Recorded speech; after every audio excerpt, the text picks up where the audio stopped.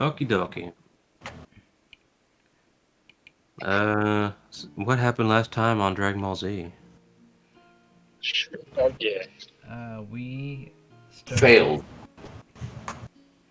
Oh yeah, we were doing puzzles. Poozles. Poodles. Poozles Alright, and let me find moozles. the whatchamadoodad. Jeez, people. Yeah, we were trying to figure out a puzzle, and we were failing. And I Okay. forgot we were doing puzzles. I went over the puzzle. I think this is the one we're talking. This is the one with the 4 stry, correct? I think so. Okay, so And the golden coins. This ice is really fucking people up. This dude's like right here on Fred Meyer and Farmington and just like sped out at like 2 miles an hour. oh shit,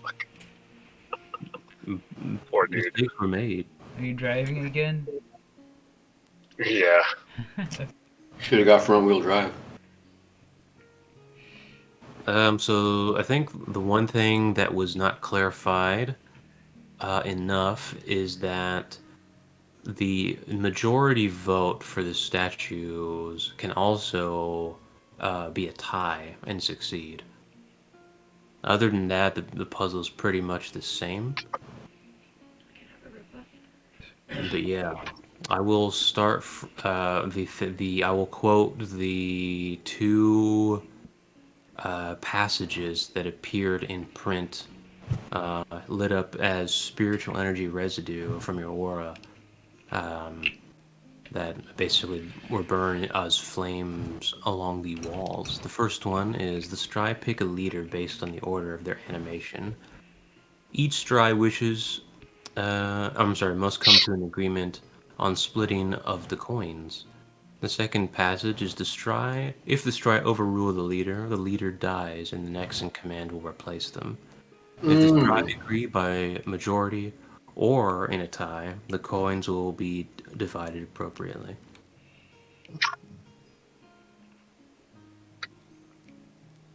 Okay.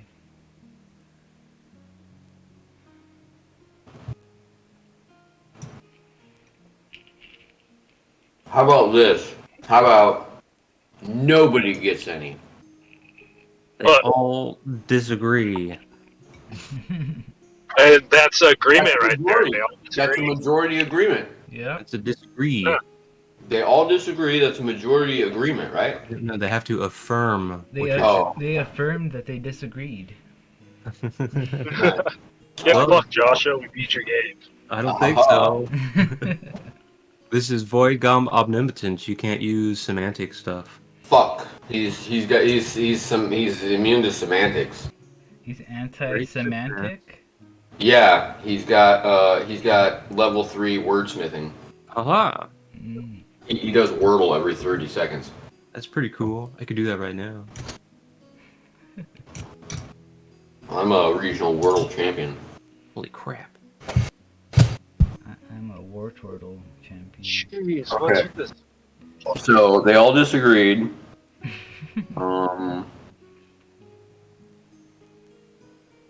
Why not majority? Fuck. I don't know how Wordle works anymore. If one of the letters is golden, does that mean it's wrong, or I think that means it's right. Or is it green? it's No, not it's green and orange or something, I think. Oh, I remember now. It's like it's the correct letter, but it's not in the correct spot, right? Yeah, Wordle basically looked at Mastermind, that game we played, and said, oh, let's steal that game. Okay. Is fishy a word? Yes. Yes. Okay. Something smells or tastes fishy, or something strange, I odd. got 3 greens from fishy, bro. All right. Or There's it an F. There's an I in the correct place, and the Y is in the correct place, and there's a T somewhere. Misty. No, the F and the I are in the correct place, so it has to be F-I blank blank Y, and there's a T in one of the blanks. Fetish? F blank blank I? F-I blank blank Y as in yellow. Philly. No. What do you mean? Is that a No. real word? Yes. There's a T in that. It's a woman. Filly. Philly Mouskowitz. It's F I is in indigo, blank, blank, Y, and T has to be one of the blanks. Oh. Fully. I don't know any words like that. Filmy. No, they have a T. I thought maybe filthy, but I don't think that's enough letters. How about fisty? Fisty? Well, S apparently was completely wrong last time, so it can't be it. There's no O-U-G-H-S. 40? 40? There's no O. Oh, yeah. Oh. You just This said- word is bullshit, whatever it is. I bet it's something silly. It's like filk. Or I'm gonna type. feeling.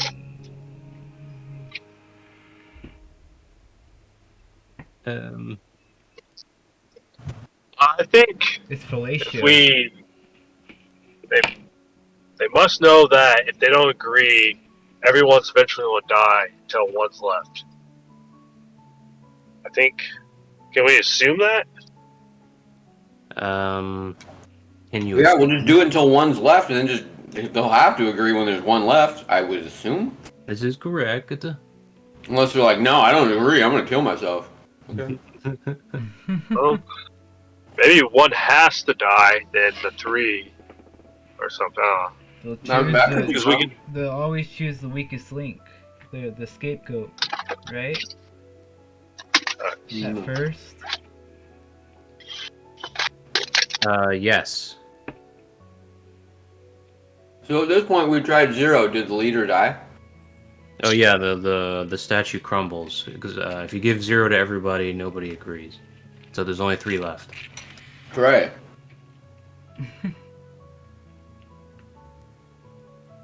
Well, should we try 33 each? No, because majorities will have to have.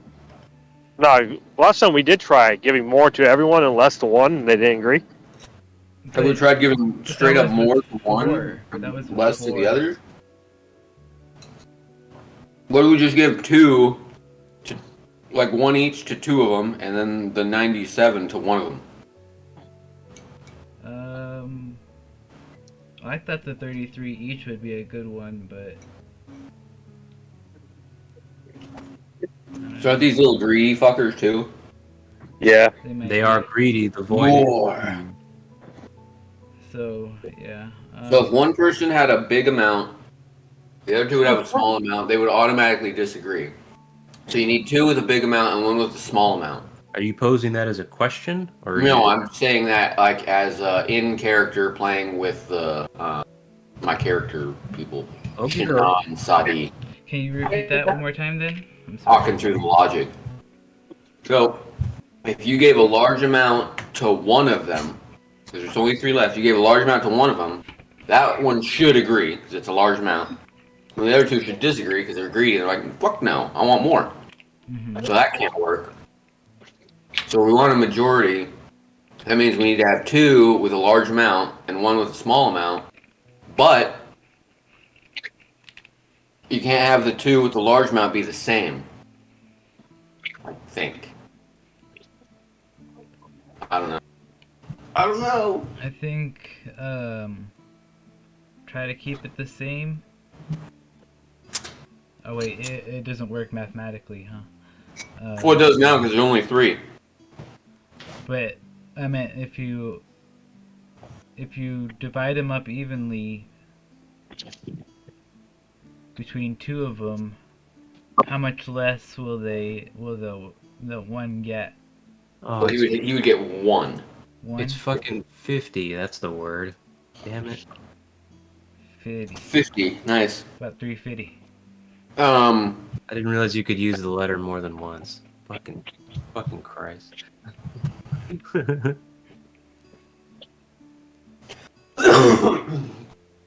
So yeah, like if okay, so if we took and said say 96, And you said divide that by 2, that's 48. So if you give 2 of them 48 and one of them say 3, or yeah, the one with 3 is definitely going to disagree, and maybe the other 2 are going to disagree too because they're like, no, I want more than him. So I don't know because we did try that where we gave three a big amount and the other one a small amount, and that didn't work. And they all 3 went, no, I want more than that fucker. What? So how do you get 3 greedy sons of bitches to agree? So the thing to know is that they all have the common knowledge of knowing that if they disagree, the leader dies. Yeah. But we don't know what that means as far as, like, does that affect them or anything? I mean, rationally, you can deduce at least how it should end 100% of the time if everybody keeps disagreeing. Well, then there's only one left. Remember, so ties work in favor of the leader. But if there's only one left, that's 100% agreement. That's correct. Well, let's just do that. Let's offer him 0 again. Okay. He dies. And we offer him 0 again. Okay. They dies. And now we offer the last one all of it. Great. All 99 of it. Great success. They agree. Holy crap. I feel like such an idiot. Stampy, you idiot. However, for wanting to say you have the option here to go double or nothing if you wish to choose a more optimized conclusion, because right now 75 of the coins will disappear.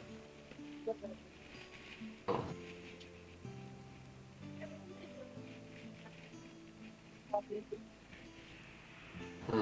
75 big ones are gonna go away. What else do we do? Do we just give it all to one person to begin with? But that's double or nothing. Yeah, give me intelligence check. Oh, God. My intelligence isn't that great. But I'm gonna try it. I don't know what it rolled. 11. It's not crappy. Probably not enough, though. To answer your previous question, that is a warm answer. And if we're going hot and cold here. You know what's awesome is I wish I would have remembered that question. Holy crap. I forgot the question too. Yeah, but I'm smoking weed though. Yeah. That's my problem. Oh, alright. This game.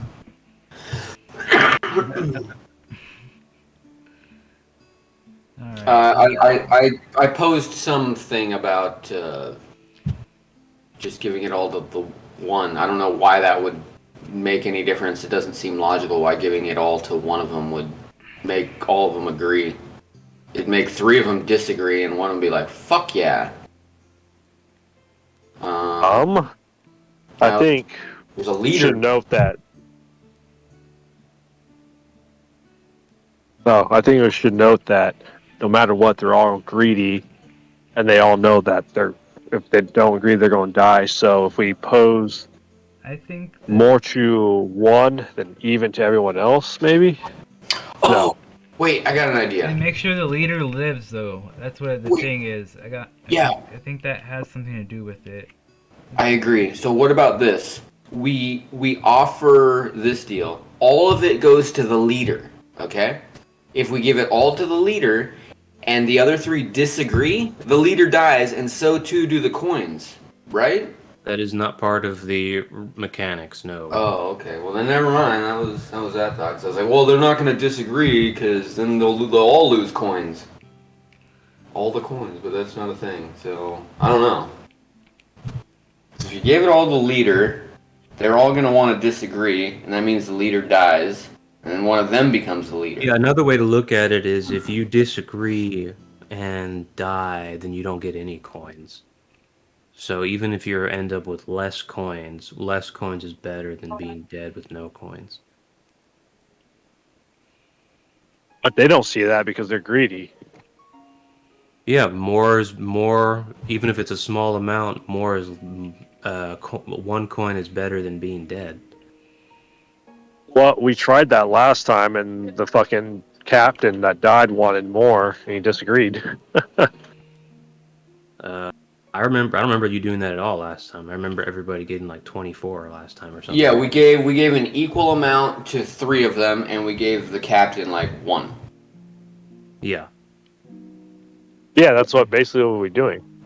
Mm-hmm. Figuring that the captain want his life over. Let's go it down the row though. Like the captain has the most. The second in command has the second most. Third one, I don't know if that'll be mathematical, but. But why would the person that gets the least amount want to agree to that deal when the captain can get killed and next round I'll get more coins? Oh my god. Because they'll still be alive. So for the same reason why in your previous cycle, when there was 2 of them, and you put 0 to both of them, the exact same reason why the leader died there. Even though being alive would have been better had he agreed, because if there's 2 of them, if at least one of the 2 agrees, they're both alive. The answer as to why he disagrees is because that's not optimal. In that situation where there's only 2 of them, and ties favor the leader, the number 2 guy can still ask for everything, and it doesn't matter if the last guy disagrees or not, because ties work in favor of the leader.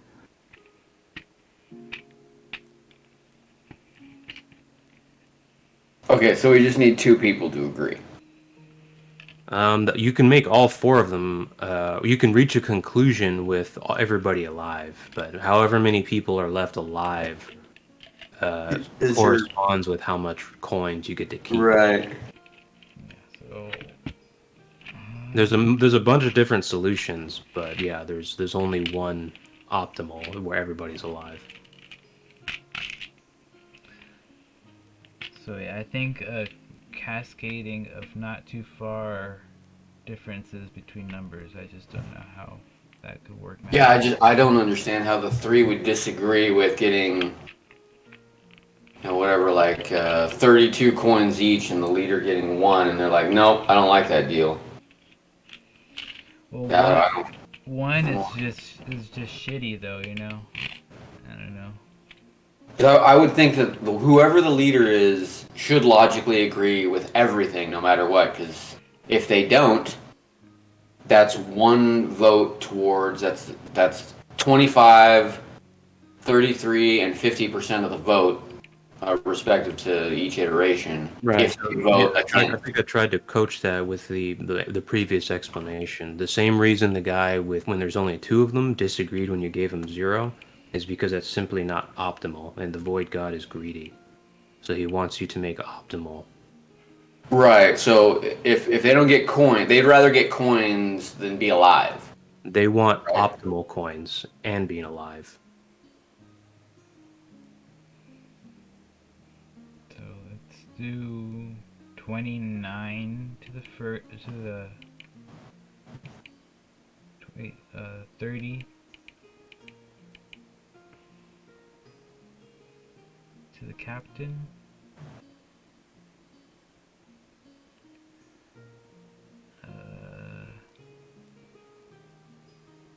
I don't know how the rest would go. I'm super bad at math.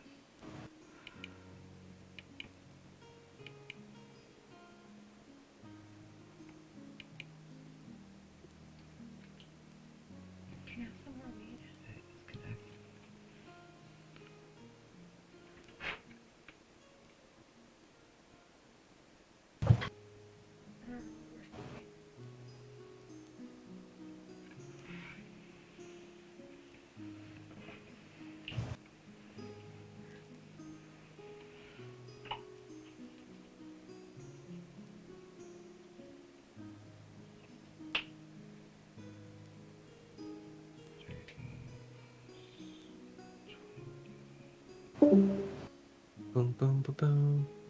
Boom, boom, boom, boom. He's alive. Mm.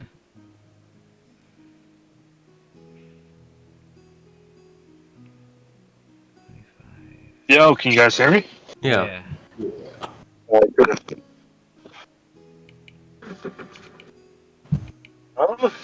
So I think the least guy in charge can get 16. The third one, 25. The second in command, 28, and the leader, 30. Would that be? You want to try that? I don't know if everybody else agrees, unless they. Yes, let's do it. I agree. What's the number first? So going from first to second command. I think it's 30, 28, 25, and 16. I think. 28, 25, 16.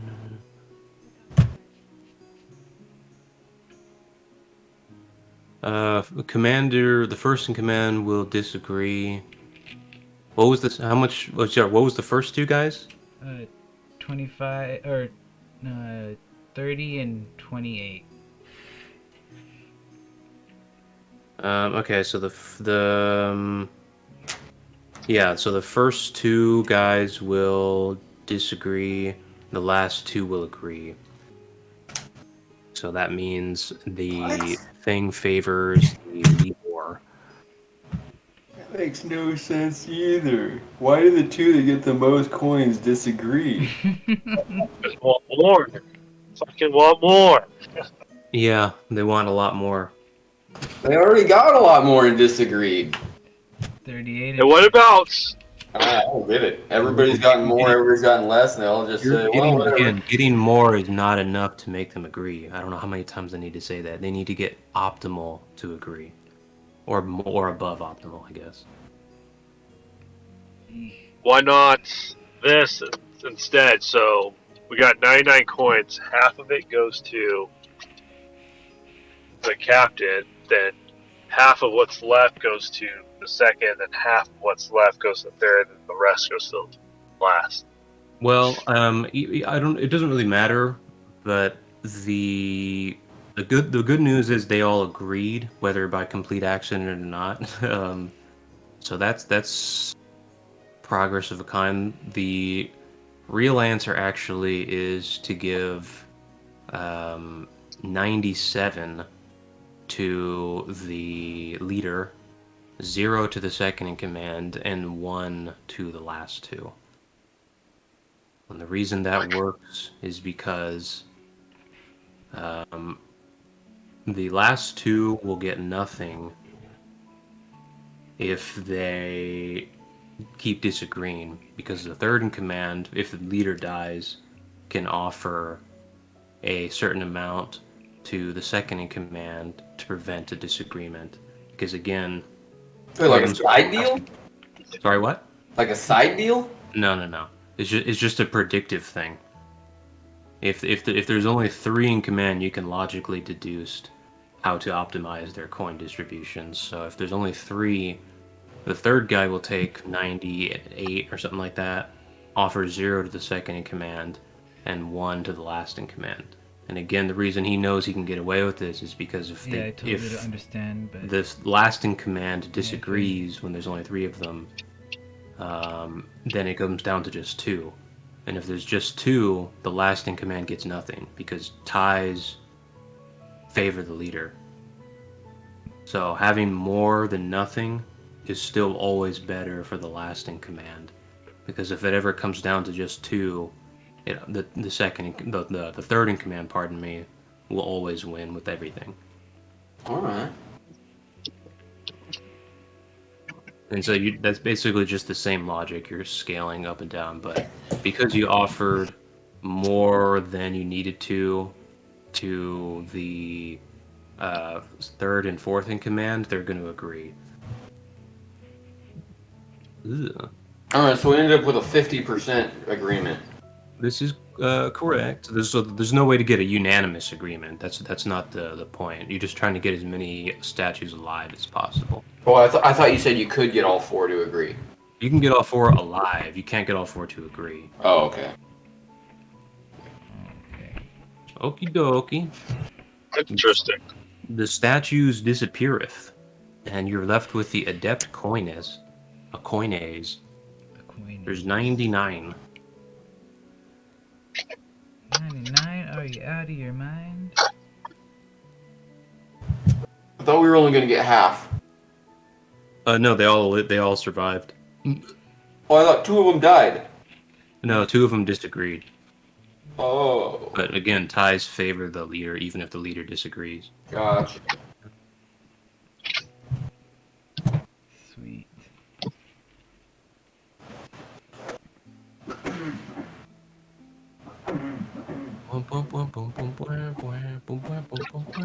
Okie doke. So. So we're with 99 coins.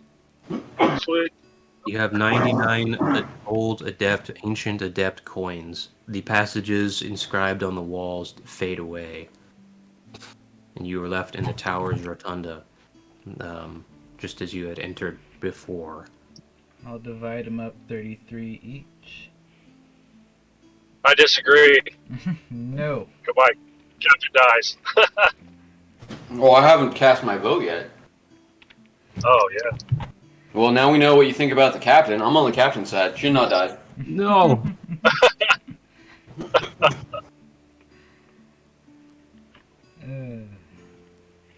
I got 33 adept coins. Nice. Ancient. Oh shit, I almost deleted. I mean, my great grandfather had these. He had like a whole wall full of them, so it's like not that big of a deal. Ancient adept coins. Ancient adept coins. Alright. Loins. So you're still within the tower. You can still choose to move up or down these staircases, descend further or higher. And the goal is to have the ball light pass or descend lower to the rotunda for the entrance. Well, it's always going to be in the rotunda, I guess. But as you move out of the room you're in to inspect the light, you notice that it is returned back to its original position. What the stuff? Whoa.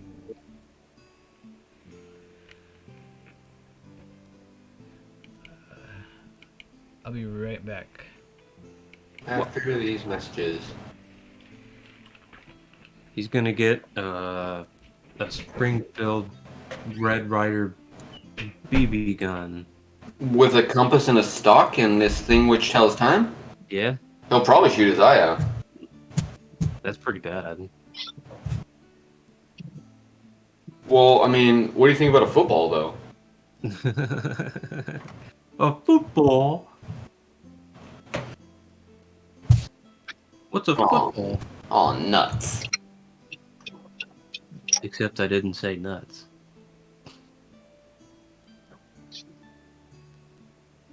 Crazy thing is that kid's probably actually more famous than Macaulay Culkin, just nobody knows that guy's name. No. I think he's a director now. Is he? Yeah. I know a while ago I looked him up. He's pretty successful behind the scenes doing stuff. I bet he's a bitch. I bet he's a pimp daddy. No.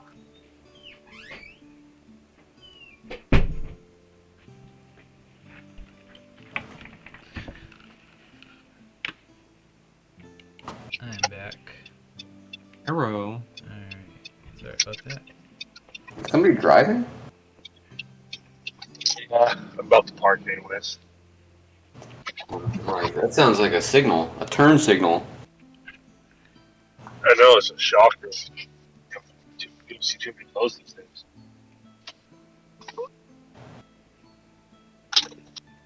Clock. Lol. Inventory, I got some coins. I saw there was this live streamer the other day, and he started like peeing, but like he took his phone with him into the bathroom, but he faced the camera away and just started Yep. peeing. And then yeah, Fuck, why not? he was really drunk, and then he started going into streets, and then he got a ride like home somewhere. What the fuck? Yeah. Well, that seems to be a new fad right now, right? Doing actual reality shit where you're not doing anything but living your mundane life and just recording it, and people will just watch that shit. People literally watch that. Yes. Yep. Watch you playing a video game from a camera in the corner, or changing your clothes, or that's- blowing your nose. That's normal. This guy was just like rocking out in his room alone, drunk, and his room was a mess, and he was just punching Yeah, that's what I stuff, mean. just acting like not- a degenerate. Yeah, not setting anything up, just living your life and just having cameras all over your house. Yeah, Like, I at least just played the video games. Yeah, I remember thinking at least like a long time ago that you should at least have some sort of competency in the video game you're playing, but that's not even close to a requirement anymore. Oh, Yeah, that's true. no, yeah, it's more of a social hangout. Well, watch me play video games type of thing. Want to waste some hours of your precious life to watch me waste my hours? Well, it's not wasted if they're getting revenue from them kids. I guess that's true. I mean, if I can get 1 million views on some bullshit video, and I'm 12 years old, and my parents are slaving away over there working their jobs, and I'm like, yeah, I just pulled in 1 million last week, old man. You can't tell me what to do. Yeah. I can buy my own video games now. Yeah. Like, I see. Unlike you, Dad, I can actually afford a lawyer, so just step off. Oh shit. Could you imagine? I'd kick my kid out immediately if that happened. Oh Bye no. bye. But then he'll go into hard drugs. At least Actually, at my least- kid would never behave like that because it just wouldn't happen. What if it was reverse WAN? Well, reverse WAN would then step up and handle reverse little WAN. Handle reverse Juanito. Okay. And he'd be like, hey, if you don't clean your act up, you're gonna be reverse Juanita. Oh. You're gonna make him transition? No, I'm gonna make him want to transition. It's the same thing. No, it isn't. Put him Okay. just give him a TikTok and put him in a dress. Gas blast. Yeah, people. Well, reverse Juan wouldn't do that normally. That wouldn't really be like a punishment. Oh. Okay. Do it out of spite.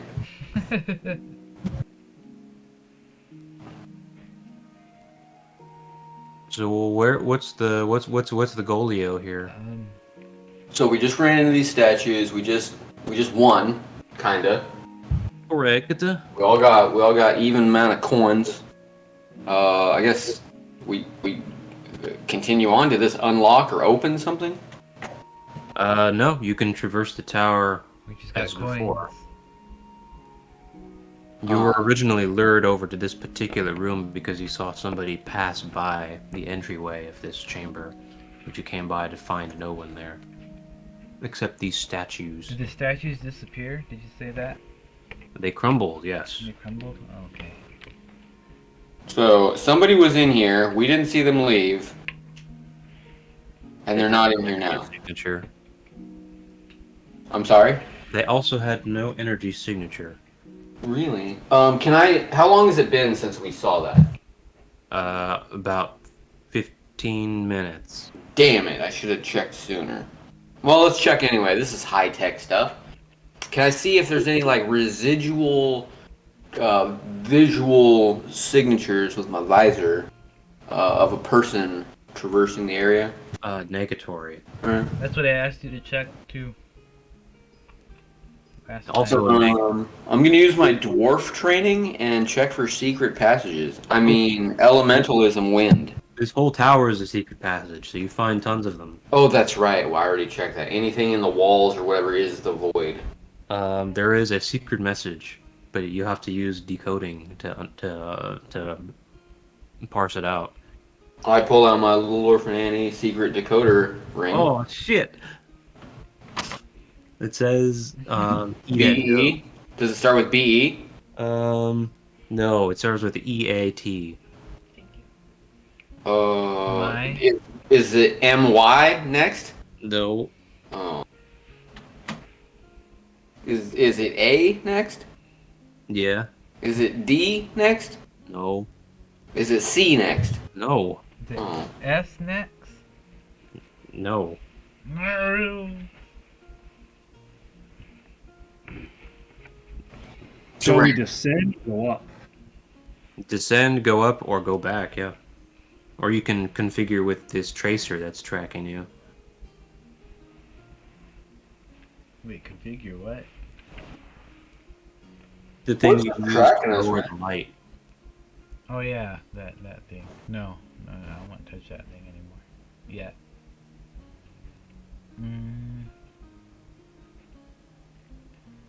Arriba? Let's go. Yeah, up. Or no.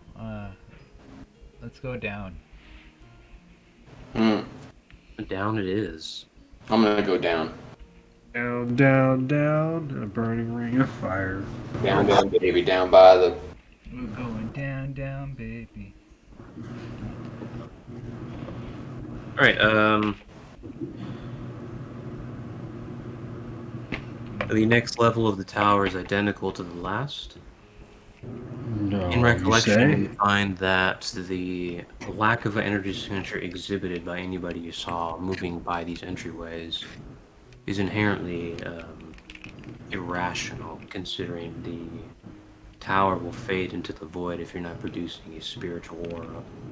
So whatever it was you saw, it must have been an apparition of some kind. And there's probably a handful of things that could be the culprit that we know of. It's more or less just the Void God being malicious. You know that the Void God, according to the Meyer Shade, the Void God proactively tries to deceive people into getting lost. Right. Right. So these could be lures. Correct. Like if we would have really fucked up the stride game, it would have been like, oh well, it's not my problem that you didn't know that you were signing up for a void contract. Mm-hmm. By playing the game, you signed up. You are now 2 layers below the Shadow Adept Sanctuary. You can only now faintly feel Dire Shade's spiritual energy signature as he's constantly vitalizing within the great chamber you initially walked through. And yet again, the tracer has appeared along the rotunda's ceiling, directed towards you. Chimmy Cocoa Puff. So, let's explore this. We'll fly to the open area to see if there's anything or anybody. As you float to the center of the the rotunda of the tower, you don't see anything of note. However, you do begin to hear steps echoing on the other side in some of the empty chambers. Can I cast Gather Resonance, see if I detect a life force? You detect nothing. Any heat signatures in the area? Negative. You detect nothing. Void Chalk it God up to the void. must be tricking us to follow it. Do you want to see if we can see anything though? We got treasure last time. Yeah, but is it? I don't know. Could just be another lure. They're like, oh, we got him with that. Some more shinies. What are we doing here anyway? We're trying to find answers, right? Yeah, we're trying to find answers to why those people were training in the tower. Reacting to every single... Oh, Captain, if we continue to react to every weird siding we see. We're just as greedy as the void. We'll get trapped in here forever. Right. So let's Eventually, it'll get us. let's continue on. But I don't know where we're supposed to go. I don't know either. And it could be like the deeper you go or the higher you go, the more difficult it becomes. This, I don't know. I guess we're gonna find out. I mean, you initially came in here to complete your Genesis style training, and the woman at the sanctuary told you that their teachers had not returned. Right. Could be looking for the teachers. That's Well, like a maybe side that quest. is the lure.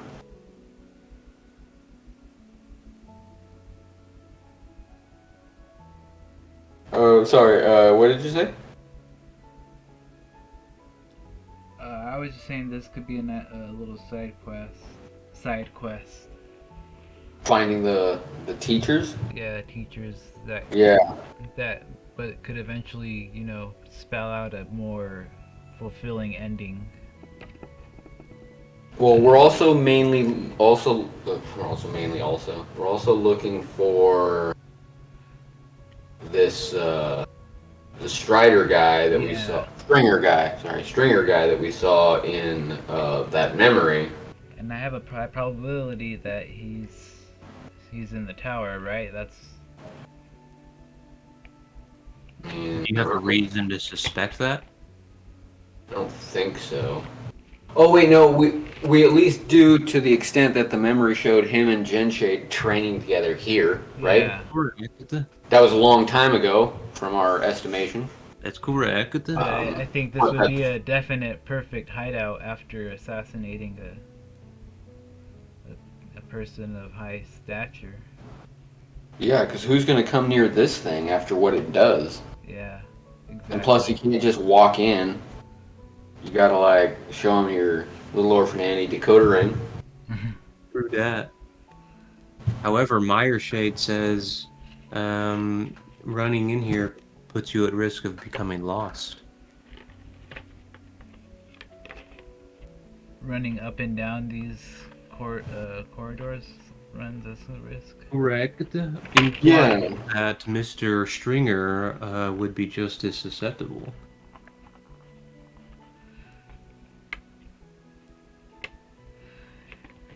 We forgot to keep leaving little cookie crumbs on the each level too. Forgot about that.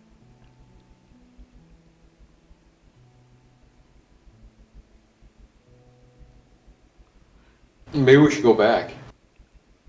Alright, let's go back one level, but what are we gonna do at that level? That's the thing. What you just said.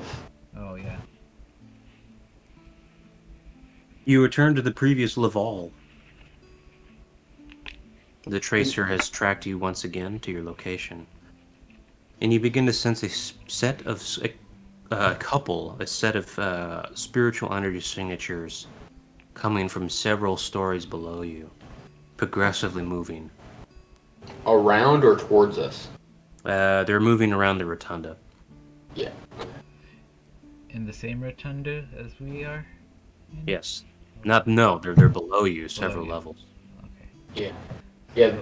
That's definitely a lure. That's you guys are retreating. No, come down here. There's all kinds of check it out. Alright. Or it's the Stringer guy. Or it's the teacher. Stringer guy. It's the answers to everything we need and a bunch of treasure. Or it's just a bunch of teachers.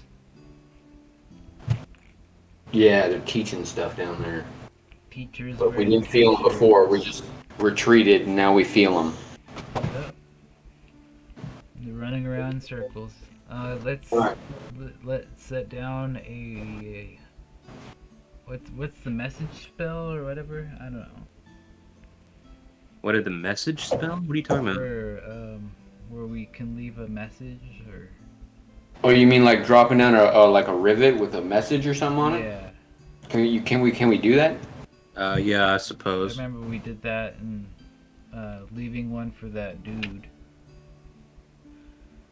outside.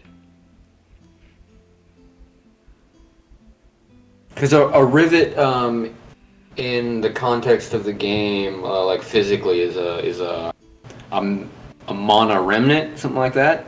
Yeah, it's basically just like a temporary seal. That can be channeled through from distance. That's right. Yeah. So Kind of like marking a territory or something. Exactly, yeah.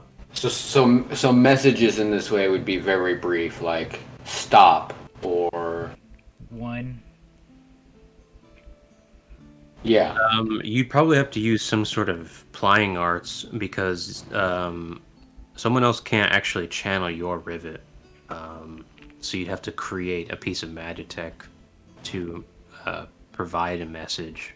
Or you could just use the rivet as a lure next to a physical note. I guess it doesn't Well, necessarily have to be a note, but I just want it to be a place where we know we've been. Kind of. yeah, can it be used like that? Can you just put down a rivet for no purpose, but just to read it as a mana signature? Yeah, absolutely. However, what is everybody's arcane lore? Well, I'm a 0. 0. Okay. And I think you have at least a 3 Morning Star. He died. He died. Oh no. Oh, okay. Let's divvy up his gear. Let's see. I'm gonna take. You want his weapon? Son of a bitch! You want? We were talking about what we're gonna do to the next enemy we get. It's a 3, but I suspect if no one's here on this floor channeling, the void's just gonna reclaim it, and a new floor with new stuff's gonna spawn in.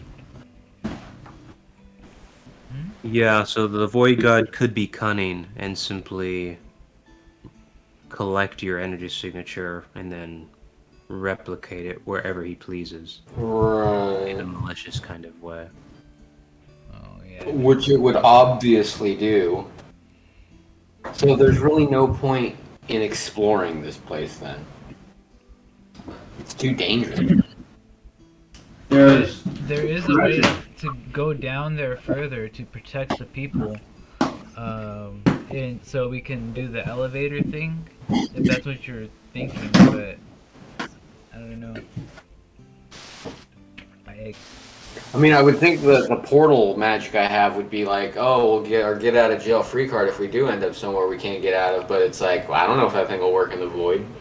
Yeah, the Void God is like the lore-wise, he's like the king of portals. He's the one who prevents transgalactic portals from existing between galaxies. Yeah. Oh, well, then that makes it even less likely that I would be able to use a portal to get out of there. You'd be like, oh, well, you just portaled yourself right back to where you were. Oh, fuck. Well, Do I sense demonic energy from any of the spiritual energies below us? Negative. Can I cast Gather Resonance, see if I sense life force from them? You sense 2 life force signatures. Okay, I relay that to the captain and Ulta.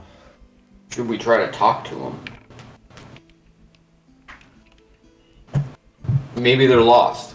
We can lead them up here by guiding them. Being that we know where we're at, we can guide them by knowing or directing their mana signature, maybe? Find out if they're real boys. sure. Yeah, go ahead and send a message to them. Hello! Are you the teachers? What language are you speaking? Adept. Okay. And a strong adept accent responds. Who is this? I am a new initiate. I am called Ulta. We were told the teachers have not returned in some time. We're looking for them. Finished training. That's us. I'm Nightshade. Ah. Well, nice to meet you, Nightshade. I am here with my companions, Sadi and Shinna. And we have completed the initial part of Genesis training with Genshade, and he sent us here to complete it. So we did. How far are you from the sanctuary? Is the sanctuary the central part where like a few people we did talk to were? That's correct. We're right here. We're on the same floor as that now, right? You're one below it still. Okay, we're one floor below the sanctuary. Good. Coming down here is quite risky. We advise against it. However, one of our chambers is also down here. We will take you to the center of our training room to test your merits before escorting you down below. So we just wait here then? Hold your position. Okie dokie. Okay, if you're not here in 5 minutes, we'll just wait longer. A few moments later, the spiritual energies grow stronger. And before long, two shadow adepts begin walking up the set of stairs you ascended from. Don't blast I'm it. Airshade, says the other one. Airshade. What was the other one's name? Nightshade. Nightshade and Airshade. Nightshade, air shade. We all shade for ice cream shade. You look like Gilded. What could have possibly convinced you to join the shadows?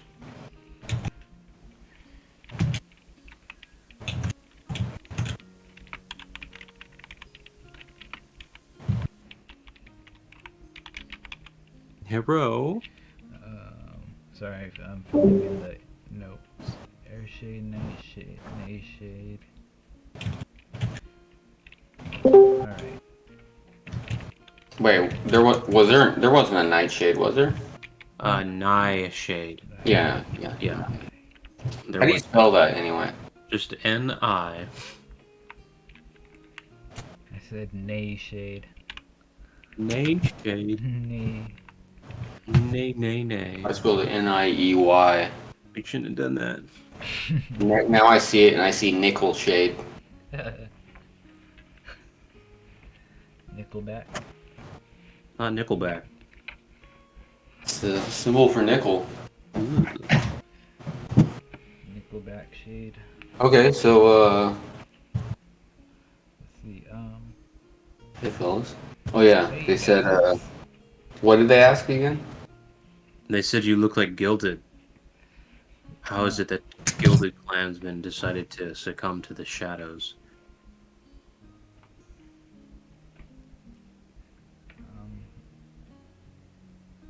Tell them our story. Not the real story, but our story. well, we come from the Celestial Wars and fought in the Celestial Wars, and we trained in Magi for a while, so we decided to come back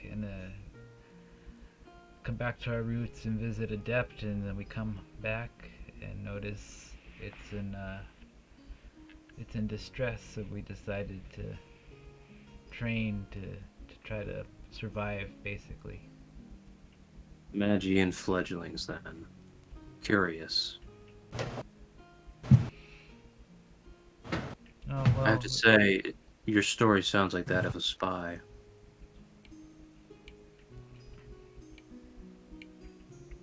I'll confirm with Dire Shade before we move on. We've already met that guy, right? That's correct. Yeah. Alright. The same story we told him. yeah, same story. They move up to the Great Chamber as you follow along, and they begin having a mental communication with Dire Shade. Is his mouth open and is he drooling? You notice that Mire Shade is no longer anywhere to be found on this level.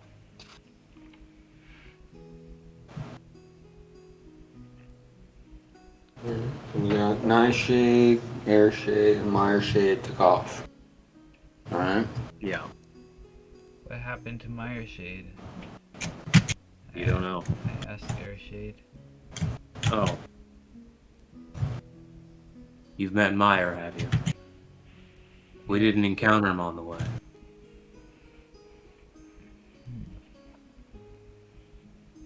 Yeah, he was just here. Here. Thought you Well, was I'm sure he somewhere. had his reasons to move. You know, he says, looking at you guys, some of us don't even believe Shade's down here anymore. Some of us think, when we see him, he's merely an apparition of the void, tempting us. Ew. Well, Shade vouches for you. We'll continue to the Prism training then. Ah, the Prism training room. They begin to move toward the sanctuary.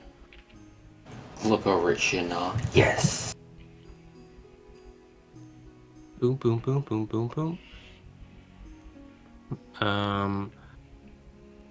They move into the commons before stopping in the parlor, where you are assailed with the ripe fragrance of familiar-born fruits, seeds, and nectars, likely once native to the hunter's veld.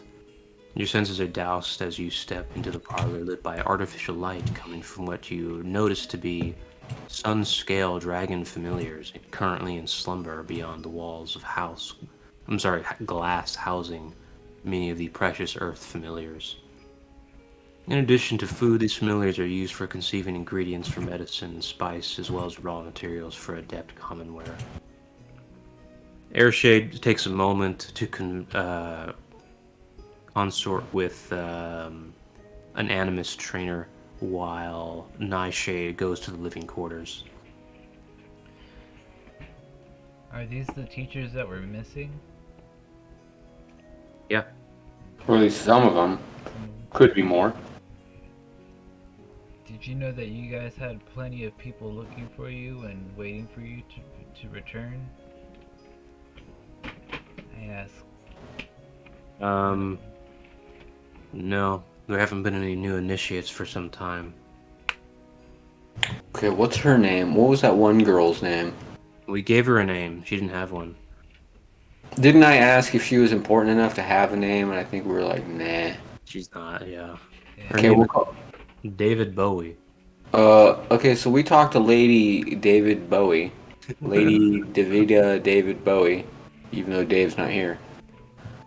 And, yeah, she's saying that, Mrs. Bowie. yeah, the instructors, teachers have not been seen in some many months, and a few have gone looking and have never come back. Yeah, we saw her. She was in the whatever room we saw her in. They think you're like missing. Grand room. I describe what she looks like. See, that bitch is crazy, alright? She thinks there's a milkman on the moon, alright? She's nuts. Oh, well, what's she doing here? She should probably not be your receptionist. She gives a. Never mind. I won't say. I suppose we may have taken longer than we thought, says Airshade. Time is difficult to comprehend in this place. We did find some cadets on traversing the void on the way to our chambers. Yeah, a lot of people are worried about you up there. We've returned many times. Our trips do not extend far into the depths, but they're far enough for those who are inexperienced to fall victim. I see. Alright, well. That's cool. You guys should put up a sign. Boom, boom, boom, boom, boom. Have somebody at the front check. You know, giving people Don't look a for guided briefing. Just a suggestion, you know. You want more recruits anyway. He gives no response. What do you call it? Shortly thereafter, Nightshade returns from the living quarters, and then you move back through the commons and into the workshop.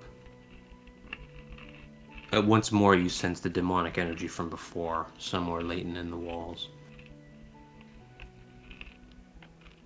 Nightshade begins speaking with the workshop foreman. They begin exchanging words verbally very quickly, and it's hard to keep track of. However, you do overhear her mention 3 what do you call it? 3 stocks be prepared. She then returns to Earthshade, and the rest of you move over back into the prism chambers. You see once again the 2 large clay golems. They inscribe the names of Earthshade and Nightshade within their bodies. And then as they orient themselves in your direction, your names also appear on the clay golems. Okay. Oh, I see, says Earthshade. Seems you've taken a step ahead and shown some initiative. You have some talent with memory energy then, I assume. What is that? What is that? Why are our names there? These golems, says Nightshade, turning about, jumping on one of the clay golems and resting on its shoulder. They affirm you've completed this training.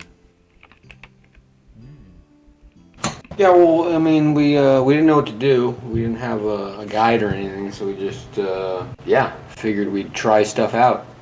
Seemed like a pretty good training. Indeed. And how did you fare the first few times? Let's see, what did we do? We did was it a second time go? Yeah, because we failed the first time. I think you did it once in the solo chambers, right? Yeah, but when we did the double, it was a first time go. Okay. When it was Shinna and I, and we did it. She's referring to the step process of starting into the solo chambers first. Oh, okay. I'll start panicking a little bit. Yeah, I mean, it was challenging, but moved through it pretty quickly, and yeah, quickly. really wanted a higher challenge, so we went to the double prism round. Yeah. Your unease belies your talents, adepts. Novices take sometimes as many as entire cycles to complete this training. You've clearly a lot to hide. Well, like we said, I mean, we fought in the Celestial Wars, and we did spend an amount of time, a few decades in Magi. Indeed, being the trainers we are, we would insist then that you share your wisdom with us. What talents can you offer the clan? Oh, yeah, certainly. Well, I have a fairly powerful spell that I learned in Magi that could be useful. If you'd like to learn this portal spell, I could definitely teach you that. Magian training shows no interest to us. Oh. So you'd prefer an adept type training? Naturally. Oh, well, in that case, I do have this one that you do guys use weapons a lot, right? He brandishes the Shadow Reaver. Just 2. Alright. And while he brandishes it, I will do a weapon enhancement on it. Womp womp.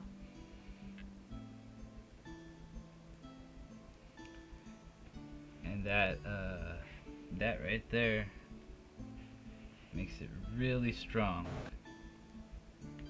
Sorcery once more. My brothers, surely you have some credential from your own clans to share with us. I have as I look around, I see you have many familiars. I have a particular proclivity in the familiar arts. I consider myself a familiar wrangler. Ah, excellent. Most familiar animists see our clan as profane. We're thankful that you seem to have beat the odds in that fashion. I guess you wouldn't Both of want us to are, do of nothing, course, so. willing learners for animist training. Excellent. I don't find many people. Well, I've only just returned to Adept, but many people that even understand the familiar. Hence are traveling for many cycles. It's good to be home. Have you then captured shadow familiars from the Shadow Veld? A few. Yep. They nod their heads. Excellent. Well, please, if you would be so kind as to demonstrate. We're eager to begin our training with you. Okay, so So here, what am I doing here? Just offering them any familiar training I have and having them select one or two, or well, they want you to just summon a familiar for showcase, but also right now we're basically going to take a cataloging of what titles do you have. Your titles, numbers, and what ranking they are going to compose what level of teacher, basically renowned, you can demonstrate. I don't have any titles for this guy. Has everybody filled out all of their minor trainings? No. Yeah. Okay. I have, Sorry, what? I have like 8 titles. Okay, that's a lot of titles. So nobody has any other titles, I haven't No. filled the titles or have we out just not had yet. We haven't had the opportunity to look through them. No. Okay. So if you're missing any minor trainings, we should take a moment to go ahead and add those, and then let's try to build out our titles. I added all the trainings, I just haven't done the titles. Like, Okay, so all the yeah, trainings are. I'll walk you through how to create. I'm sorry, how to assign titles to you. Okay. Have we already gone over that with you? Not with me, no. Okie dokie. So, do you have access to the title doc? Yeah, give me a second. It's on the Google Docs, right? I don't know Or if it's on Google. I or think. no, it's training and titles. Yeah, I put it in chat right now. Training underscore titles? Or. This is correct. Yeah.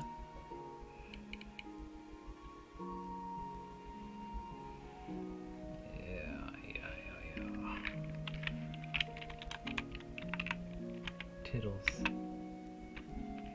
Pickles.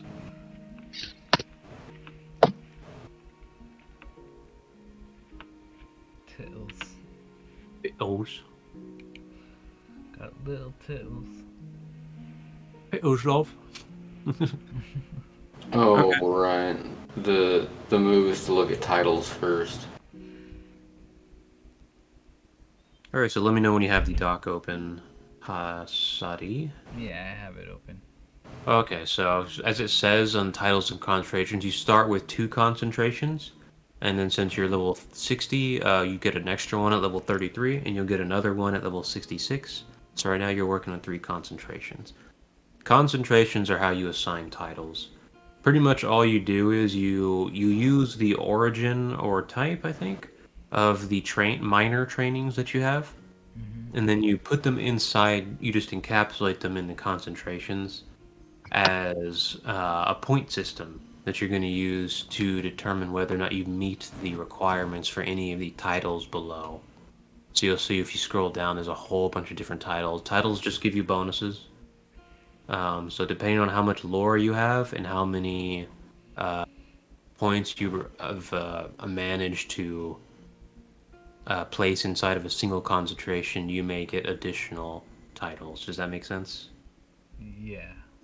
Okay. So we'll use Battle Master, the first one, as an example. So it says right there, requirement is 5 melee, 5 defensive. So your your concentration's point total for however many trainings you've picked that you wish to put in that concentration has to equal at least 5 melee and 5 defense. So if you have a concentration with that many points accrued in it, Then you have the requisite lore, so 4 Warcraft or 3 Warcraft and or 3 Saya or Adept Lorecraft. If you meet those, then you basically get this title. You can go ahead and write that title down. So the concentration limit for how many titles you can put inside of it are 2 plus level over 15. So I think you can put a total of 6 inside of a concentration right now. Are you following so far? Six titles in a concentration, or wait? 6 trainings inside of a concentration to see if you earn any titles with it. Okay. So that's basically what this is all the exercises for. The last thing is you need to take note of what core trainings you have, because some core trainings will give bonuses to all of your concentrations universally. You do not place core trainings inside of concentrations. You only put minor trainings inside of concentrations. However, some core trainings add bonuses universally across all concentrations. So I think if you look at Adept training, for instance, you'll see if you go to your training tab, you should have Adept there. It should say gives +1 Scion lore. Adept lore, +1 Warcraft lore, and then +1 energy and melee to concentrations. Does it say that in your entry? Repeat that last part I was reading. What? So it should say +1 to melee energy to concentrations.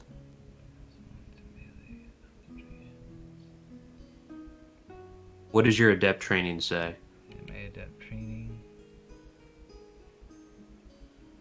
on the document. Yeah. No, not the document. Your file. What did you write down? My adept training. Yeah. The adept resurgence training. No, it should be a core training. Yeah. Yeah, just adept core training. Should say +1 discipline, +10 combat arts.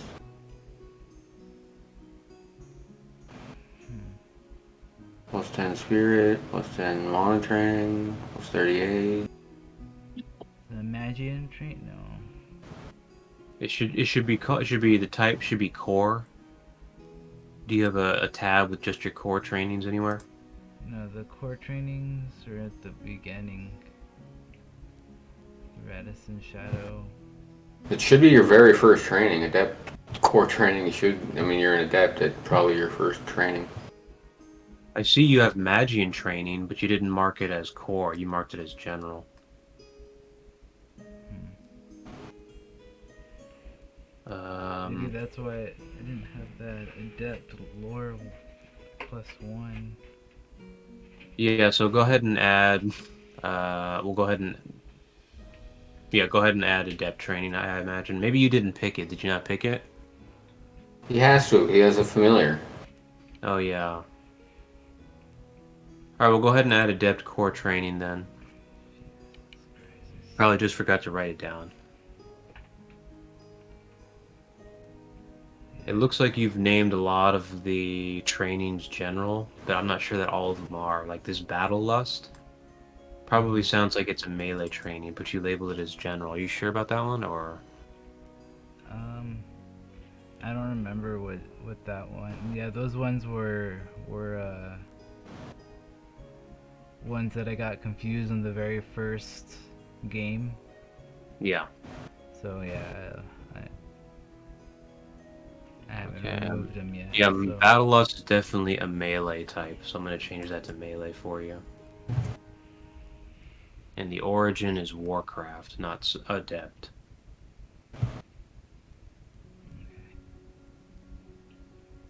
Okay, so it looks like you basically just left all of the origins as Adept on most of them, or? Yeah. Okay, no, so because most of your trainings appear to be familiar trainings. Yeah, most of them are familiars. Okay, so no, when I asked if you've added all of the trainings from the game, I meant the 15 that you're guaranteed as part of the sign-on. And then the extra ones you've gotten from the Animus trainers are separate. Yeah, so I think I put that in the inventory. Uh,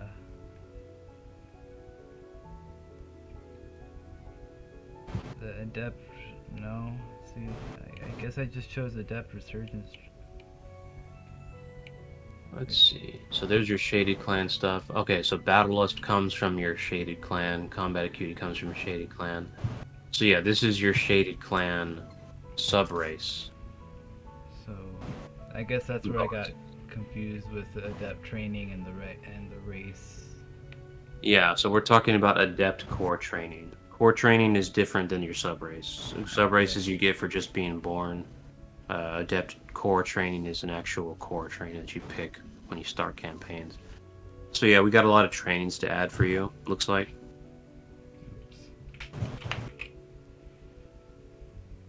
So yeah, go ahead and go to the training dock back where it says core training and go ahead and add the adept core training to a spot.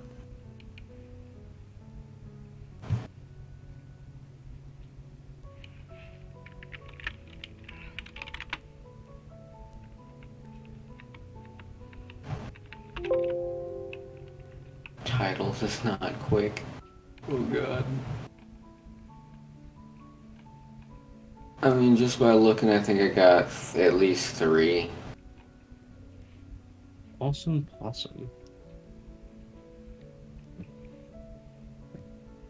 Adept training, the 1 discipline, 10 combats art, that one. 1 discipline. Yeah, that sounds about right. It should say it should be in the core training section, right? And just say adept training. Yeah. Yeah, that one. You know, I think I did add all that stuff in, but I didn't like. You didn't write it in the training. Didn't write it in the training. Yeah, I definitely got to write it in the training because concentrations and titles are an integral part of growing your character at the higher levels.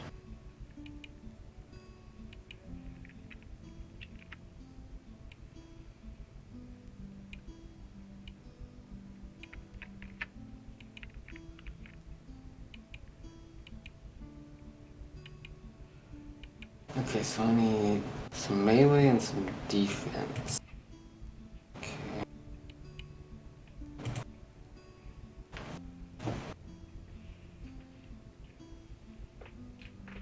Yeah, because I did get that combat style. I did have a familiar. It was Serpentling.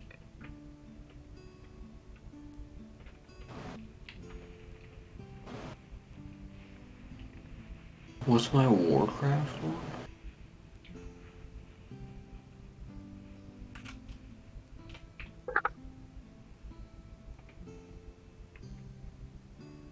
Oh, that's a problem. Shit, I can't get that.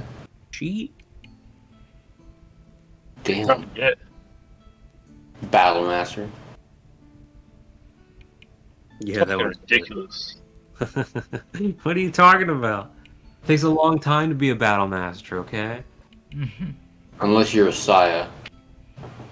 If you get higher levels, you can put more training inside of your concentration, and then you can get it easier. So my concentration. Yeah, we're gonna get more levels, huh, Joshua? You only need 16 trainings in Warcraft to get a level 4 Warcraft. Or is it 20?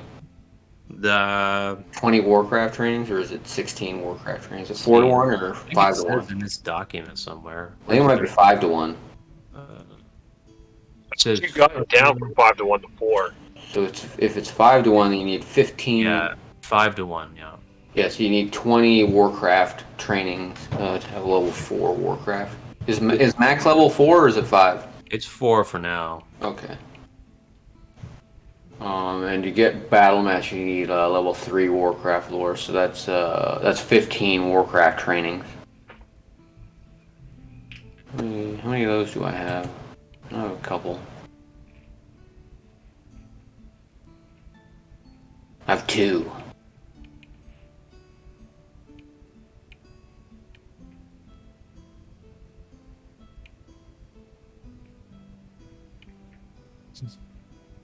I need 1 melee and 4 defense. Oh, and then what's my bonuses? I need to use the spreadsheet. The spreadsheet. It's way faster. Great success. This is still gonna take too long. Okay. I'm just gonna say I've got 2 titles. 2 titles. Okay. And I guess we can say the same thing for Salam. Yeah, I think that's fair. Alright, so 2 titles plus how many trainings do you have, Shana? I don't have my documents on me right now. I have 8 titles 8 titles. and Yeah. like 30 plus trainings. Yeah, I don't know why I asked for trainings. I just need the titles. So the idea Okay. for the concentration mechanic is basically precisely what's happening right now. Other NPCs are able to gauge your credential as a trainer based on what kind of titles you have. So the title systems have not been ranked as to what are superior or whatever right now. There's no hierarchy at the moment. What titles do you have, Shana? Not Shana. Kronos. Okay, I'm gonna say that, let's see here. Let me not lie to you. Make sure it's like, yeah, I definitely have that one. Okay, this one I could definitely get, that pretty easily. Because I've definitely got the generals, and that's only 2 energy, so I'll say I've got Primal Sage, Reflectionist, Philosopher, Okay, yeah, those are pretty legit. and Yeah, that's perfect. okay. All right, because yeah, I think I'm probably gonna break it down. Oh, and War Titan. War Titan. Okay, yeah, that's also. Actually, War Titan is probably I would say the 3rd tier from the top. Everything from combat supremacist all the way up to gifted technician would be rank 2, and then the rank 1s would probably be the first 4, and then I think everything else is probably a rank 5 or whatever. Okie dokie. So that's definitely sufficient. Yeah, that's All what right, I so have. the Those are the 3 I have. Oh, minus the Titan one. Okay, cool. So yeah, we'll have to take some off session time to build up your thing because you need to add a bunch of minor trainings probably and build out your concentrations. Yeah, because I see another one, Master of the Fist. I would have that too. Anyway, that's enough. I could be a gifted technician if I use some StarCraft lore, but All right. So yeah, are you willing to train the 2 Shadow Adepts for an extended period of in-game time? Yeah, I would do it. There's not really a downside at the moment, but yeah, that normally that would take some in-game time to train. Right. I will train Yeah. them. Do they know what Animus Hunter? You know what they know? So yeah, it doesn't particularly matter. We're not training 1 per 1.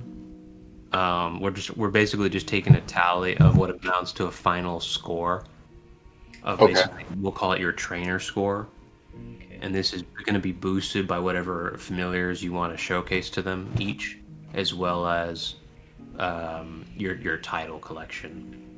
Oh, okay. So I just did titles, and now you want to see my familiar showcase. Yeah, which familiar do you wish to showcase? I will start off with, now they were talking about shadow, blah blah blahness. So I mean, I've got my tornado right now, and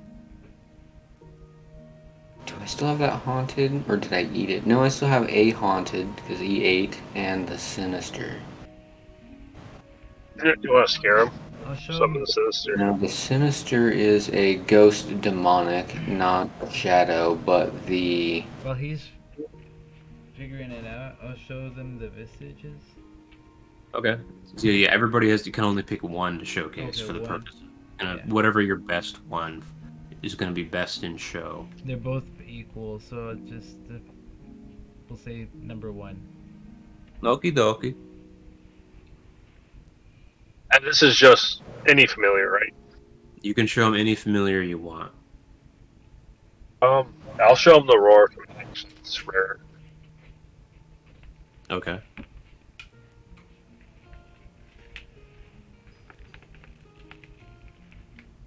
Hmm.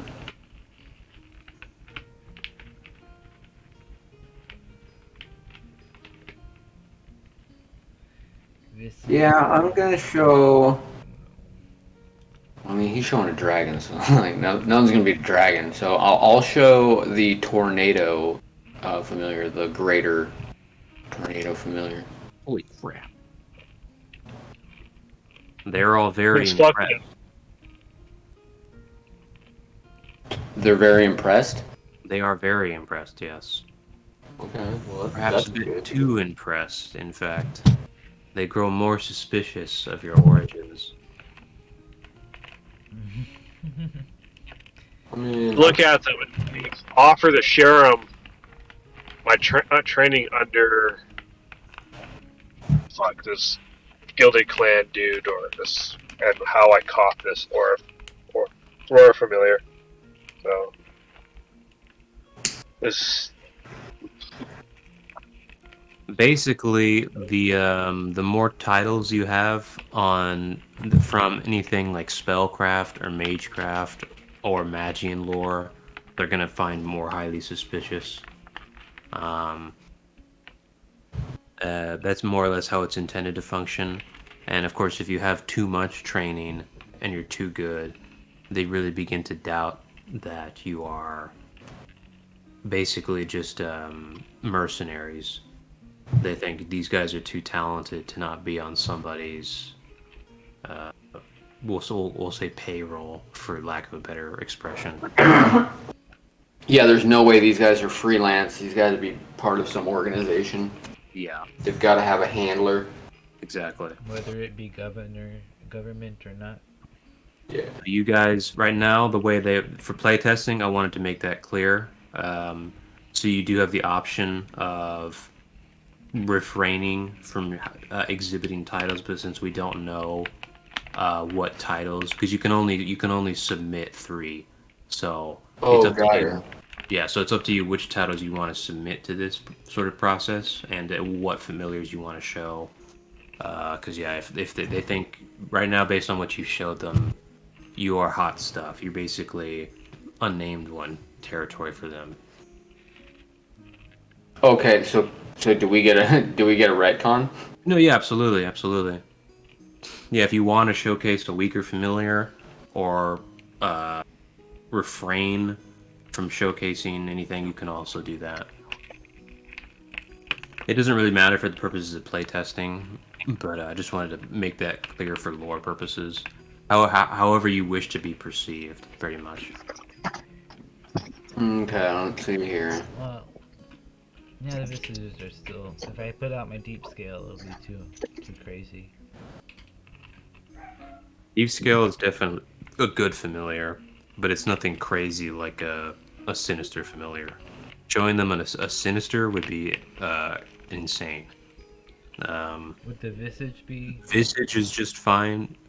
Deep Serpent's okay. Aurora is very peculiar. That's a very, very rare familiar. They're going to assume you're working for one of the higher clans if you saw something like that. Alright. Yeah, the 2 I got are the. Sorry, what? I was just talking to myself. Sorry. But maybe you're one of your haunted familiars.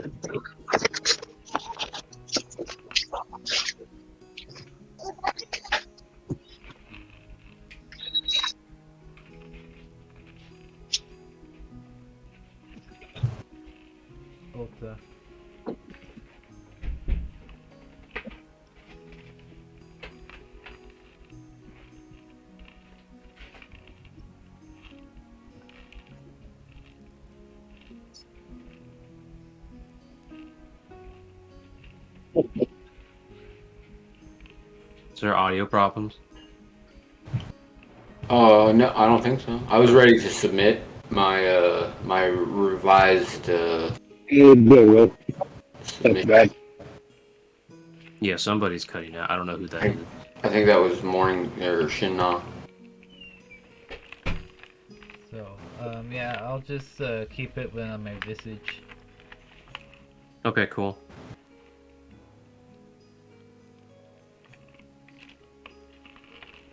Okay, and then I'm going to submit reflectionist, philosopher, and war titan.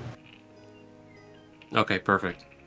And then I'm going to display still the tornado familiar because I mean we've already seen one here on Adept. Yep, excellent, excellent. Okay, cool. So that's much cleaner, I think. I guess it's more or less the same because the ones that you before weren't really predicated on a whole lot of spellcraft anyway. But yeah, I just wanted to give you guys the freedom of choosing how you want it to be represented. Because Yeah. there is a tactical decision here to be made. Yeah, because like I went through and I chose, well, I don't want memory because that's kind of associated with Magians, so I just changed that really. Great success. And submitted less. Or you can't submit more than 3, right? You're not allowed to submit more than 3, right? So Shinna, do we have any data on yours? Are you still on the road? Yes. We're going to assume you're still on the road, but you can hear us. Okay. But you can't say anything back. You little puppet. You little Yeah, puppet. I'm still here. I mean, you know that Chucky's a good movie. Puppet. Bad dog. Bad Doge. No, I'm still here. All right. Sorry, yeah, I'm at this fucking birthday party for this teenager and just too many fucking people. Oh, you're having a birthday party right now? Whoa. Yeah, so I'm just like listening and then talking. Oh, okay. I guess I will. I'll show him the darkness trick instead. That's like a little bit more believable. Like I caught it here on the island, and I'll just let them know I have My friend's playing at a Battle Master kid's birthday party. or what's that the top first one that gives you plus combat arts and plus weapon arts? Yeah, that's Battle. Yeah, Battle Master. Yeah, I'll just show him Battle Master, like the only one I have. All right, all right. All right, so that's definitely plausible then. Okie dokie. Well, you've certainly demonstrated your skill set after the over the course of the many weeks, we're gonna say, during the course of your reflecting of their trainings or whatever. The let me see, where's that? Okay.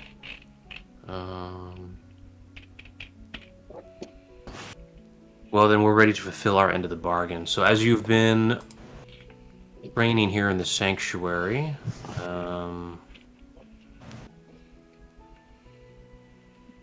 you would have been given your own living quarters to stay in.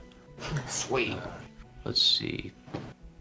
You notice the two of them seem to spontaneously channel into the tower and manipulate its structure and produce more space, elongating the corridor of the living quarters. They do this by demonstrating the shadow stone technique. Blah, blah, blah. So I think that's part of what you learn here. Oh. It's a This is an technique. energy technique. This is called shadow stone. Well, Shadow mode? Shadow stone, you stoner. oh, like Shadow Aura, but this is Shadow Stone. Shadow stone. How stoned are you? Shadow stoned. Yeah. Alright, what's its stuffs? Know what it requires.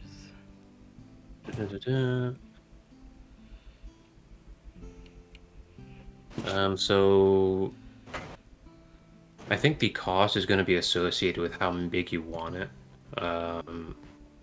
Right now, I think the vitality was meant. I actually have not finalized this technique yet.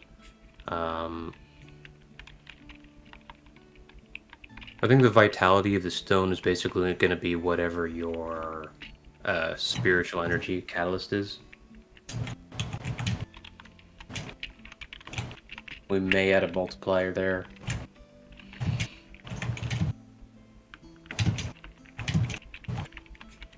Cost Is equal to user spirit energy. Right. That's correct. and what was the cost again? The cost is if you want to make it a normal size, so enough to block for like a person, we call this sizable. So for sizable cost, it's 20 mana. If you want to make a tiny instance of the Shadow Stone, so something that you can fit on your hand or anything like that, it costs half of that, so 10. So it can do a sizable and a tiny. There's also a small AoE if you wish to pay 40. And if you wish to do a moderate AoE, you can pay 80. Okay, sorry. Small AoE was 40? Yeah. Hey, gents. I'm gonna get off and let you guys get to it. I'll catch you next week.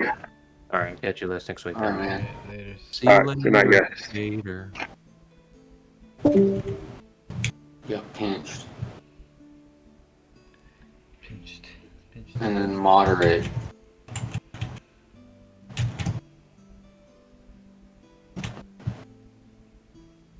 AoE is 80. Again, what okay. So there's cost. Vitality of the stone is equal to your spirit energy. Alright. Got all that. Now what does it do? Basically, it just serves like a kinetics field. The difference is not only is it spiritual energy based, so it'll block spiritual damage, but it can also exist in the void. So it's like a field. Uh-huh.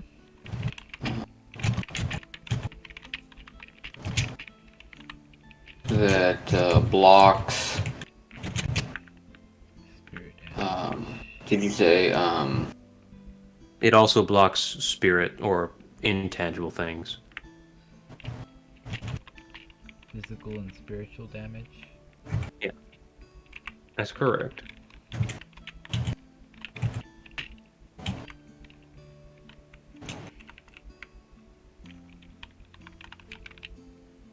I commend him for even trying.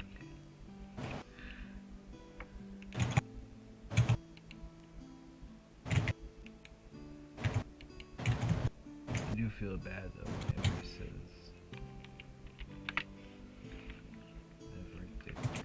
okay. Okay, so this is what I wrote down, other than the specs. The field that blocks spirit / intangible things. Mm-hmm. So, alright, when I use that and I push the execute button, that's what's going to pop up on the thing, on the chat. Okay. Yes. Right. Also, it can remember it can exist in the void. Oh, okay. And the last effect is that you can use it to manipulate the tower.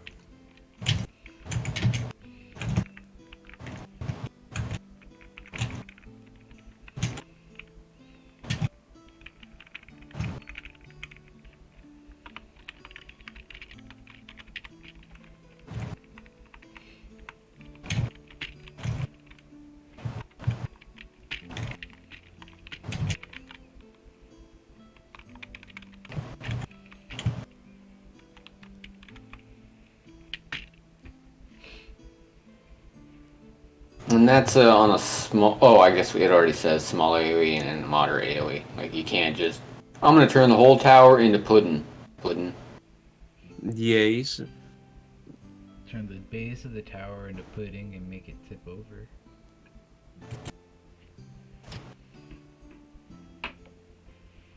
Naturally, it also inherits your stats, primarily just your endurance.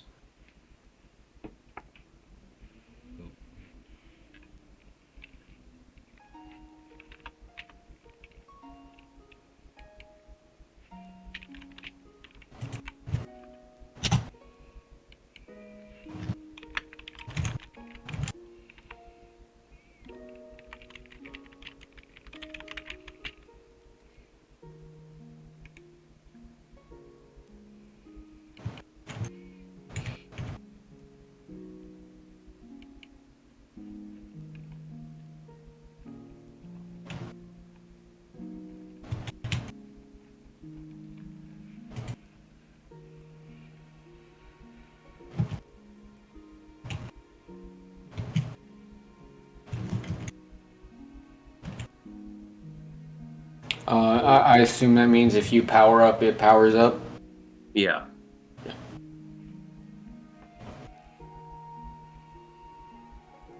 And is that? Oh yeah, it's technique. So it's. Does it have a turn-to-turn cost? It does not. So it persists on its own once used. Yeah, it will persist on its own. that's It functions just like other spiritual constructs. It benefits from sustain if you have that ability passive. What was the last thing?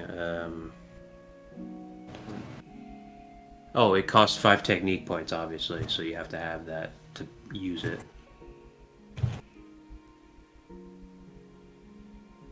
Or skill points. I don't know why I said technique points.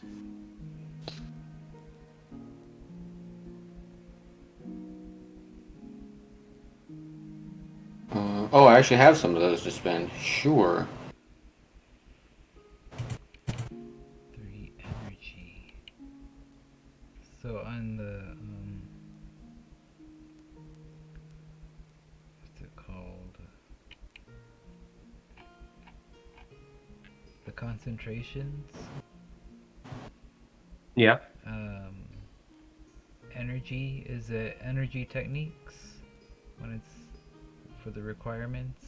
No, all of the points on the requirements are for trainings. You only put trainings inside of concentrations. Okay. The way you know what a training belongs to is in the document with the trainings. That's why and the trainings all have a type and an origin. Yeah. And you have to, there should be something called energy types.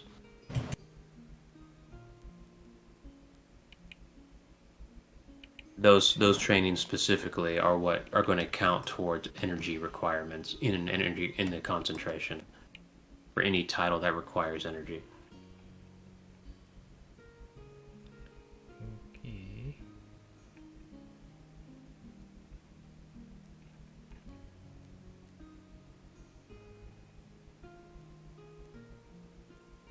What's this? You turn spirit energy oil aura to dark purple and black. Okay. Oh, that's another thing. The Shadow Stone requires the Shadow Cloak or whatever that you got for your initial invitation here. We got a shadow cloak. The Shadow Cloak aura thingy, yeah. Oh yeah, the shadow aura training. Yeah. Okay, yeah. Put that down here too. Shadow aura training.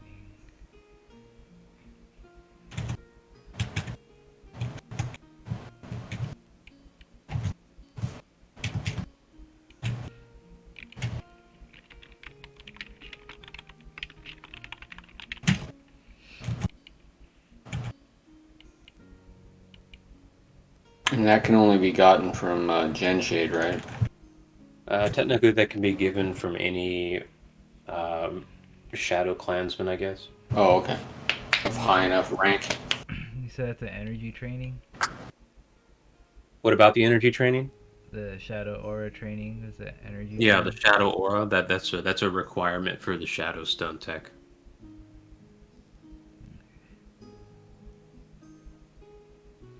Animal animus.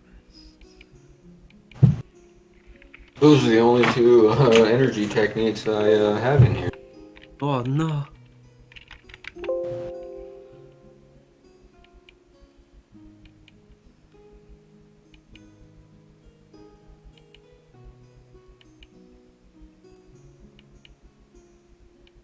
You know I have cognitive telekinesis, right? Yeah. Just putting it out there. I think that fucking sucks. It's pretty much game over now. Now that I know I have it. Holy shit. Okay.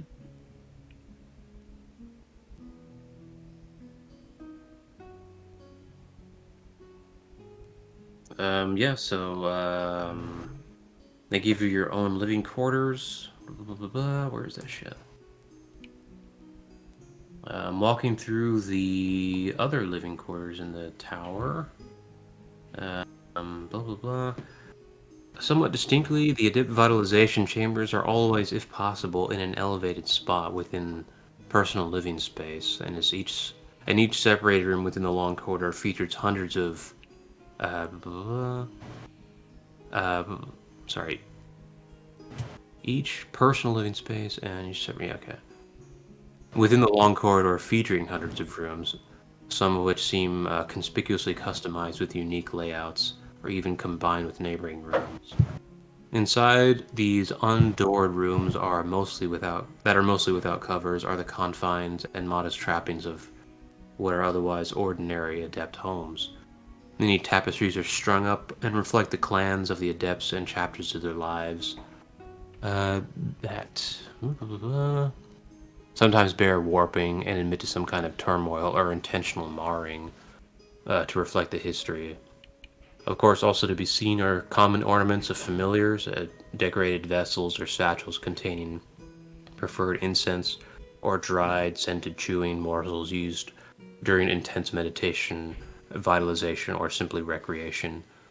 Fabrics being considered one of the more luxurious items because of the inexorable union of self-perception with the material in mind through potentially decades of time without switching due to vitalization can always be found to be protected and treasured as being a part of the integral trappings of the room and is helpful for remembering stages of training in youth.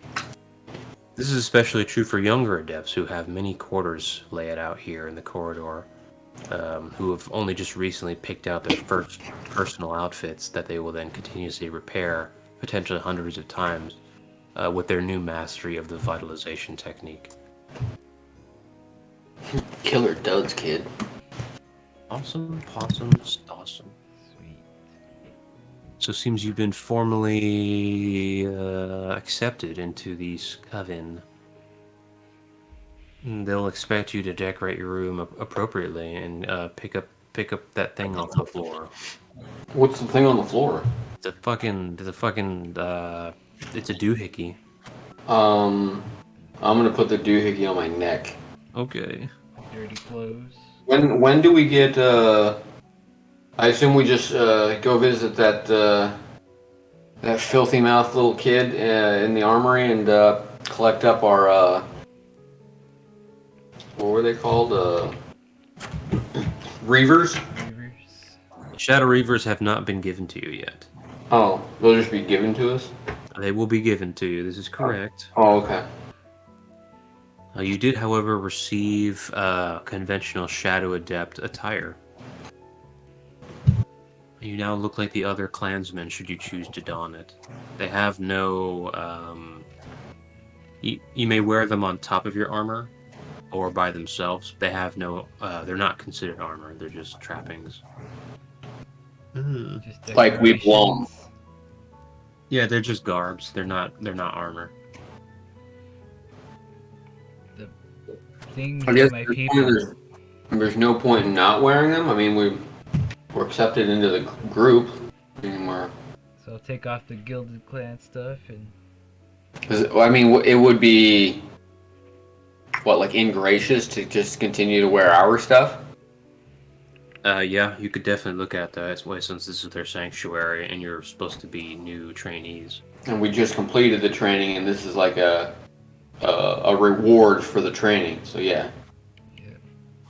Yeah, so I'll put the gilded stuff in the old prison wallet and Great success. don the new clothing. Shadow Train. What's it called? Shade Clan. Yeah, this is gonna be the shaded clan.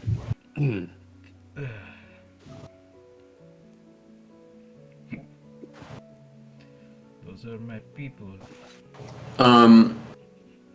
Shaded Clan is a specific clan, or is that Yeah, this is actually the Shade Clan. So yeah, specifically the Shade Clan. okay.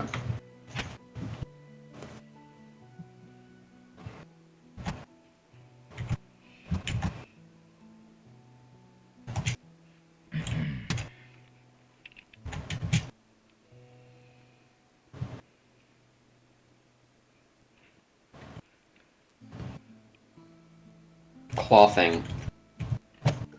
Okay. Awesome possum.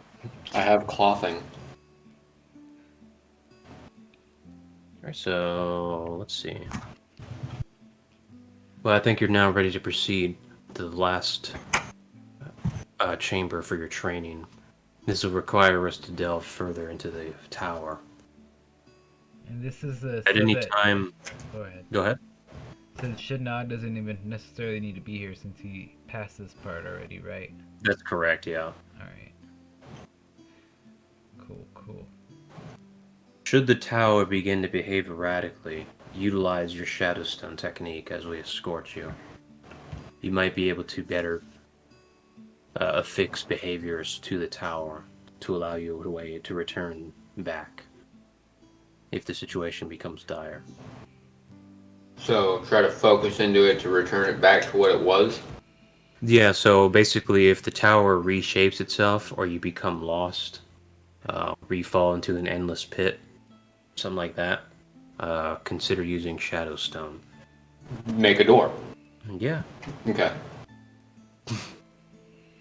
Blah, blah, Do blah. a barrel roll? You could also try a barrel roll, but you will likely fail. Is it because the corridor is too short?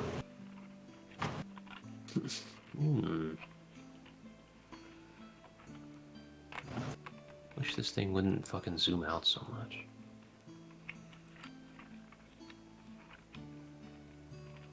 Alright. The two Shadow Adepts begin escorting you down the tower steps. If you wish to proceed at any rate. Yeah. Yep. Okie dokie. Let's go. I need to grab a drink real quick though. Okie dokie. Take a 2-minute pause. Yes, say yes.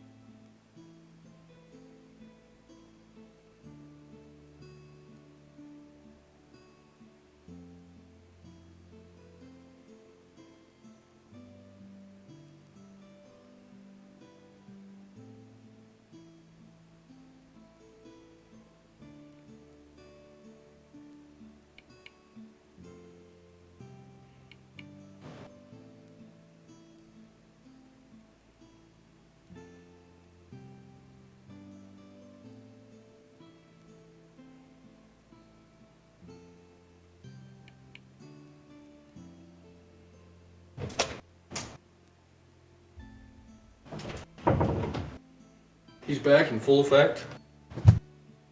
Well, he's still banned. Everybody's banned. No.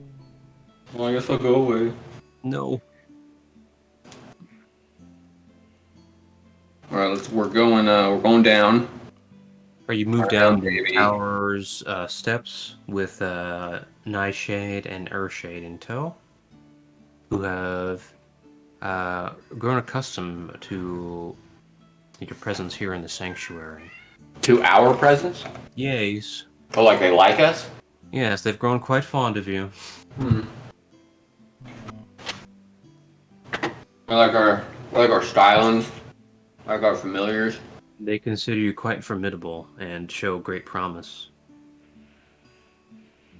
They probably want a duel.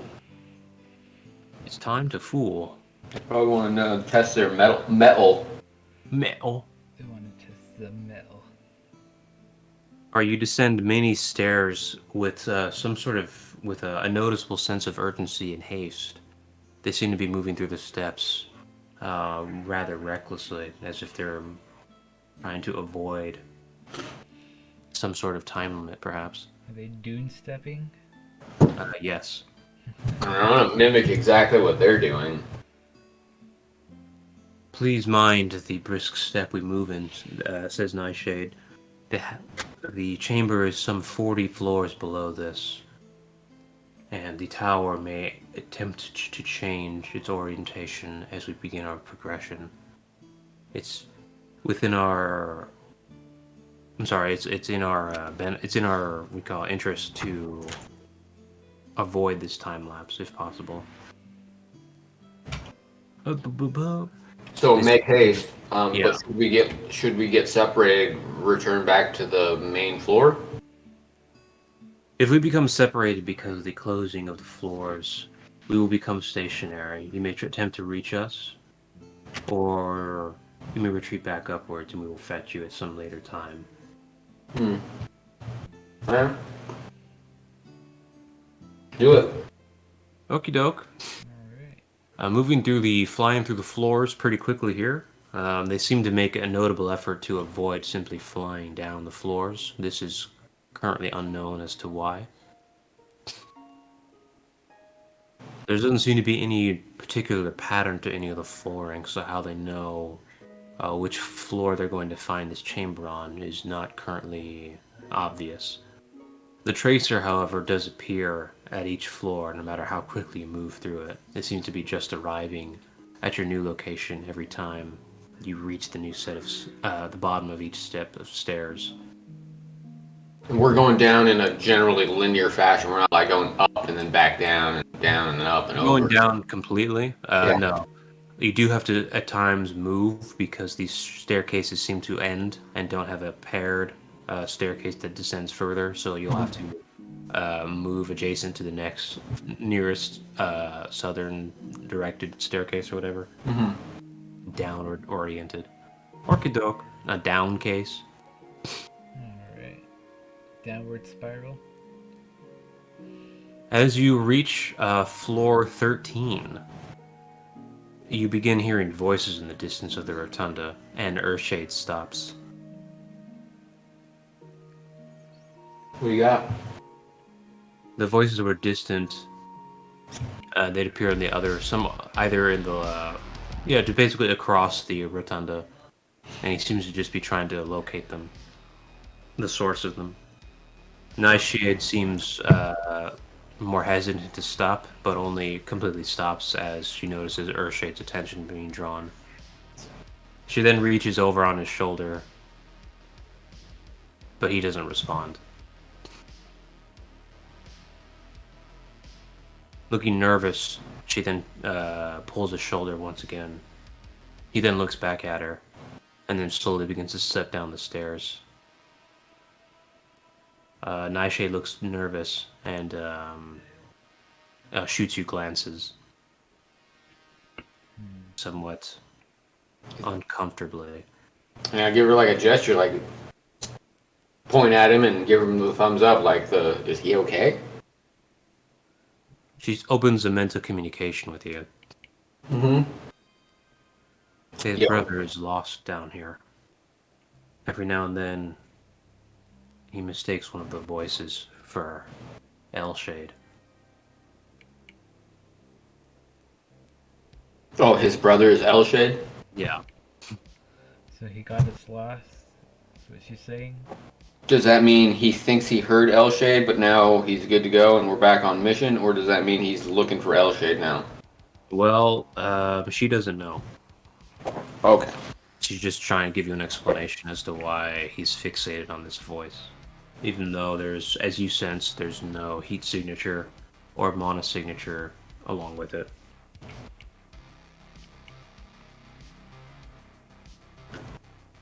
Alright, well, are we still heading? Oh, I guess I'll ask her, are we still heading towards the chamber? Yes, she says aloud, and then tugs once again on Urshade's shoulder, who then hesitantly moves back down the steps and follows her pace. As you reach the bottom of that staircase, there's a loud crash on the floor above you. Urshade then turns around completely. It's as if something shattered. It Like echoes throughout glass? all of the floors. It's like something shattered on all the floors. I know that the sound echoes through all the floors. Oh, okay. And the shattering sound like glass or crystal or something like that? It sounded like something a bit more sturdy than glass. Like pottery, maybe, or stone? Stone. Yeah, probably something closer to like pottery, yeah.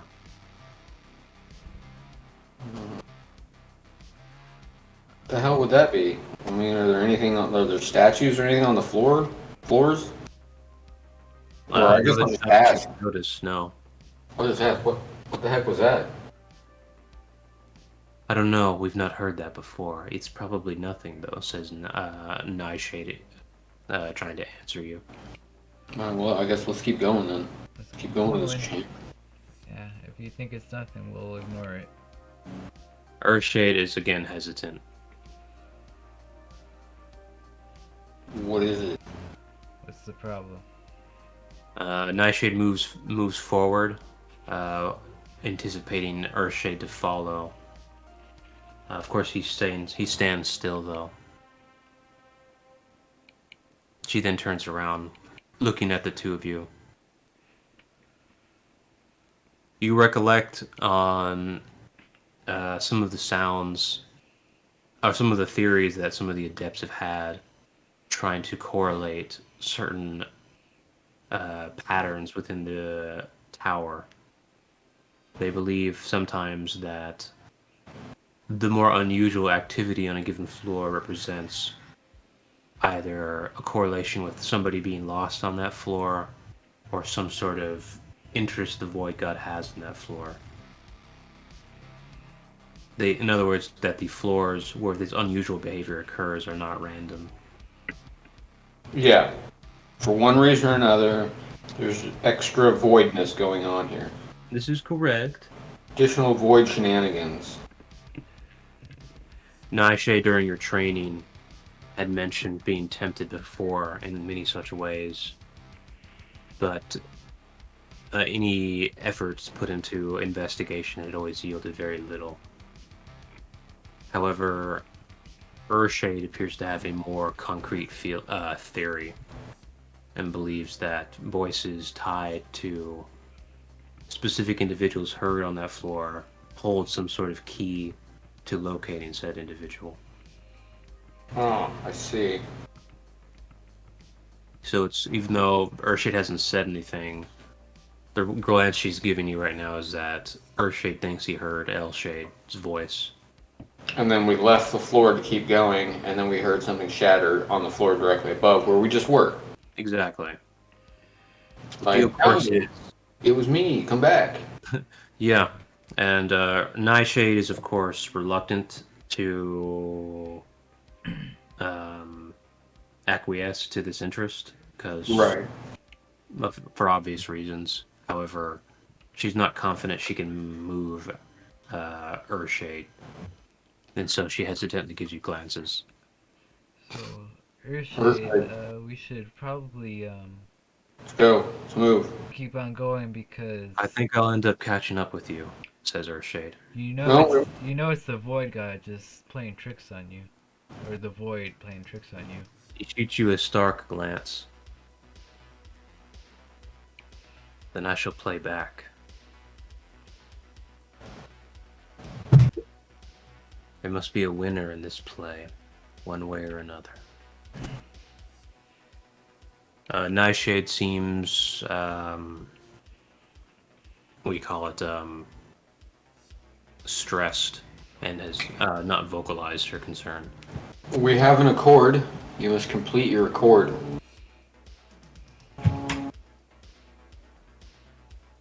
He takes another step up the stairs. Are you going back on our agreement then? He says nothing.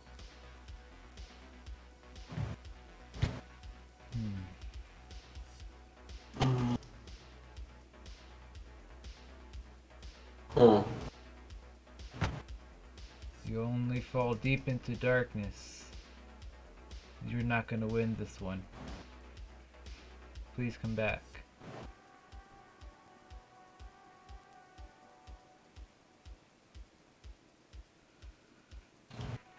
I will return, he says. And then he dashes up the stairs. That was the last time we saw that guy.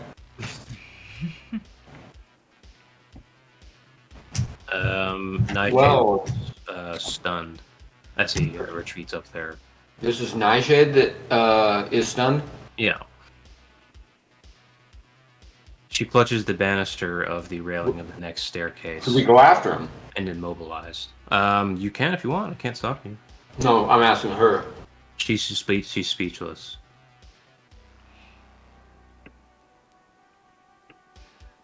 Like she can't believe that he did it? Yeah. Well, either that or she doesn't know what to do now that he's gone. Yeah. Right, yeah. Well, I guess we got no choice. Let's go get him. She looks over to you. You Yeah. understand what that entails.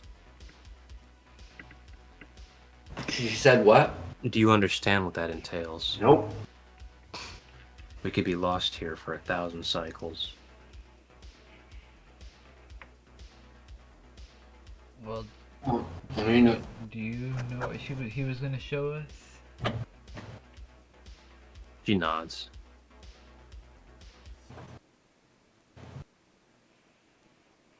would it give us better odds of retrieval?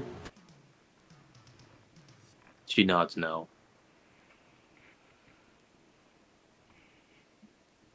Has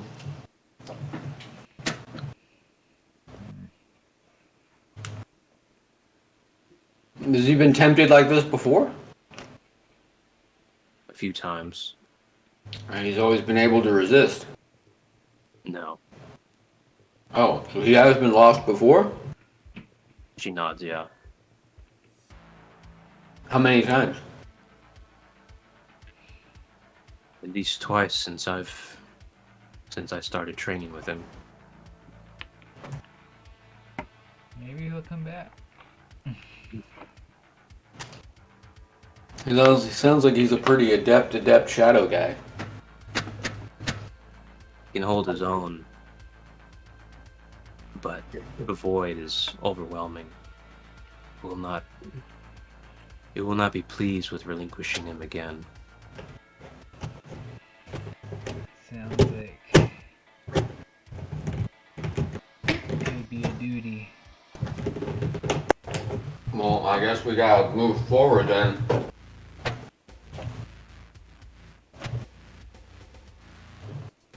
She definitely seems like she wants to chase after him, but she obviously knows that she doesn't want to involve you in that.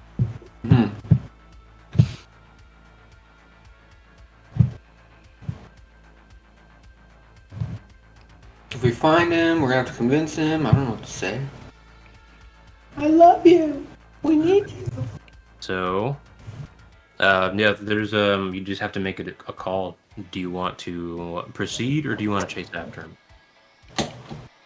Let's go get him. He's a pretty cool guy. We've gotten close. We'll make an attempt, and if it proves to be too challenging, then if possible, we'll go board. I like it. Okay. You move up the stairs. Nightshade eagerly follows you as you begin chasing up. You begin hearing the echoing of all of your footsteps in erratic ways. They seem to fill up the entirety of the rotunda and all the chambers. This false information is attempting to separate you and El Urshade. I'm going to use elementalism and give everybody air muffs. I'll give everybody air muffs. Urshade begins to channel his spiritual energy. You know, and And tell he darts people. off, begins climbing the sets of stairs. She keeps going. Urshade has begun channeling spiritual energy and moving up floors, apparently chasing something. Oh, okay. And like I mentioned, at the moment you went upstairs, this echoing set of footsteps from everybody is uproaring in the entirety of the rotunda, echoing across all the chambers. So you have no idea what direction he's going in, aside from tracking his spiritual energy. If it's even his. Well, it's unique, isn't it? Yep. Everybody's is unique out. But it can be faked. That's Right? correct. Yep, absolutely. I mean, I guess we'll look at Nightshade and be like, what do you think? What? Right? And just keep following it. She is following the energy signature. Yeah. Keep following it. Yeah, we'll keep Okay, following it. You then see a trace of Urshade moving across some of the chambers. However, the image you see of him does not match the energy signature location. Oh, so we see him there, but his energy signature is not quite there. That's correct. They're close, but not in the same place. As you've chased it, it's actually beginning to diverge further. It's not clear that Nightshade has been made aware of this, though. I guess I'll attempt to make a mental communication with him to see if he can slow down. He does not respond.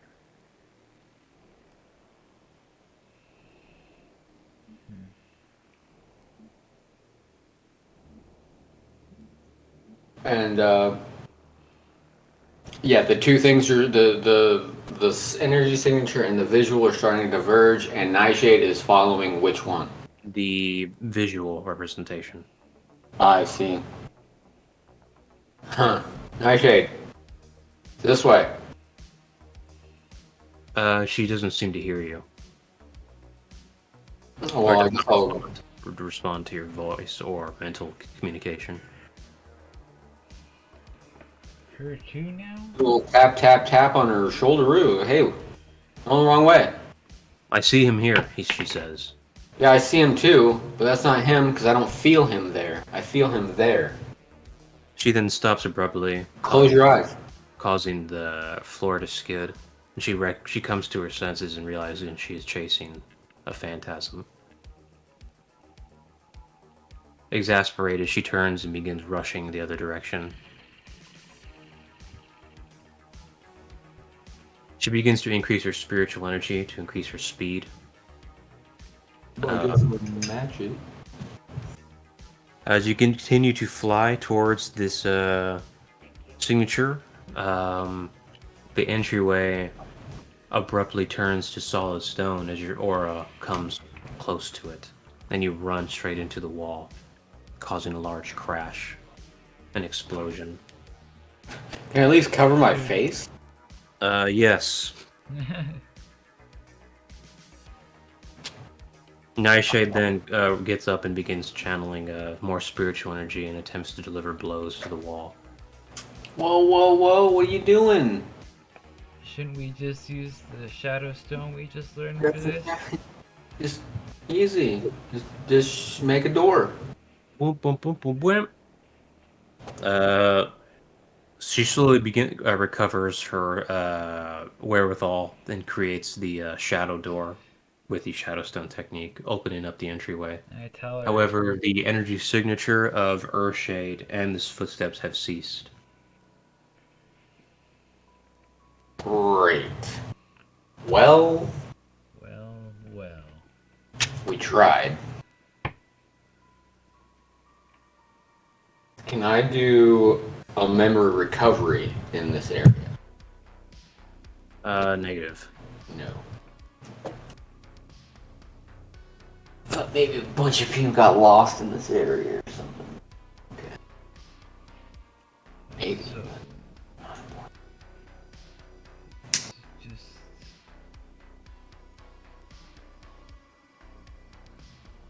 She has lowered her energy and is now just pouting.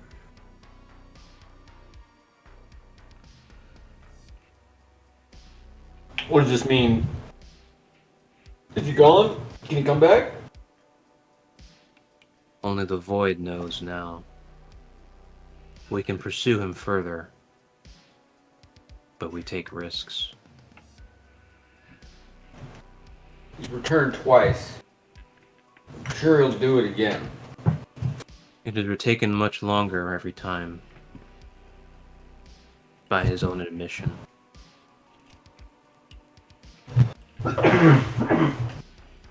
Well, the clan can't afford to lose two of their greatest teachers.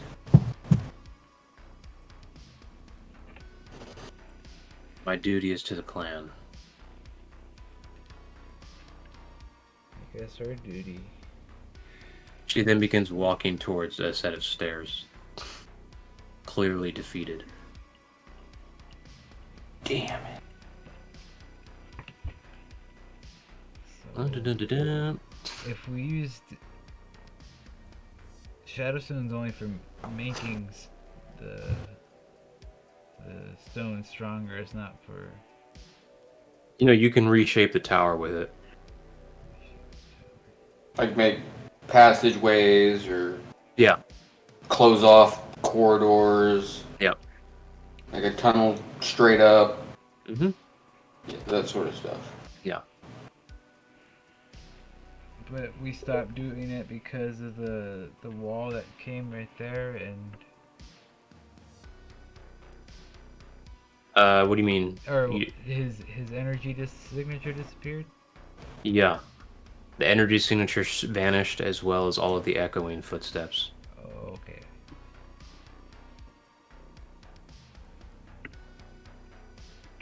I mean, So yeah, I guess what are the instances where you would completely lose somebody's energy signature is they died, they were spirit killed, they went to a different dimension.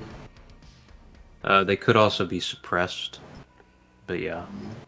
why don't we Right. try making a tunnel into this wall that we ran into? You already did that. Oh, Yeah. that's what we did. Yeah. Okay. Yeah, we smashed into it, and then she tried to punch it, and then it's like, "Whoa, calm down!" And then she made a special door. This is correct. Okay.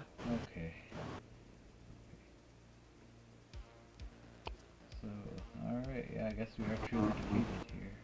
What about to the? What I mean, about it probably went to the void. Oh. Does it help if we make a little opening above and below? Like maybe he went up or maybe he went down? Yeah, he most certainly went up or down. There's no way to know where, though. Because we already tried forward, so. Yeah, we'll do, we'll use the Shadow Stone to go up one. Okay. Tunnel up one. Okay. You move up to the ascended floor. The Nightshade follows you up. I don't have any life force detection. That's Chanel's gig. But I do have. You have heat detection, and I have. Wait. I have light spectrum detection. We're using all of it, and He could be invisible, maybe? The blasted fool, she says. They say the Void God enjoys using the folly of the adept against them. There's hardly anything more an adept loves than a chase. We think we can outrun the Void God. She shakes her head. And again, we are defeated. He's a cunning foe, but don't count yourself out just yet. As you begin speaking, it gives rise to a winding noise that continues to grow louder. Like something along the rim of a circular piece of stone. Something is moving around in the next chamber. What the stuff is that? Can we detect an energy signature? Negative. Make a door. You make a door within the chamber. You find the source of the noise in a room with floating, rotating platforms that contain several floating, spinning, adept coins, just as before. Right. The platforms surround a sizable cylinder, topped with a dome that stands just high enough to raise a hand towards without effort, and bears now a slight mana signature. The eerie coins continue to spin mostly silently in the dark until you arrive and begin providing light with your aura.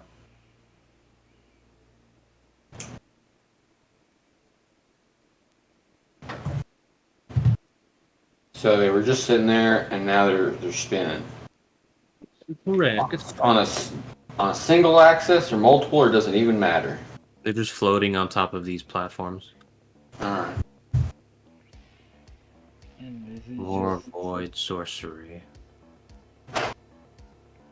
What does it mean? Have you seen these before?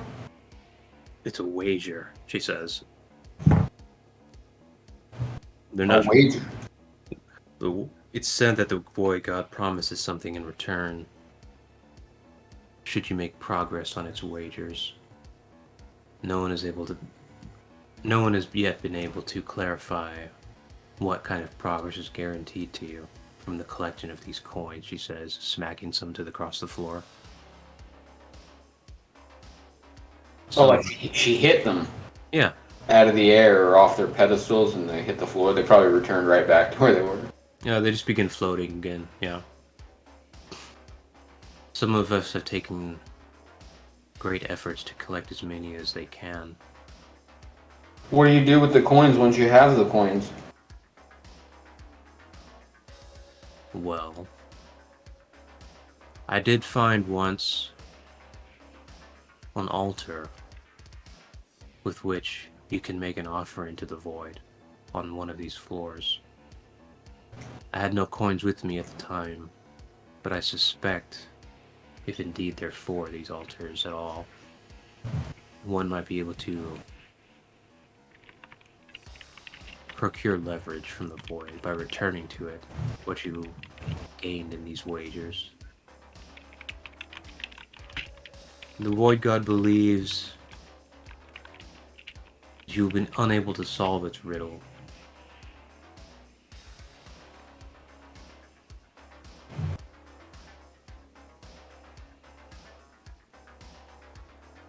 It believes we've been unable to solve its riddle. It believes you will be unable to solve its riddle. Yeah, that's why it makes the wager. No one knows what's at stake, though, upon losing. I see. Now that we're here, do we have to make a wager, or can we just leave? Only the Void God knows. I've no fancy for the coins, but if you think there's something to it, then you should take an effort.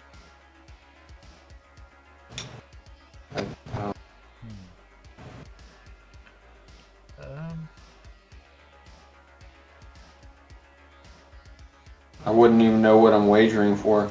It seems like the craziest wager you could think of. You make a wager, and he don't even know what you're wagering for. Well, the wager is just the nickname they've given it. And they don't know what it's for either. Or right, like an offering. Like I offer this, and I have no idea what I'm gonna get. If it's good, if it's bad, if anything. Yeah, they have no proof that it costs you anything. They have no proof that it gets you anything other than the coins. They just assume that the Void God is offering to you these challenges as a kind of wager of sorts, because there's no reason for it to offer you anything, or the chance of getting anything. No Right. idea why it's making these challenges with these coins.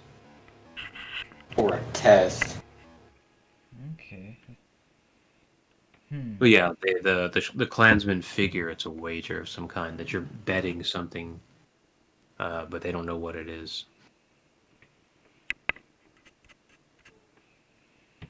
It's your fucking existence. There are theories, of course.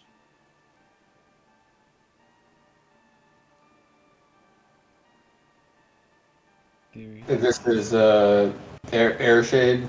Is it air or Urshade.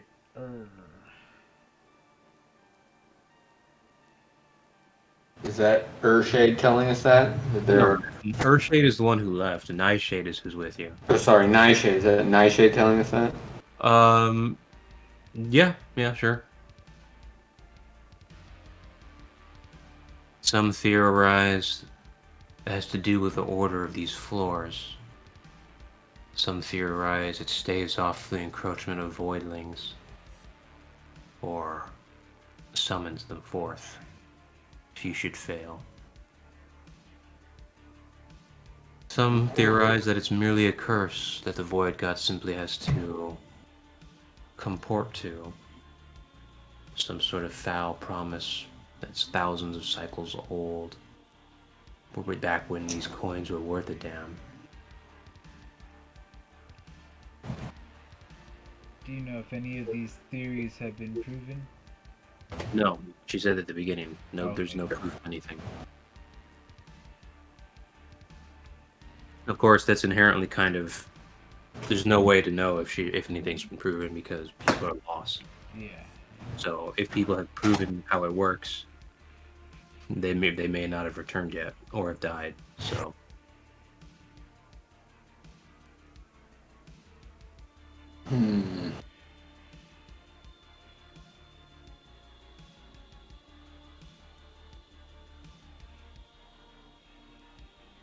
Alright. All right. Well, I guess we're kind of already in it. Might as well give it a try. yeah, actually, for playtesting, I have to have you guys try it. Yeah. Yeah, we'll give it a Um, shot. How does it work? We'll ask her. How does it work? Tell us the rules. Tell us what you know. There's always something in here with which you channel.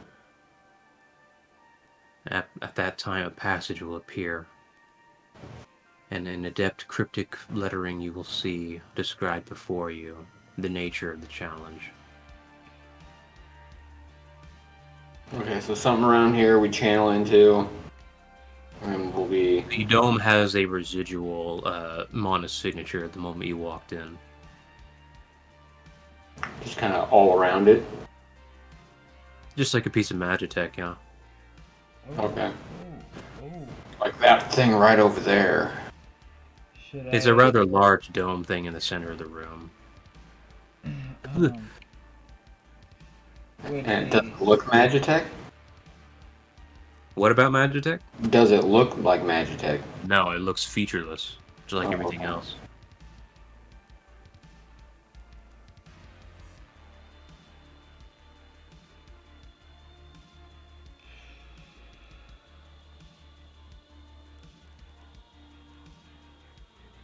Well, I guess we're gonna go over there and channel into it. Alright. The dome ignites into purple flames with the coins above floating, above the floating platforms, soon to follow. This begins to scorch and melt away the surface of each coin above the platforms. Print that appears atop the low ceiling, citing a passage. separate the plants into equal amounts within the garden beds.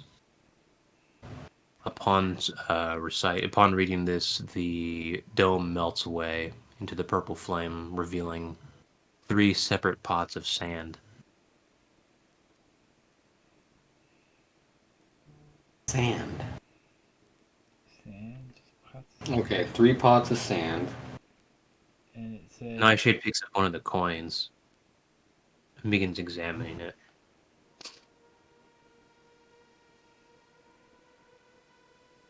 It looks like these coins originally had plants engraved on them of some form or another, although they seem very similar, she says, flipping the coin over. It seems like a waste of time now, though, she says, tossing the coin away. Now that the coins are scorched and melted, all the details of the plants have faded. Worthless. Oh, maybe not. Are the coin's just some kind of metallic object, I guess? Yeah. Can refurbish with Magitech refurbish just a regular object? Refurbish Magitech has to do with understanding the Magitech's design and then reconstituting it. The only way to reconstitute a regular object would be to have absorbed it into your mental capacity beforehand. And then vitalize with it. Oh. So like pilfering or monitoring wouldn't help. You could use prayer to do. No, these coins are not Magitech, so it's not gonna. Yeah. You could use prayer to reconstruct it. There might be a deliverance spell that can reconstruct things.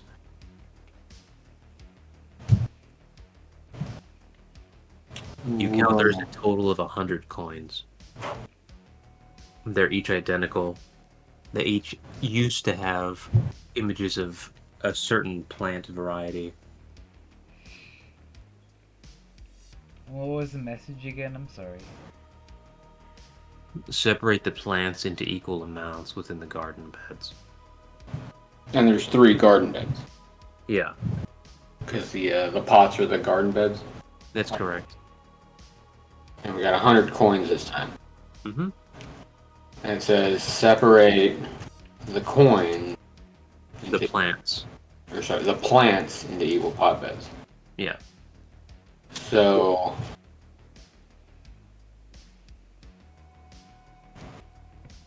there can't be more than 3 different types of plants. Right? That has to be true. And one plant is going to be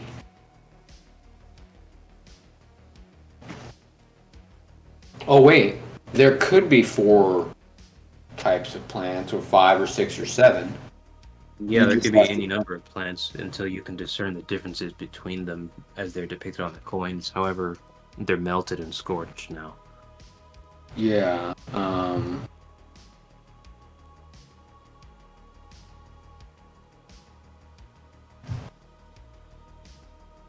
Is there any way to weigh an object precisely with mana, or do you need special training for that? No, you could do that. Again, I know I weighed the coins before, but I guess I'll try these and see if there's any discernible. I'll assume these are slightly heavier. These are slightly heavier than the other ones we had, but Yeah. between themselves, there's no discernible. They're all identical. Difference. Yeah. Okay.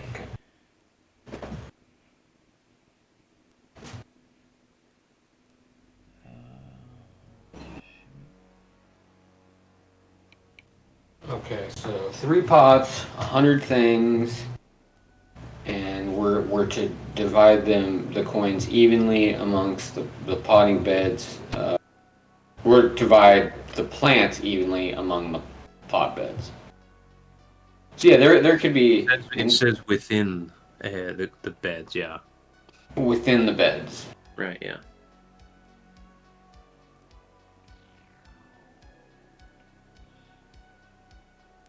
separate the plants into equal amounts within the garden bed. Okay, and the garden bed constitutes just the sand pot, or that's a large area too? There's 3 sand pots in the dome section, yeah. Okay.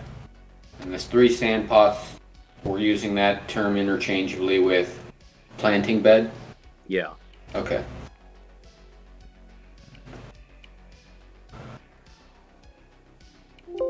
But we don't know which plants are on which coins because they're weathered and melted.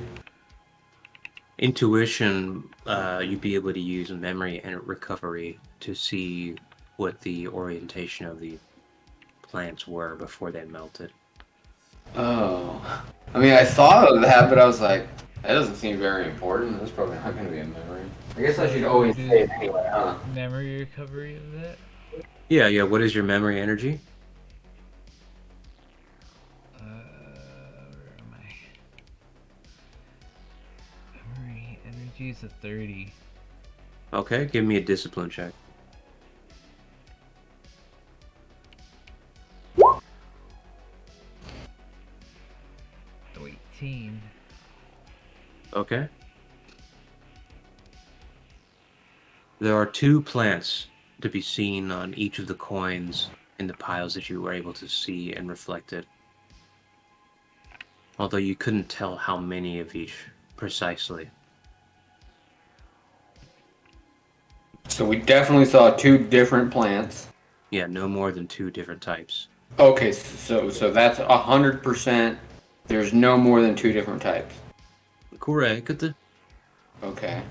I guess, yeah, that makes sense too. It could also be all the same plant. Anyway, it's not now. So there's 2 different plants, but we don't know how many of each type there are. Well, Sadi was not able to definitively find out how many. So maybe you can try.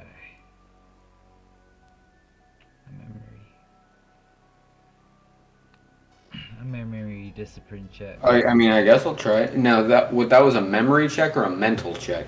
That was a memory energy check. What is your memory energy? 30. 30 as well? Okay, make a discipline. Discipline check. That's a really good roll. Oh. Still a roll. I don't think I got it. Alright. You got a 10.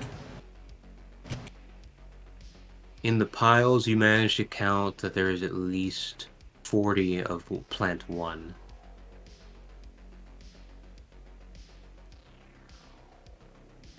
$40 of plant 1. Within the piles, yeah. At least. At least. Could be more. That is to say, there are 40 of that plant being face up as they were spinning. Yeah. Yeah. We know there's at least 40 of them in there. Mm-hmm. Let's say for the sake of argument, that was all there was, and the rest of them were the other one. Then it would be easy. You put 40 in one, 30 each in the other. But if that's not correct, and let's say there's only 7 other plants of the other type, and the rest are all this type, that would not be an even distribution. So, Nightshade then begins to copy your examination and finds that there are 54 of the secondary plant by her count. 54 of the secondary plant.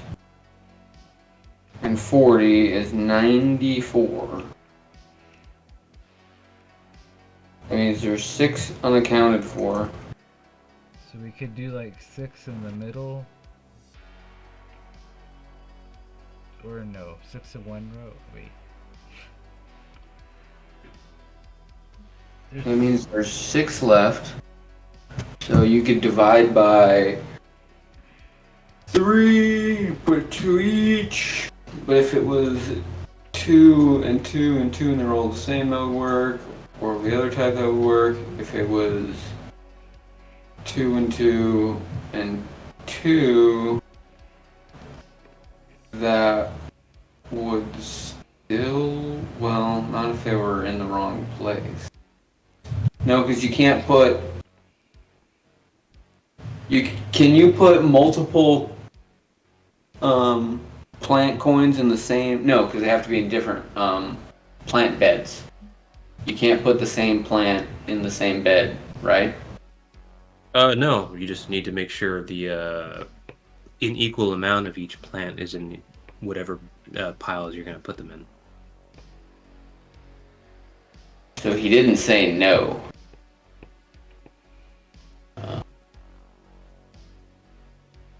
Well, I mean, yeah, I guess he did, but. Okay, so you could put two of plant A and two of plant B in the same bed. Yeah. Yeah. Okay, so that kind of complicates things a little bit more, right? Or no? I know. Well, I was talking to Ulta. We got a 40 and a 54. 40 and a 54. And a 6. And the 6 is unknown. Now, what is the likelihood that you've got a 46 and a 54? Versus the likelihood of a 40 and a 60?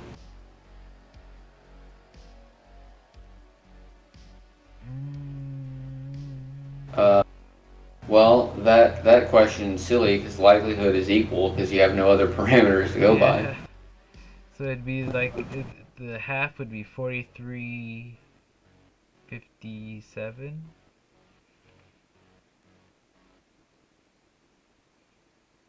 right?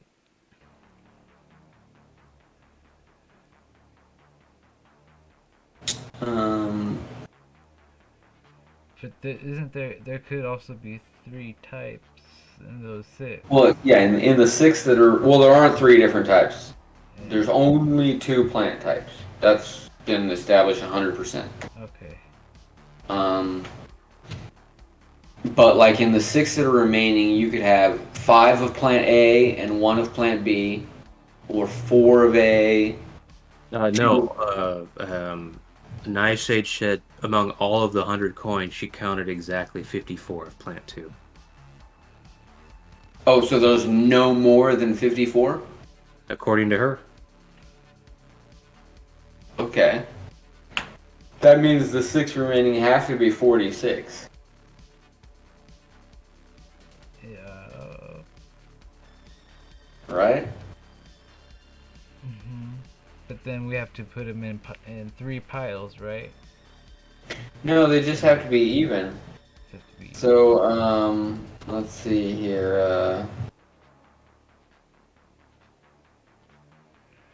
46-2 is 23, 54-2 is 27.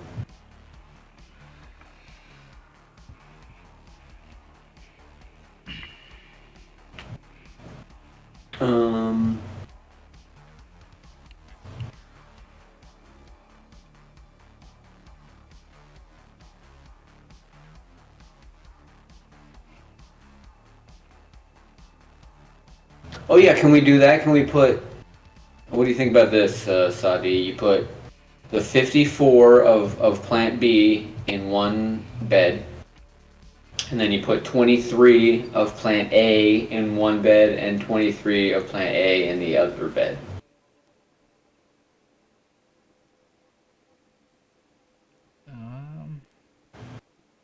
I don't think that the plant B has to be the same amount as plant A. Just think.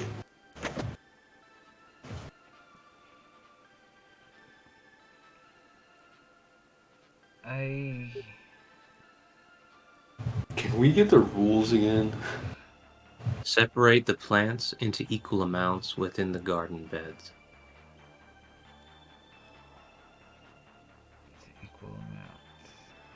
So separate the plants into equal amounts within the garden. That wouldn't.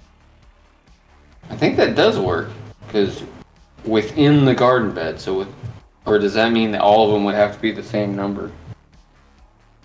All of the garden beds need to have the same number of each plant. Is that your question? Yeah.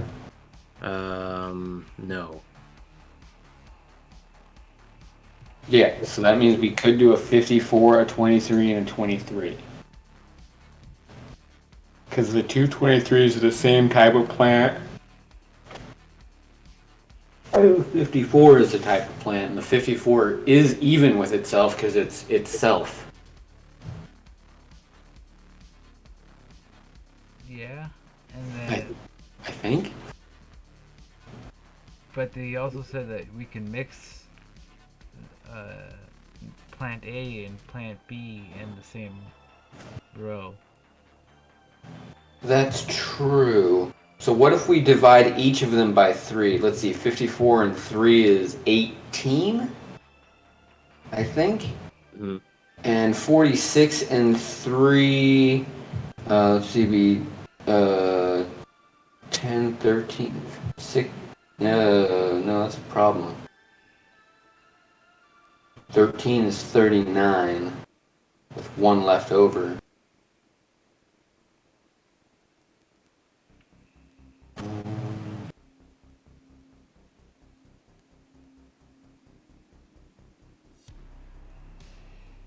it would be. Yeah, the solution can't be 100 divided by 3. I mean, I don't think we can cut coins in half. I don't think it's like, well, yeah, of course, you can cut coins in half. Actually, what you gotta be like, yeah, you can do that, but if it's not exactly in half to the quantum level, Yeah, dude. to the beyond hyper quantum level, you fail. Okay. So we could do. So there's 46. 53, so I had my brain turning there for a second, but then I lost it. Do with the extra, yeah, if each of the pots are the exact same amount, it can't work because you have the extra 1. So you gotta have a solution where one of the pots has the extra coin. Because there's 100 coins and only 3 places to put them. So I think the solution has to be the 2-2-1, or the 22, 23, 54. I don't know. And then I don't know what we would lose. But let's see, there's 33. That's why it's a wager. 33, so there's 40.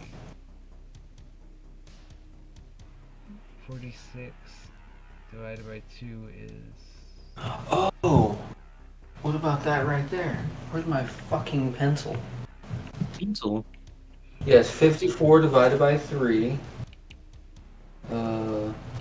turns out to 18 each, right? And then we got 46. 18 each. 2 is 23. Can that also be a solution? An 18 and a 23 in the same bed, an 18 in a bed, and an 18 and a 23 in another bed? So I think the point of scorching the plants as actually even though you know before they were scorched how many there were, you don't know which plant is which anymore because they're scorched.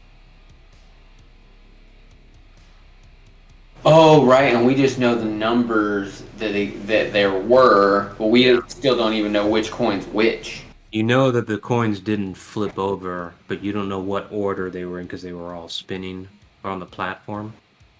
So you don't know, and they've since stopped spinning. But you don't know what order the stack of coins became. All you know is how they were spinning about without flipping the coin. None of them flipped. So there's still equal amounts of 46 and 54, but you don't know in the stacks which 54 are which and which 46 are which. Gotcha.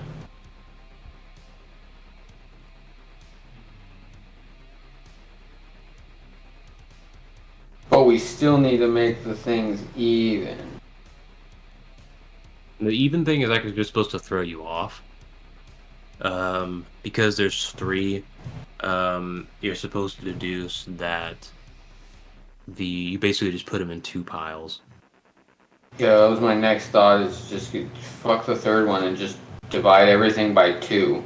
Yeah, because it doesn't say use all 3 beds. It just make sure the plants are in equal amounts. Yeah. Right. You were right about that one. Well, we may have eventually got it.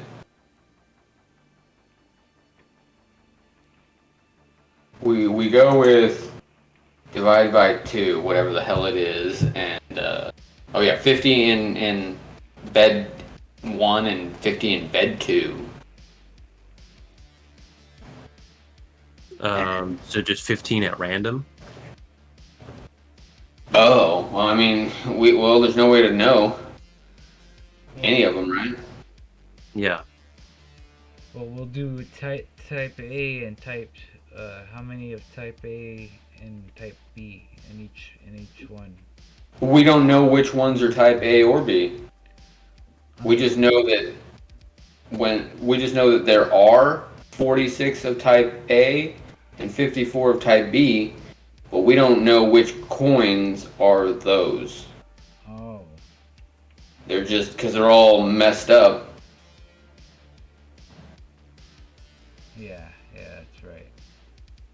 So, I mean, just mathematically, if you just randomly pick up stuff and there's only 2, you're gonna get a 50-50 distribution over time. Now, this is only 100 coins, so it's pretty risky just guessing that you're gonna get a 50% distribution. So yeah, there are multiple solutions. Like you could definitely brute force it, but just like the other puzzle, if you choose the less optimal thing, you get less reward. Right.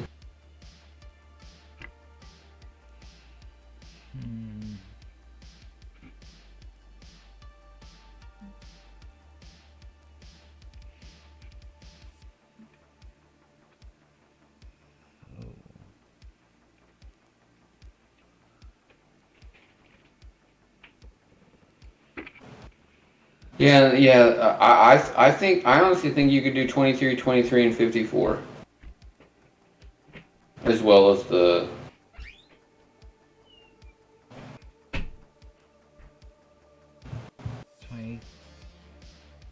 22, 23, and 54?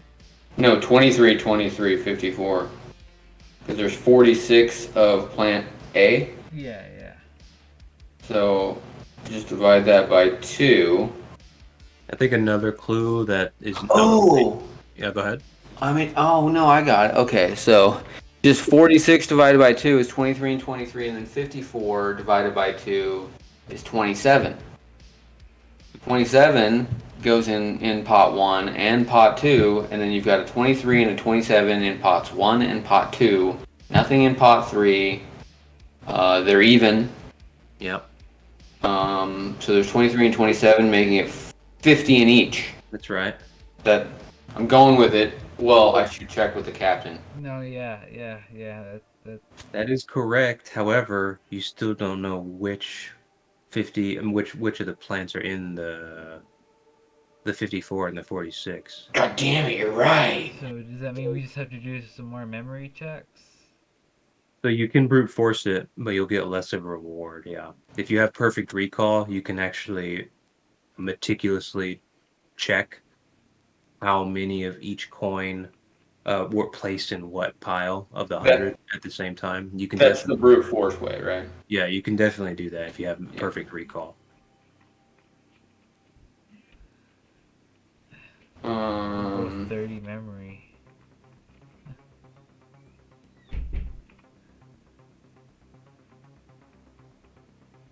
Okay, so when we saw the memory, the coins were floating in the air, spinning, Uh-huh. and then they stopped for a moment, or when we saw which way they were facing, or whatever.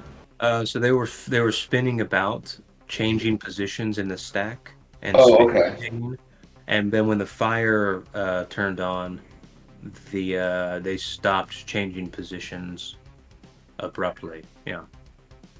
Okay.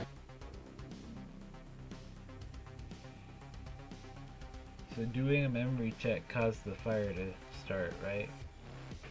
No, channeling into the dome caused the fire to start. Okay. Okay, so when we first walked in here, the coins were all fine. You could see them. So Yeah. That's we how you just get a caused fire. them to be melted. They weren't melted a long time ago. They literally just melted as soon as you started the fire. Yeah. Oh, shit. Oh, well, then I use temporal reimbursement and go back in time. Oh no. Shit. Again, if you have perfect recall, you can definitely meticulously put together the memory to see where I don't have that. each coin stopped in the rotation or whatever as the fire began. Is that a spell or energy technique? That's an energy technique in the memory energy. It's a passive one. Um, Yeah. so when I was doing that discipline check, was I doing the discipline check to see how many or what I could determine about that memory? Yeah, exactly. Oh, wouldn't I have gotten a cognitive virtuosity on that? Or Yeah, cognitive, yeah, yeah, virtuosity. you definitely would have. Yeah. That would have changed the rule to a 13. Okay. Does that make a difference? Then you would have found out that there were 46 of plant one. Okay. I mean, yeah, but no. Okay. So how do we figure out what was what besides the brute force method? Because yeah, we could sit here for a month and just go coin by coin.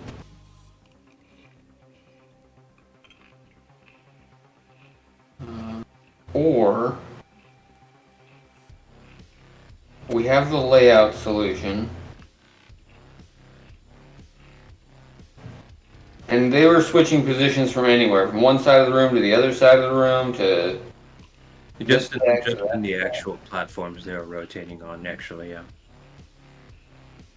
But like they were mixing between each of their own platforms. They're not like, oh, these coins only stayed on their platform. Yeah, yeah.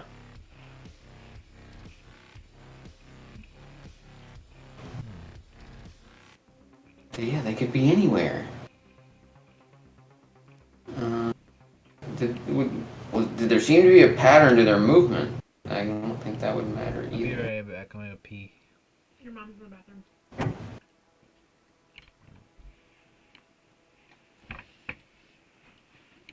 Well, I guess if there was a definitive pattern to their movement and you saw the memory at the moment the fire started, you could total recall just that moment, and then you'd know where everything was. Yeah. But is there a discernible pattern? No. Make a mega super hyper intelligence check.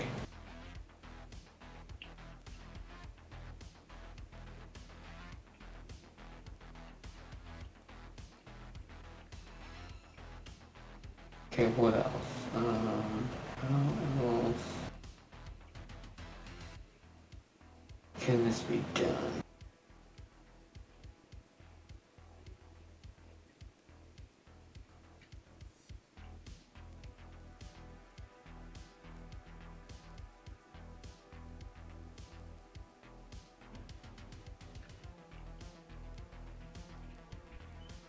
How do you know what's where? I mean, you have to look at it and then remember it and then find another one. Like, you have to know it, but how do you figure it out without knowing it? How do you see it without seeing it? Well, you measure it by other means. and then you translate that data into usable information. What if I just do a barrel roll through the coin? No. Discover anything?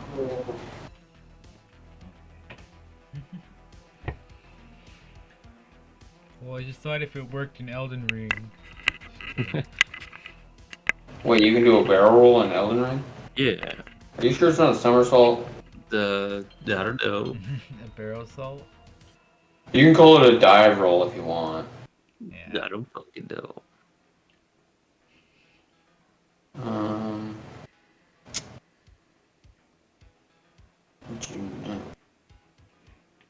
Dive roll, barrel roll.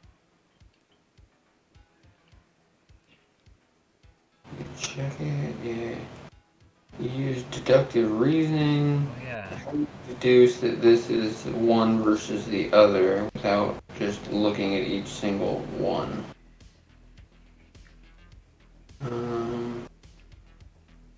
We know that there are. Let's see, it's 54 and 46, so that's 4 and 4. There's 8. So there's a difference of 8 in 100 coins.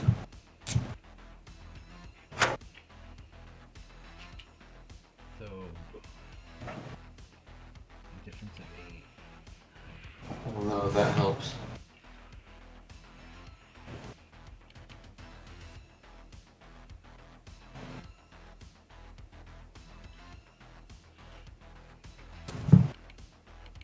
So if you divided them in half and they were crapshoot, whatever. I don't know. How do you. 12? 14?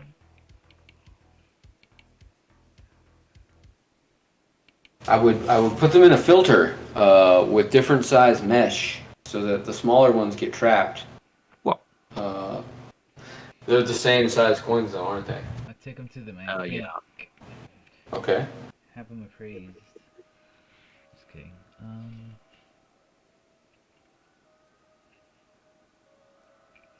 I guess. Yeah, filter would be great, but how do you filter a coin that's the same size as another one? That's like, how would I filter 1978 quarters from 1979 quarters? I don't know. Well, and if they were marred to the point where you couldn't read the year, you could see the 19, but you couldn't tell if it was a 7, 8, whatever, how would you do that? Well, there would be other notes on the indications on the coin, like maybe you could see the D, which would indicate where it was minted. Obviously, if there was an eagle or a state on the back, it would give you a time frame. And maybe if you had a micro camera, you could see Is that in the magic difference. training? I don't know. I'm just trying to think of kind of real ways that you could identify a coin, a specific something on a coin without. I think the clue is I forgot to mention this earlier. You can flip the coins. Yeah, that was my next move here. Is like, okay, and then there's the other side of the coin, which I just I said, well, there's is it state coin or eagle coin? So there's plant side, and then what's on the other side? Well, they're both. Each side is a different plant. The way you know how many of each plant there were is you're counting which plant is face up when you started counting them. Oh, well then that makes it super easy. We flip every single coin over so that the non-messed up side is face up. No, both sides are messed up. Oh. Yeah, the whole coin is fucked. Oh yeah, that's what I thought. But the Yeah. memory side is the only side that was up at the time we did the memory on it. Okay, so no, there was 100 coins, and what the numbers I gave you were a reflection of how many coins were face up with plant 1 side and how many coins are face up with plant 2 side. Okay. Right, and when we physically examine the coin, they're both marred to the point Or damaged to the point where we can't tell that. Yeah, you know none of them flipped, so there's the same number are currently facing up. But you don't know which one is what. So I guess let's flip them Based. over and flip them, or do another Well, yeah. memory. I guess, I don't know. Oh, flip them all and then do another memory Yeah. recovery? Wait. I don't think that does anything. I don't know if it does. No, because shouldn't. Flipping coins over shouldn't be remembered in Casilios, I don't think.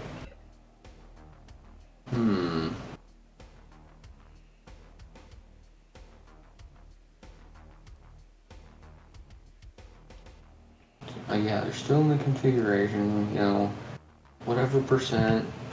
54, well, yeah, it's 54% and 46%. What does that tell me? I do with a percent here. Thinking different kind of math. Just crush all the coins and put them in our prison wallet.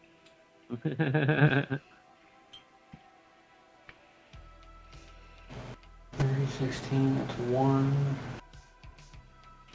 Oh yeah, we already have that solution. 27.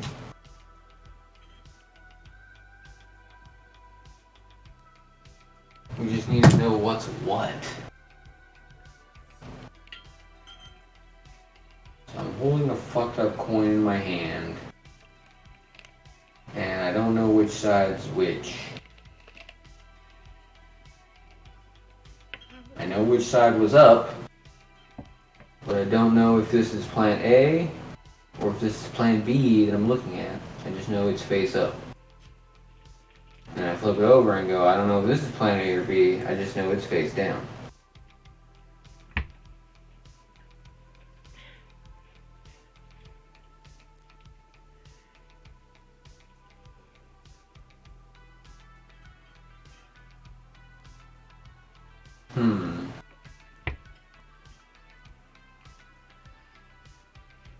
Yeah, the other ways I would determine what a coin was its size, shape, its makeup, like, you know, what kind of metals were used in it, like give me a time frame, but I mean, I'm using conventional knowledge of coins, not...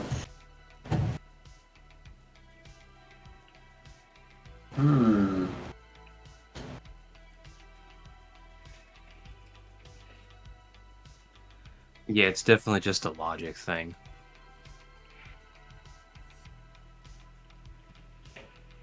Logic thing. So 46, 54. Yeah, we've already got the distribution solved. We got the distribution problem solved. We just need to figure out how to discern which coins are which plan, so that we can put them in the beds. But we already know. Once we figure out which coins are which, we can put them in the beds. Because we already know how to do that part. Alright. But yeah, the only way I can think of is, yeah, just a brute force. Just we both keep going back into memory recovery and going, oh, well, I think I remember 2 or 3 of them, or however many you can remember, and then going, yep, those 2 are definitely ones. Yeah, that's the only way I could think me and you can do it without Shin Na's memory spell. Because I don't have any way to repair. I mean, obviously, if you had prayer magic, or I don't even know if there's a type of alchemy that can just repair stuff back to the way it was. Probably, it's alchemy. There is. I think I'm gonna go ahead and amend the puzzle. Let's see.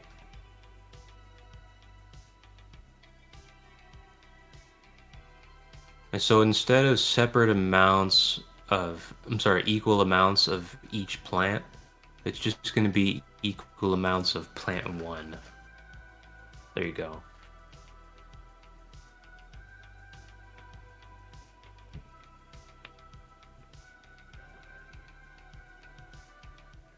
Yeah, it does not need to be equal amounts of plant 2. That was the missing thing, I think. I didn't write that down before I told it to you guys. Oh. You just need to plant equal amounts of plant 1? That's correct. It doesn't even say you have to use them all. Right? You do have to put all the things into all the coins have to be put in the beds, but there has to be an equal amount of plant 1 in both piles or all 3 piles, however you want to do it. Plant 1 has to be equal, but it doesn't say that plant 2 has to be equal. That's right. Oh. Well, I mean, that brings us back to the 23-23-54 solution, or the 27-27-23-23 solution. But that still doesn't help us discern which ones are which. Yeah. So yeah, we're still in the same boat. Alright, so I guess let's just start discerning which ones are which with We can't. Oh, we can't with the memory? No. Oh, Oh, you mean the brute force way? yeah. Yeah, that's the only thing I got. Because I only have transmute. Yeah, there's no way I can do it. My alchemy. Now, if we get better memory checks, does it go by faster or? Yeah, but for practical purposes, game time really doesn't matter. The memory check is only to clarify if you get any extra details, like how many of each plant was in each pile or something like that. But it actually doesn't matter in particular. Yeah, again, I'm just playtesting these to make sure that all of the rules, all the necessary rules are reflected to you guys. I'm really just kind of trial testing it to make sure it actually makes sense to tell it to somebody. And thus far, it's functional now that I've added the last rule. The solution is possible to get to with the addition of the plant 1 has to be in equal amounts. Before it was impossible because I expected you to get both plants in equal amounts. Okay. Which we did. We just don't know which ones are which. Yeah. Because we got the 23-27, 23-27 solution. But yeah, without knowing what the coins are, that doesn't matter. Do the coins interact with each other? Like, do they do weird things around each other? Negative. You wave them over each other, okay. Yeah, thus far I think you have all the information you need. When they were spinning, were they spinning in a certain direction? No, you have all the information, yeah. And no, there's no additional information about the nature of how they got burned or whatever that matters.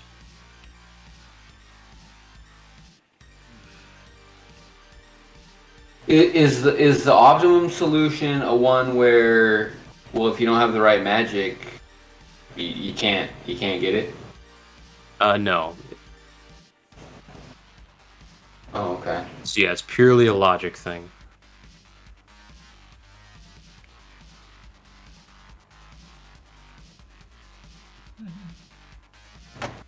I don't know. I'm looking at the coin, and I'm just like, if it was all marred up, I have no idea without using conventional means to analyze it. Just by looking at it and go, yeah, I don't know. I don't know how you would logically discern that without knowing something about the coin or being able to see some parts of it. Well, Short of the brute force method, of course. type A is only on one side. Yeah, I got another clue, I guess, is it has to do with flipping. You have to flip some coins. So we do Because that's what the metaphor is here. Put the plants, but the plants change based on what's face up. Okay. Oh, okay. What do you mean they change based on what's face up? So one. There's has- 46 of plant 1 and 54 of plant 2, right? Even though the coins have both plants on them because they have two sides. Right. So if you change a plant, on one that if you change if you have 3 coins and they're all facing plant 2, right? That's 3 plant 2s. But if you change 2 of them, you now have 1 plant 2 and 2 plant 1s. Yeah. Okay, that's all I'm saying. So let's. So if we flipped every coin, we'd have it reversed. We'd have 54 of 1 and 46 of 2. That's right. We still wouldn't know which was which. So I say we could take a guess and even them out by doing like. Yeah, you have no idea if the one that's 3 feet away from you is plant A or if the one that's 20 feet from you is plant B. You just know it's one or the other. Well, just assume that we would kind of guess it. We guess it by our memory, right? Like which ones were done facing up. So. Well, yeah, I mean that's the one method we could do. We just keep doing memory recovery until we definitely get it.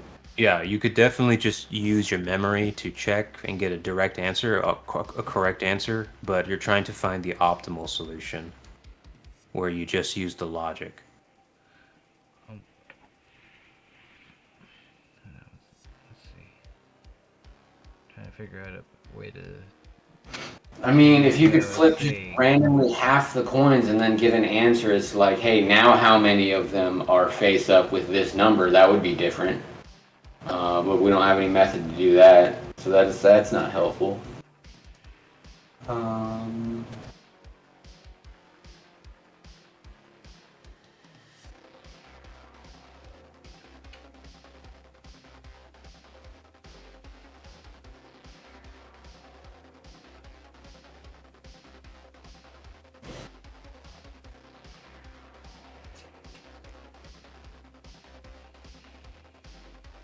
Yeah, because I could pick up any coin, put it in a bed, and then pick up another coin, and I would have no idea if they should go in the same bed or a different bed. Yeah, okay. So the way you do it is you pick, since there's 46 of plant 1, right? Yeah. So of the 100, what you do is you take any 46 and you flip those and put those in a separate pile. So what that does is any number of plant 1 that was in pile 2 of the remaining 54 that you didn't flip is now in equal amounts to whatever you have of the new pile that you just flipped. Does that make any sense? Because every time you flip one, you're turning it into the other one. Yes. So if you only had 30 in the 46 pile, right? That you're gonna flip. Mm-hmm. That means there was 16 in the pile 2 with the 54, right? Mm-hmm. So when you flip it, the 16 that were in the 46 in plant 1, those become the new what do we call it? Those become the new 16 of the remaining. Does that make sense? If you yeah. So if but you have to know that there's 30 and 16 in there. No, you don't. You don't. Okay. You know, logically, they're gonna equal out. Equal out to what? So if there's 54 in the second pile, and there's only 16, because in pile 2 we don't know what's in there, right? So if you grab any 46 and make that a second pile, so now there's 2 piles, one of 46, one of 54. We've established that, right? So now in the 54 pile, there happens to, you don't know this, but there happens to be 16, right? 16 of plant 1 in that 54 pile, you don't know that. Yeah. And in pile 2, that means that only 30 of them are plant 1, right? Yeah. Okay, so you flip pile 2, so the 46 gets flipped over. So there was only 30 of plant 1 in there, right? Okay. So now when you I'm calling it X. Yeah. So you don't know how many it was, yeah. So that means that gets flipped. So of the 46, there was only 30 because there was only 46 to start with, right? So when that gets flipped, that 30 becomes, instead of plant 1s, those become plant 2s. And the plant 2s that were in the pile that you separated out of the 46, which were 16, become 16. So now both piles have 16.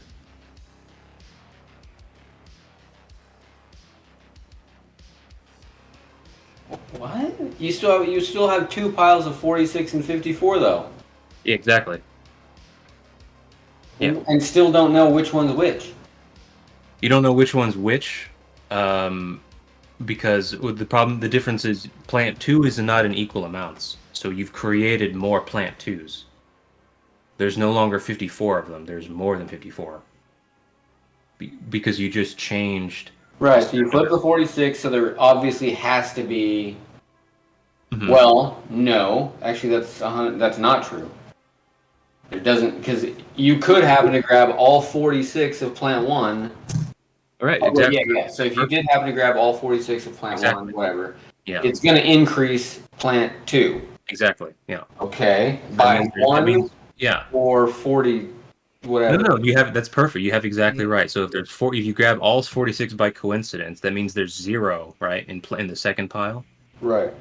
So you flip the 46 that you grabbed. Now there's 0 in both piles, right? Hold on, okay. I got 54 over here, I pull 46, they happen to be the exact plant 1s. Yeah. I flip them. Now they're all plant 2. So that 54 is now there's 100. And now there's 100 plant 2s. Yeah, exactly. The logic thing is that anything as long as you grab the exact number of plant 1s. Yeah, Then and then I'm going to grab 46 again, and I'm only going to say that one of those is Okay, yeah, then that means there's 45 in the other pile, right? plant 1. It means there's 45 in the other pile. Yeah. Okay. There's one. How do I separate that though? Okay, so there's 2 piles that you took the 46, right? Yeah. And there's only one of plant 1 in pile 1, right? Yeah. So that means pile 2 has 45 of them. Yeah, so that means when I flip it. Yeah, so you flip pile 1 with the 46. Yeah. With only one plant 1. Yeah. So now all 45 of the plant 2s in the 46 pile, all 45 of the plant 2s become plant 1s, and the one plant 1 becomes a plant 2. So now Which means everything in the other pile is a 53. There's 53 plant 2s there. Yeah, no, there should be 45 of plant 1s in both pile. Yeah, 45 plant 1s. Because it was 45. Oh, yeah. Or 54 to begin with, right? Yeah. Or no, you said 45, sorry. Yeah. Well, 46 and 54. Mm-hmm. So yeah, if there's anything we can do to make more clear what you have to do or the logic trick in this, that would be helpful.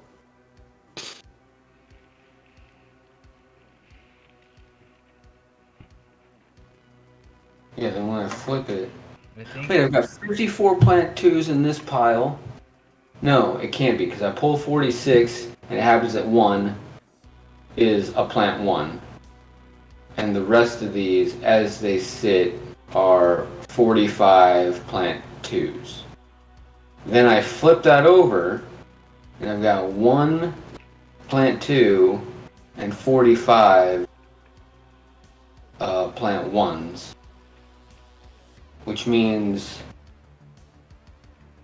if I've got 1 here, that means there's 53 plant 2s over here and 1 plant 5 over there. But then how do I move that over there without knowing it's there? So the only plant 1 has to be in equal amounts in the garden bed. It doesn't matter how many total coins are in each bed. It just needs to be equal amounts of plant 1 in each pile.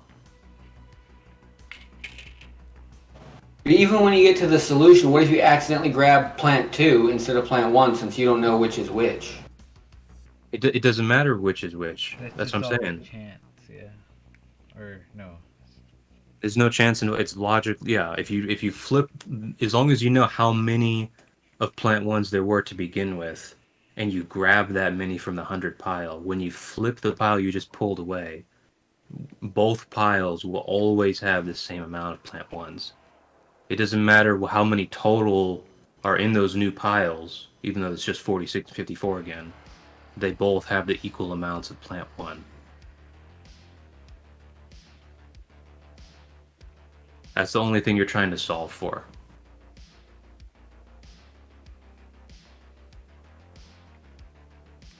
Is there 45 plant 1s over there? And that means there's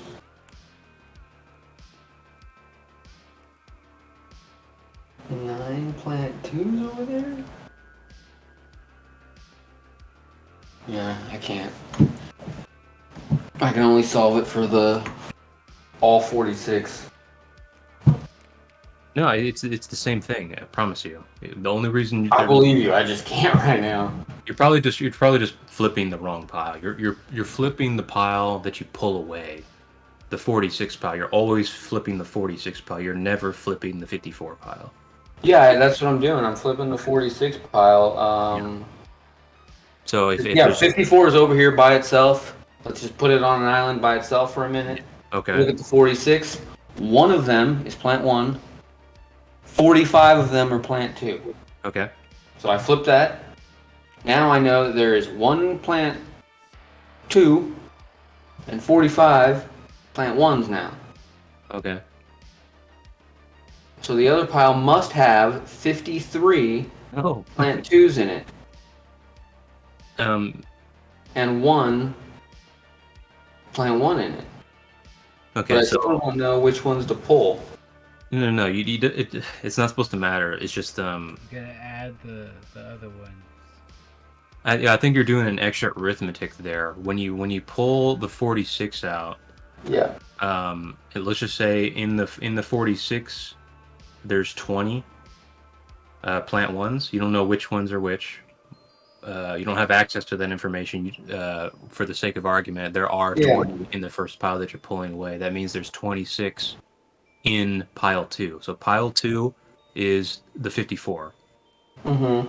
So there's 26 in pile 2. And there's only 20 in pile 1, right?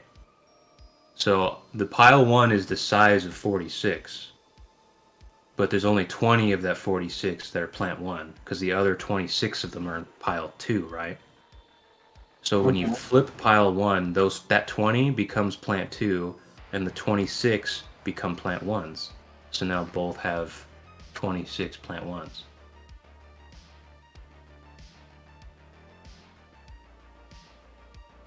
I need a visual. Yeah, it's just a visual thing probably. Can't I don't know how to It's beyond my brain. we could do it on the roll 20 here. We just have to use like a really small number because I don't know how many images I can drag in here. Yeah, I think this puzzle would be a lot better on with visuals. Cause I'm having a hard time picturing it, but it's manageable a little bit. See, can I rotate this thing? Okay, yeah.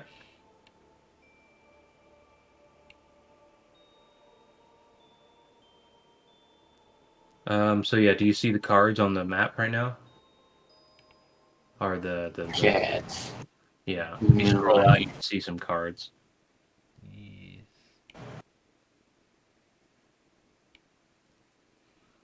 See some sorry cards. Yeah, these are Uno cards. So we'll say that the tilted ones, the one on their sides, is pile 2. I guess, and the stand up one, the normal ones are pile 1s. So you know you don't, and for argument's sake, we're saying these look identical. Then you can't tell which ones are slanted or not. So if you know that there's 2 upright cards in the pile of 5, it's not supposed to matter which 2 you pull from, as long as you pull 2 from this entire pile. So if I pull this and this, something like that, and then flip them, I guess this doesn't work. Let's see. Flip them, the total amount is supposed to, I think I messed that up somehow.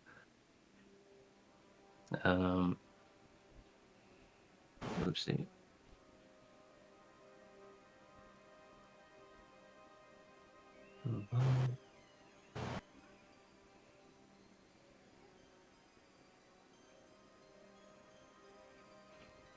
So that you have, if there was 100 here.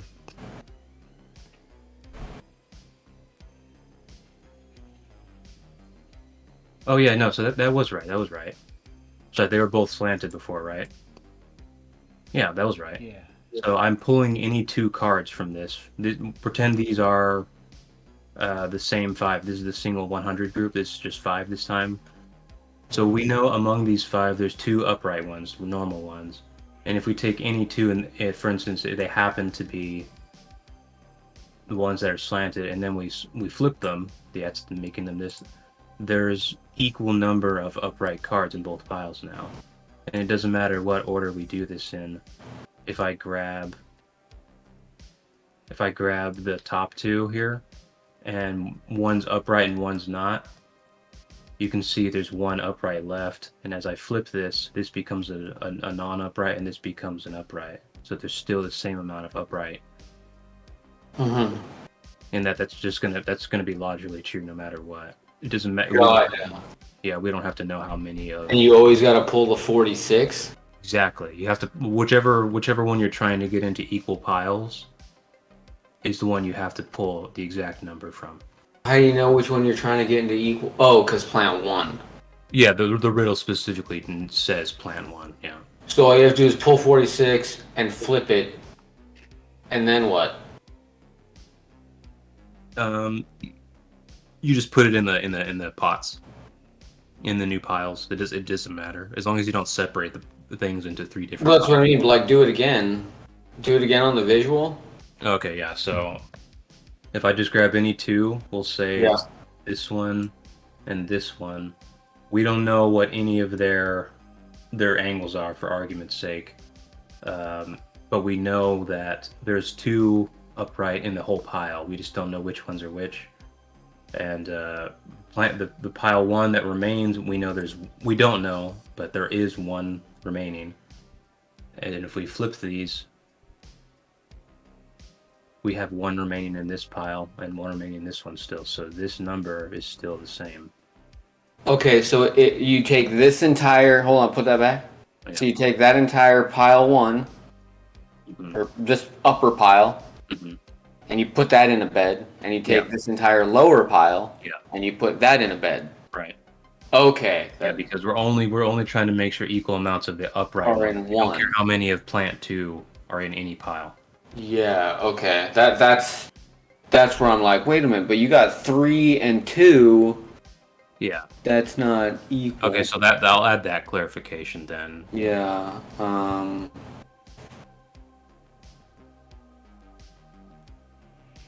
It's kind of hard to explain. I'm gonna have to think on this. It's pretty hard to explain because of the without giving up the logic of it.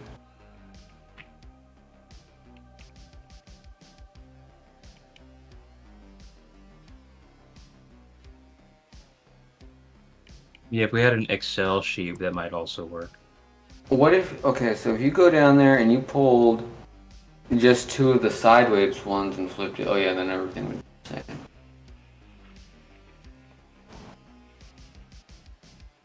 Okay. I'm just a dummy.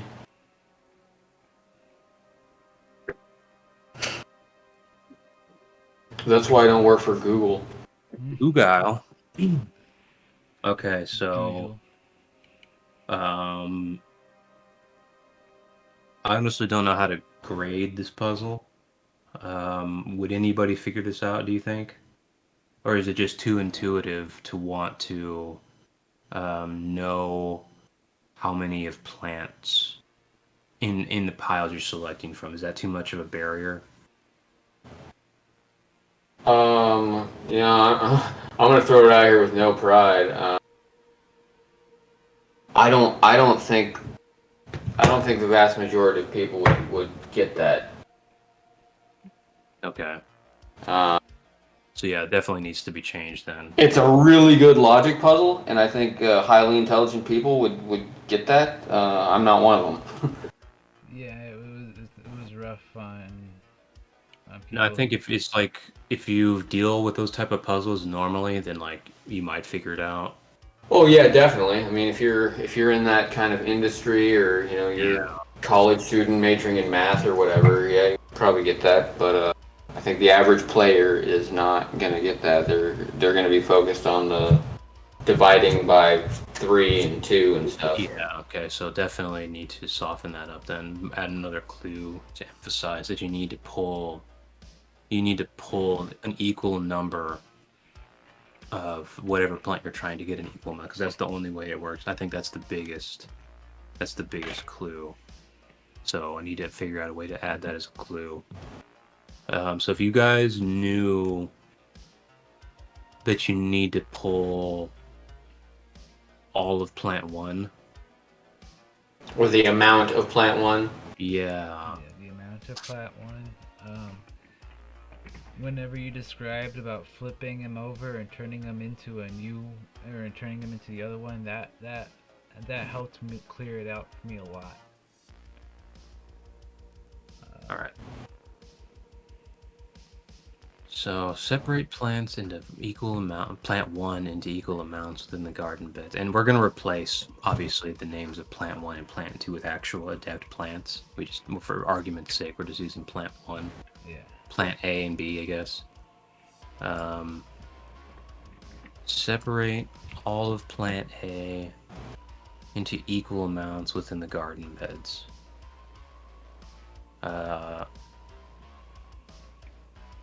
The accompaniment of plant 2 does not matter. Yeah, that part needs to be very definitive. Like really, really obvious. The amount of plant 2 in the beds has no bearing on the solution or something. Yeah. And then have an example. You can have one in plant. You can have of plant 2. You could have one in plant in bed 1. You could have 14 in plant in bed 2. You could have 37 in bed 3. That doesn't matter. You could have none in whatever. That doesn't matter. But I mean, that is giving up kind of a lot. But So I feel like I can get context clues a lot by putting special significance with adept lore onto the plant types. So maybe if plant B is the nascent plant, where it's like a plant that's never there and you like or never blooms or something like that, you can kind of get a context clue that plant B doesn't matter. Maybe that kind of shenanigans. I prefer to have that kind of like lore solution for okay, yeah, like plant 2 is a known weed on a deck, and plant A is a really good familiar food or something. There you go. Yeah, perfect. And and the riddle can just be put all of the healthy or the good plants into equal amounts or something like that. Yeah, exactly. Even though there's 2 plants, just put the familiar goody good in equal amount. Yeah, the interesting thing is you can actually do that with any number of plants as long as all of the plants, or all of the coins have at least a plant 1 on their side. So there can be infinitely, well not infinitely, there can be 10 other plants. As long as all the plants share a plant 1 on one of their sides, then that's fine. On the coins, pardon me. Maybe like a local dandelion and one a fruit. So that would be. Yeah. I get it. Awesome. Well, you get all the coins, so there's 100 more coins. Oh my god, 100 more coins. Captain, you can have the odd extra coin. You get 34 coins this time. Okie dokie. You're gonna need them.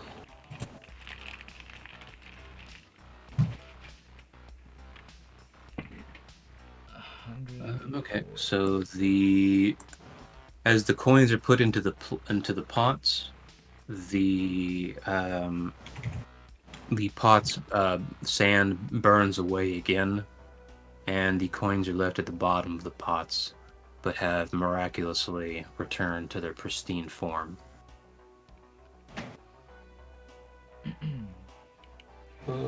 Joink. Yoink. So, yeah. I guess we should get like maybe get half credit on that one, but not full credit.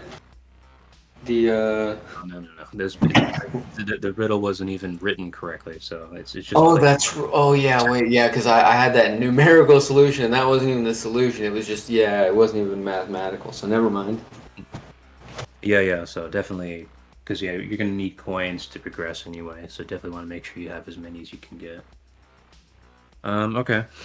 Why don't you just alchemy these coins into infancy? You actually could alchemy the coins. If you're a really good structured alchemist, you could alchemy the coins so that there's no discernible difference between a really old one and one of the ones from the Void God. There's no way to know. Bummer. I didn't get You don't have any structured alchemy? No. I did want to trade that one,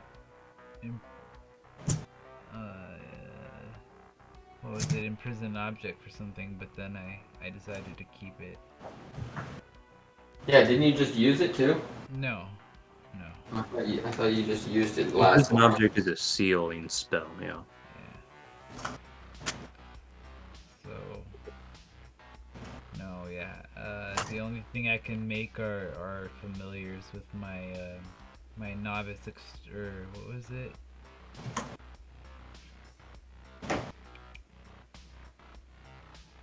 Oh yeah, you can make novice familiars with the transmute avatar stuff.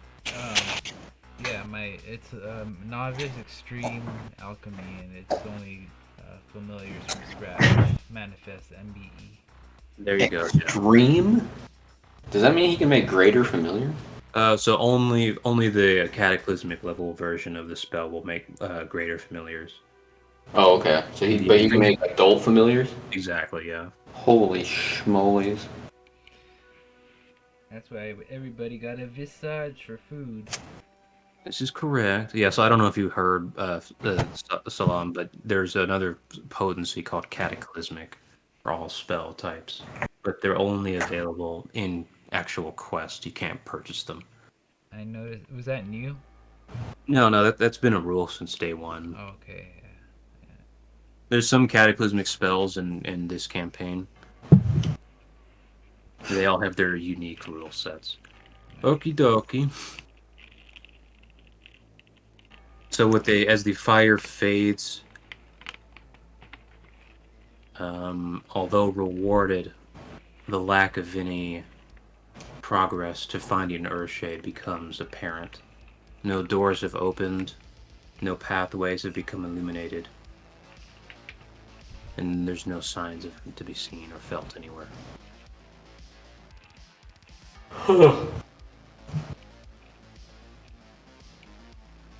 Have you seen this boy? Well, what say you, Nye Jade, the science gal? Tis hopeless then, she says, gripping a coin.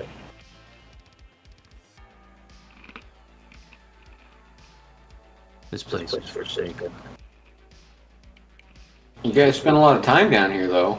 Forsaken to me, she says, and she tosses the coin into the rotunda, in the gaping rotunda hole thing. And then you feel a slight residual mana signature respond. Is it familiar? It is Earthshade's signature. I knew it. All he needed was a coin. He needs to be purchased. How much is he worth? I don't know. He's used. I'm just saying.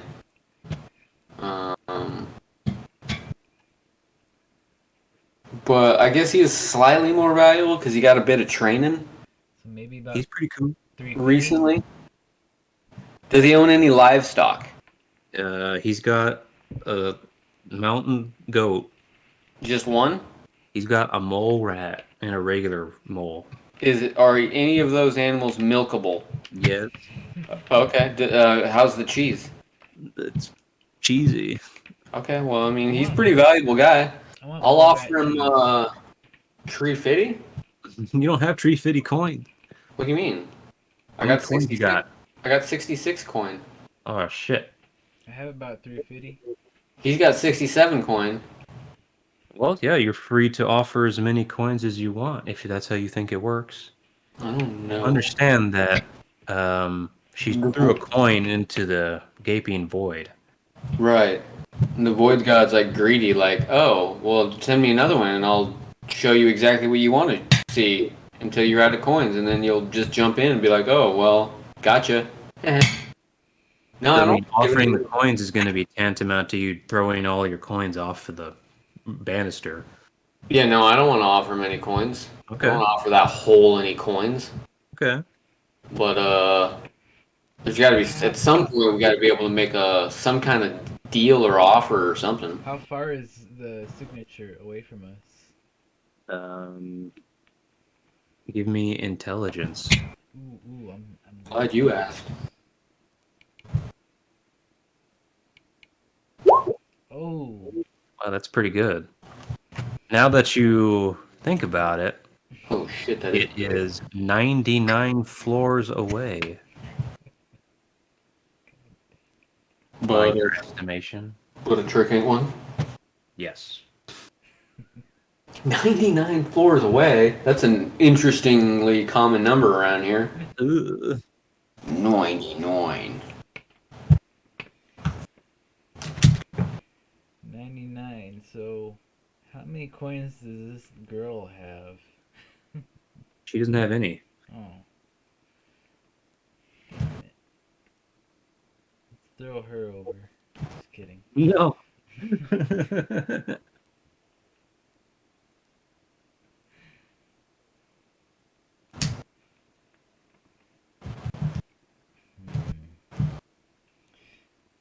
Too bad I can't make these coins. That would be a lot easier.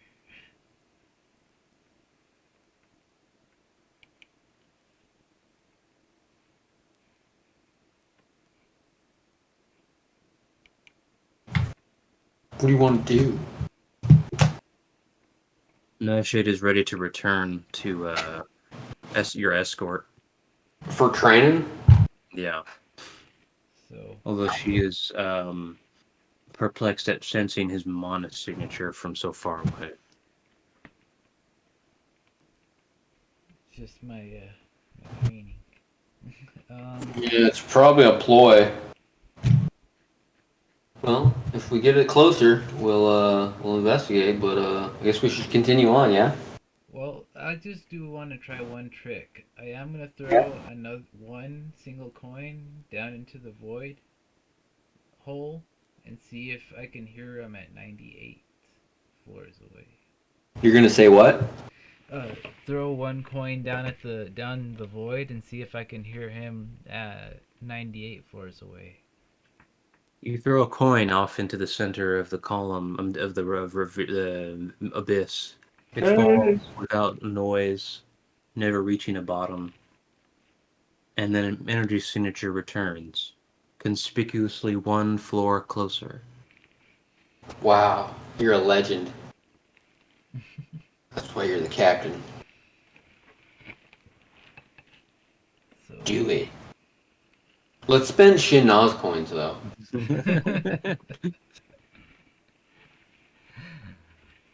Because we've got 199 coins.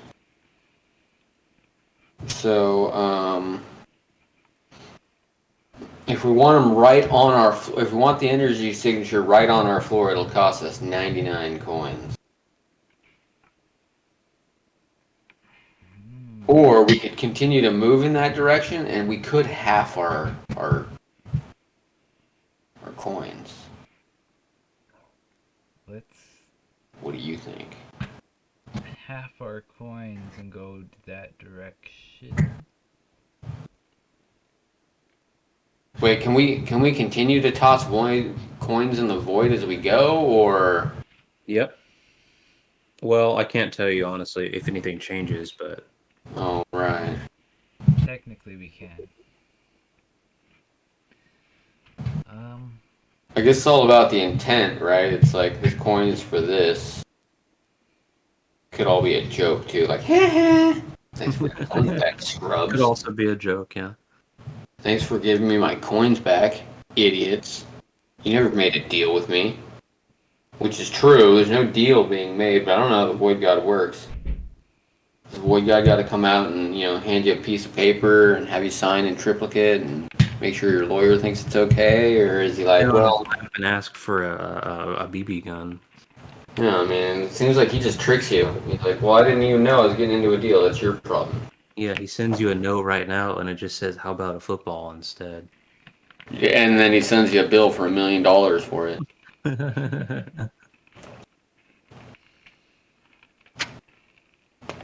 Can't afford it. You guys don't have any arcane lore, but you would know that if you did, you'd know that the more you offer, the more influence you have, and the cheaper things become.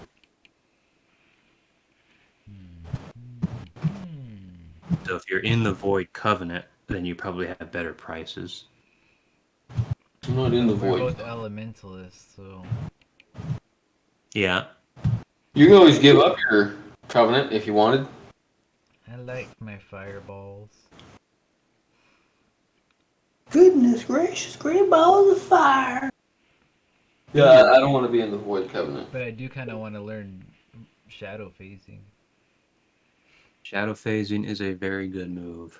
It's a pretty good move. Is that for? I wonder if that's for voidlings only or for. Pretty much, yeah. There would be, I think, the Shadowmancer. If you bond with it, you can shadow phase once in the battle, but it doesn't recharge. Like ever, or like till you vitalize, or Honestly, I think it might destroy Shadowmancer. oh, to shadow phase. Okay. Yeah, but if you get Shadowmancer Prince, then it'll recharge. Nice. Okay. That could get you out of a tough spot, but All right. Well, fuck it. Let's spend. let's see. How many did we have? Because we did get a double or nothing on the last one, right? So. Wait, did we? Or did No. The first one? Yeah, the first one I meant. No, I was just giving y'all a second chance to Okay. try to do the puzzle thingy. Yeah. I thought Well, it we was couldn't. an actual double. Okay. Yeah. So we got 99 there, and then we just got 100 here. Or Right. did we get 100 and 100? It's 99 and 100. Yeah. So we got 199. So. I mean, we could spend 99 here and be like, well, at least we're gaining favor, and There we are might more get what's his name back. There are still more puzzles, so there's more coins to be had. Yep. There's True. more coins to be had. So. And we would just be left with 100 coins. Right. All right. Let's But maybe we shouldn't spend 99 coins. I mean, I don't know if we can continue to offer these coins as we go. Like, I don't like. Well, let's go to. So we're at 98. Let's just do it to where he's 50 floors, potentially 50 floors away from us. So you don't have any arcane lore, Oh, but yeah. you would know that you can make payments for a part of your arcane dealing over the course of as many cycles as it takes. Just because that's the nature. The Void God is not going to remember. I'm sorry, he's not going to forget what you've paid ever, unless Right. Yeah. Okay. Well. Then yeah, we might as well just continue in that. Try to meet him halfway, I guess. All right. Meet the energy signature halfway, and hope we don't get screwed. I guess Okie dokie. the thing is just to toss a coin on every floor or what? Ulta. I guess. I don't think the Void God's gonna be like, no, I don't know what that's for. Okay. Yeah. I'm like, yeah, I got it. Alright. So she threw the first coin, so that's what she's buying. If she's not with you anymore, actually, at any time you would want, because again, you don't have any arcane lore, but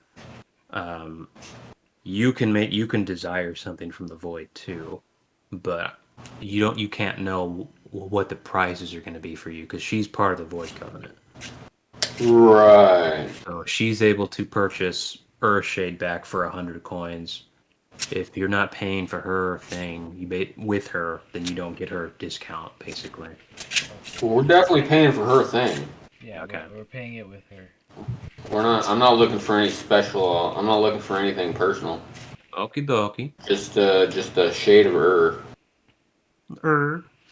All right. So you move down the floor. He's my bro. We've gotten real close. The tracer follows you yet again, and the light far into the distance begins beaming up yet again. 24 levels above the sanctuary. You moved, and then you said you wanted to throw a coin off on this floor. Yeah. All right. You sense a residual enter signature 97 floors away. Now, is this from us holding position, or is this from us moving You moved one floor down. towards the signature? That's right. And even though that spatially seems like we should be at 96 distance now, it's still 97. That's correct. Okay, so the Void God's aware of scammers and says, no, it's going to cost you this much. Maybe if you had more influence, it would work as you think it does initially. Yeah, maybe. I don't have that kind of influence. You're not an influencer? Just take off your top. Hey kids, you want to buy this stuff? By the way, these are not my boobs. I'm wearing a shirt. I'm just not wearing a bra. Hey kids, you want to buy this stuff? Oh my god. It's invest in crypto. Um. Okay, well, it kind of seems like we just gotta pay him outright. We should just give her the coins. Alright. Like, hey, maybe you should pay, drop these coins. And let's move another floor and have her do it this time. You move another floor down, and before she tosses the coins out, she questions you. Do you really believe it's as simple as that this entire time? Maybe. Have you tried it? No. I've Well- never seen anybody contemplate such an idea. I tossed the coin out initially out of frustration. I don't even know how it is the Void God would know what it is I'm bargaining for. Well, I think you just answered your own question. God? A God? What could we possibly hope to understand about a God's thinking? Indeed. She says, throwing the coins over. And as she throws the remaining 97 coins, Oh wait, no, we were just gonna move one floor and have her throw one coin to see if she got a better deal. oh, okay, that's negative. It's still 96 floors Okay, away. well then we'll give her the, if you agree, Sadi, give her the remaining Go ahead. coin necessary. Yeah. As the other coins are poured over the edge, and you hear them whistling through the air slightly as they fall, as soon as they disappear from sight, a very close monosignature, two monosignatures appear. Oh, maybe we got a 2-for-1. We got an L shade, maybe. A 2 Where are they at? They appear to be in a chamber across the rotunda. It's very familiar. One of them is indeed Earthshade, who's on this very level with you. And we don't recognize the other one? You do not recognize the other. However, it appears that Nightshade does. Who's that? She jumps over the rotunda and begins flying over to the other room, immediately. I guess you know them. Follow her, but we'll stay a little bit behind. real cool, like like a strut or a confident one, but not overly confident. Okay. Like Like if we were in like a Grease that will make movie. hair. Grease Yeah. movie. Here you go. We had pompadours and As she steps onto the entryway, and you are able to peer inside, you notice that the chamber within is actually far larger than it appears. Getting residual information from the air in the pocket, you can sense that it's closer to 500 meters in diameter, which is several times exponentially larger than all of the other rooms. It's as if there's a pocket of space in the tower on this particular level of the rotunda. An extra pocket of space? A space. Huh. What, She is reluctant, but channels her aura to light up as much as she can, and you begin to see the slanted stone slope into a downward curve, and the room appears to be spherical in its dimension. The two residual mana signatures seem to be the epicenter of this sphere, judging from the distance.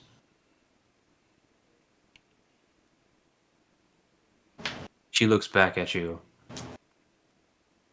And is it them? And then moves forward, uncertain of herself. Follow her. Easy. You see two statues, one mirroring that of Earthshade, and of course she acquiesces to the recognition of L-Shade as well. Earthshade, they appear to be embracing. Why they are now currently statues is unknown to you, but they are emitting the residual energy signature. Statue. Well, probably don't want to touch them. they got turned into statues. She's already touched them, actually. She is? Correct. Don't touch them! Shit. She takes her hand away and looks over at you. It's them, she says. Well, yeah, but I thought they might be, like cursed or something, and him touching his brother turned him to stone. She quickly begins to look at her hands, as if searching for some sort of residue or plague. Do you feel funny? You all good? As far as I can tell, I'm unexpired. Hmm. Well, they don't seem expired either. Just yet. Just stoned. Just Ultra stoned. It's then that you feel a shift in the air as some objects seem to coalesce from the empty space around you. They're about 3 times the size and mass of a human. They are up in the air at the tops of the spherical dome. Do they have an energy signature? Negative. Like creatures? Correct. Like shadow familiars? They do not have spiritual energy, so they are neither familiars, nor orchestrates, nor... Well, I couldn't tell you if they're demons, since you guys can't tell. Possible illusion? Your mana does not appear disturbed, so I'm going to say negative on that. Eventually, you see 2 bright lights begin to light up, and you sense danger. Oh, goodness. The hair on the back of my taint stands up.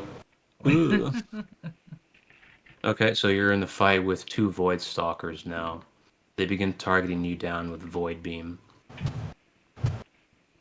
Void Beam is currently charging on both of them. You may make your moves. Void beam? Void Fuck. beam. Would that be considered a projectile? Yeah.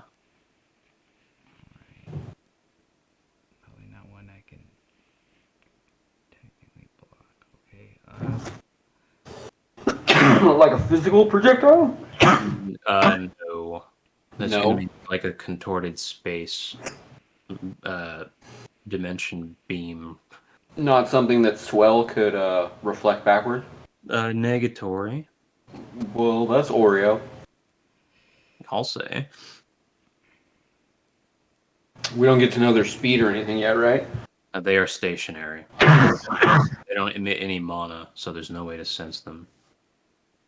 Well, we're in this place, and it's time, so I might as well go Full power. full power, spirit. Spirit. I don't know what we were normal. Were we at normal power? Or were we suppressed? I don't know what we'd be normally moving around. She was definitely in there at a steady power rate. She was not suppressed. So yeah, I mean, I did say I was matching her speed. So would it be fair to say I was matching whatever her normal power, whatever was? Yeah, that's correct. And what would that be right now? She would have been 3 turns into spiritual energy. Yeah, like a 2 or something. Yeah. You can just manually shift the battle thing to turn count to 3, and that should, when you switch energies, that should reflect the stats. So go to turn 3 and then vitalize. Don't press end turn, but yeah, you can manually adjust the turn count because it should be a numeral input. Yeah. So you can just replace that and then or press the arrow buttons and then switch energies to update your energies. There we go, spirit. Oh, interesting. So she was at a 2. It actually didn't use up any mana. Yeah, it doesn't. It could only the end turn button actually calculates. Oh, gotcha. But now if I push end turn, is it gonna account for all of the? No. If you press end turn, no, because you're basically entering the battle at turn 3. That's what's happening. Gotcha. Yeah. So, no turns have actually expired for you. Okay. Although I guess you guys should press vitalize to make sure your actions are accurate. Oh. I don't know if that's gonna do. Oh yeah, that did. Okay, cool. Because all my like armor actions, I just got a bunch more ones I can't even see. Wait. Awesome possum. So just go to turn 3, switch spirit, or switch And then vitalize. then vitalize. Okay, there it goes. Let's see that. And then we're gonna go. Oh crap! I've got to actually increase my spirit and mental energy by 10 from titles.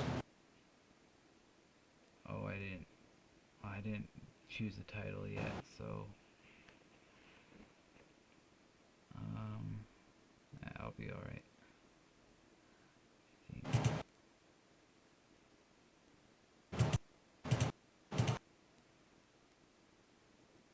No change.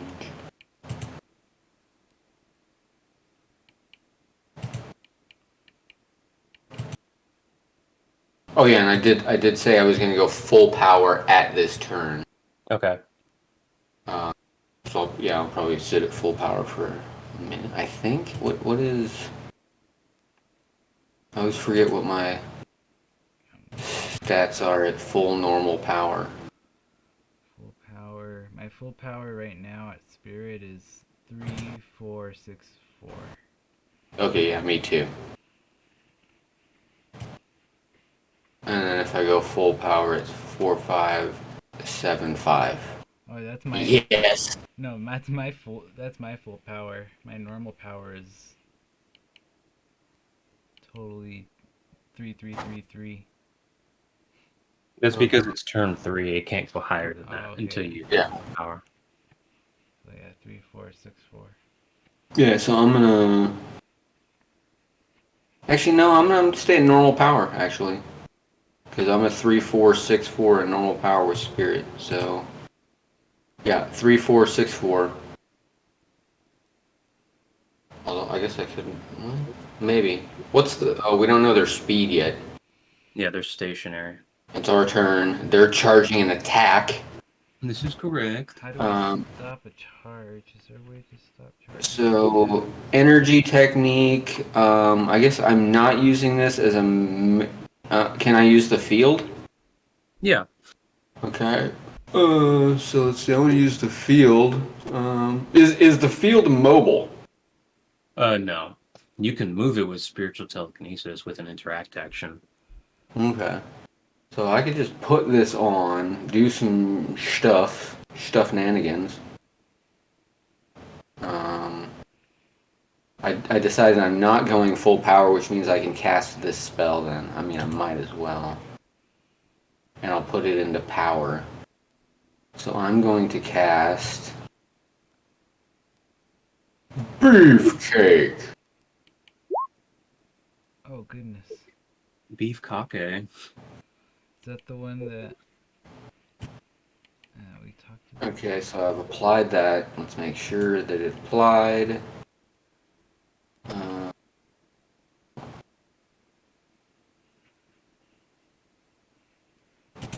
Boink.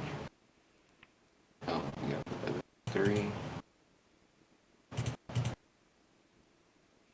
It did apply. Okay, everything's good. Okay, so Beefcake, to select 15 points on select target, and then I decide which stats increase.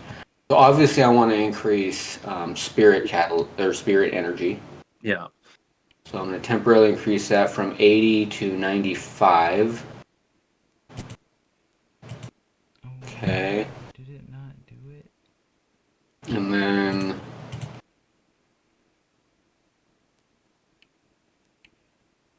what? Oh, I did get hurt. Remember, it's still turn 3, so you won't be able to go higher than that, even if you have more energy.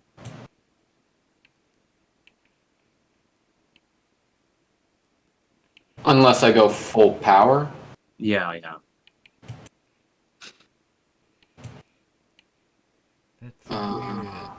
My And once it becomes turn 4, your regular, your normal power will get closer to your full power and so forth, or closer to your maximum. Sorry. See, before though, my maximum speed was a 7, and now it's 1 less. Like before, I was looking at my normal. Press exit combat. Yeah, exit combat. Go to spirit. Oh. Now go full, Now it full says power.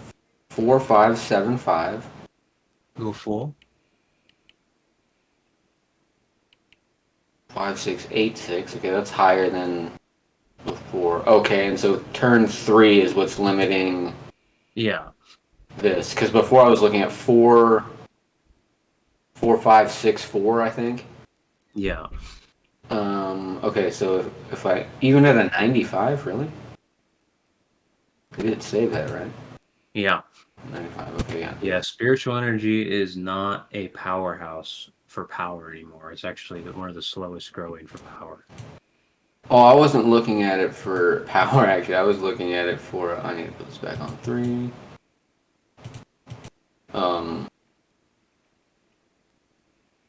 Yeah. So yeah, turn 3 is limiting everything. Yeah. Okay. Well, in that case, then I don't want to cast that spell. That would be worthless. Wozer bozer. Because even if I have a catalyst of 95, I can't get any higher. Yeah, that's exactly right. And even full power is still restricting me. That's some pretty decent stats, though, right there. On full power? Yeah. It is. I should go at least full power for 1 turn with the spiel. Yep, I'm gonna do it. Wozer bozer. Oh god. Oh, yeah, I could do it for 1 turn and then it's gonna be dangerous. Angelus. Okay, so I've done this.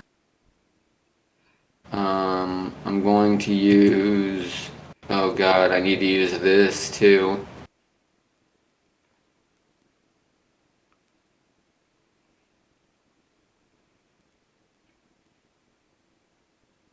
Can I? Okay, so if I cast this field as a sizable, Mm-hmm. and then I use an interact action to move it into melee range, or I move into melee range of one of these things, erect this field, but then can I attack them through the field, or no? Can you attack through your own field? No. No, okay.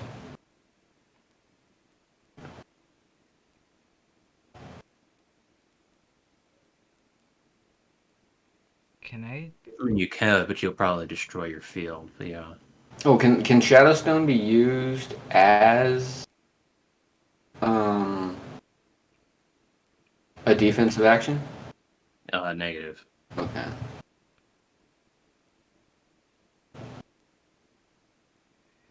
So you would have to blast out of the Shadow Stone. Yeah, if you erect it in front of yourself at the end of your turn, then that would serve as an obstacle. Okay. But again, you have complete movement, so the moment it's your next turn, you just move around it. Right. And how many of these things are there? There's 2 Void Stalkers right now. Okay. And what So then I'm gonna move in, and I'm going to. Are they sizable? Yeah, they're 3 times the human size. So if can I put the field around one of them? This is the Shadowstone technique. Yes. Shadowstone has to be done in small AoE, but yeah, you can definitely build it around them. So can I put a field around one of them, or are they both like right next to each other? No, there are of course different tangential places within the sphere, so they're totally separate. Okay. Well, I'd like to put a field around one of them. Okay. You can do both of them because you have 2 actions. Actually, no, I guess you cast a spell already, so you only have 1 action. Yeah. If you want to mark down an action, you go to your battle sheet and click the main action button. Ah. Right now, spells don't take away from it yet, but they will eventually.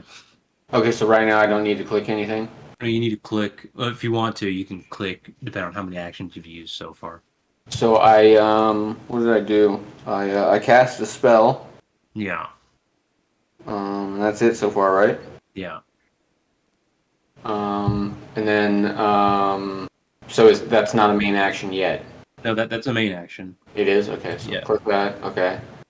And then I was gonna, what was I gonna do? You're gonna cast a field. Oh yeah, and I was gonna cast a field around one of them with this, the energy technique, Shadow Stone. Yep. Let's see, so that has a cost of, now am I using I'm using the sizable field, or do I need to use the small AoE version? If you're trying to surround them in it, you need to do a small AoE. Okay, so the small AoE. Now, is this like a dome, or can they just fly over the top of it? And I'm like, wah, wah, wah. If you want to make a dome, you can make a dome, yeah. Yeah, okay. So the small AoE is a 40, so it's going to cost 40. Execute, apply. That's the field. Around one of them. And then the other one, I'm going to go fisticuffs on them. Channeling my, my spiritual spiritness. And I'm going to go in with a combo, or can combos not do spiritual energy? Wait, these are shadow stalkers. These aren't familiars, right? These are void stalkers. They're too large to be comboed by regular combo techniques. They're too large to be comboed? Yeah, they're too large. Okay, so I can only do a regular melee? This is correct. Okay, well, I will do a regular melee. Oh yeah, and I just need to add that stuff, even though it's listed there. Did I ever add that stuff? I guess I did. Okay, I'm gonna attack with this. It has 0 evasion and pretty good. 7 endurance. How much? 7 endurance. 7? Yes. Oh, that's the end of that. Should I use transmute dimensional? Go for it. On both of them? I'll kill myself. Yeah, I'm like, is this gonna do any damage? Did it not count my +4 base damage? Press re-equip your damage, your combat style or whatever. Trial. I think I'm using Hawk right now. Yeah. Okay. And then what? Do it again. Yeah, do it again. Attack again. Yeah. Yeah, it's reflected on the display, so it says 15 now for bases. 0. Submit. Endurance is 7. Okay, there we go. Awesome possum. 25 damage. He's probably got like 5,000 spirit. 7 endurance. That's insanity. I don't. That's a war of attrition. I don't think we can win. Although, unless they can if they can heal, then we're screwed. Well, So we can heal and they can't, then that's a thing. But I can't stay at full power after this turn. Okay, so I did my attack. That was my melee. Yeah, I don't think I could. And then just so I don't forget. Or wait, I gotta wait until you tell us to end turn before I go back to normal power, right? yeah, right, because we don't want your defensive actions to be reset until it's your next turn. Yeah. So leave Okay. myself at full power right now. Yeah. Yeah. Okay. Your move, Ernie. Alright, so I'm not, if I don't press apply, it won't actually take out the mana, right? Right. Alright. With this band shield, the one that I use, my spell, it's a kinetics one. Mhm. Will that be an obstacle, or is that just kind of like a bubble around me? That's a bubble around a target. Alright. That shield should be banned. Wait, is that a spell? Well, yeah. Yeah. Oh, okay. I thought it was like you were holding a shield, and I'm like, wait, what? That should be banned. Everything's banned. So, I guess I will put this to cover me and,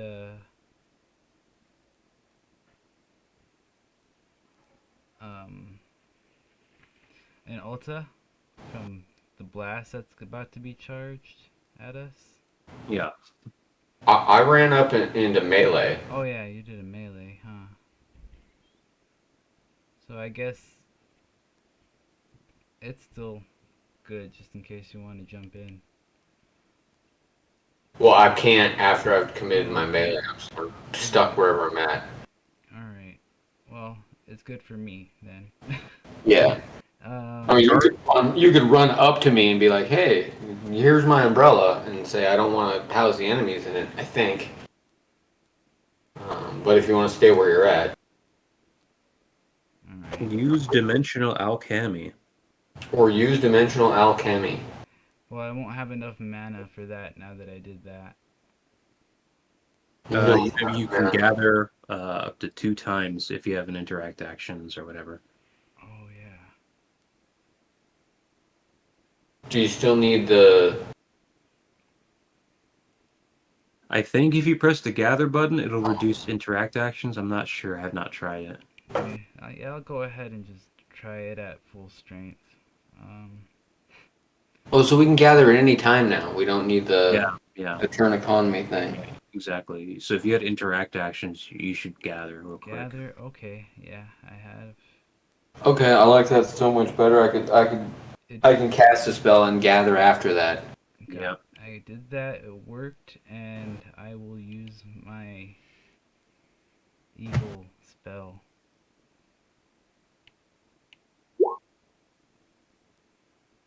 Holy crap. My mana is drained. So it does 210 damage base? Yeah. Oh no, it's 50 Okay, damage. 50 base, 50 plus. So it's just 50 damage. Oh, so here's the thing. You need to figure out what you want those to be. That's just the formula. Yeah. Yeah, you gotta actually just design it still. So it gives you 50 damage base, and every additional 2 mana you spend gives you an extra damage. And the base cost of mana is 210. Oops. So how much damage do you want it to do? So you're saying the base cost is 210, and if he wants to do 10 damage, it's going to cost him another 20 mana, so it'll cost 230 mana to do 60, yeah. to do 60 damage? Correct. Oh. Wait, what's the base damage? Base damage is 50.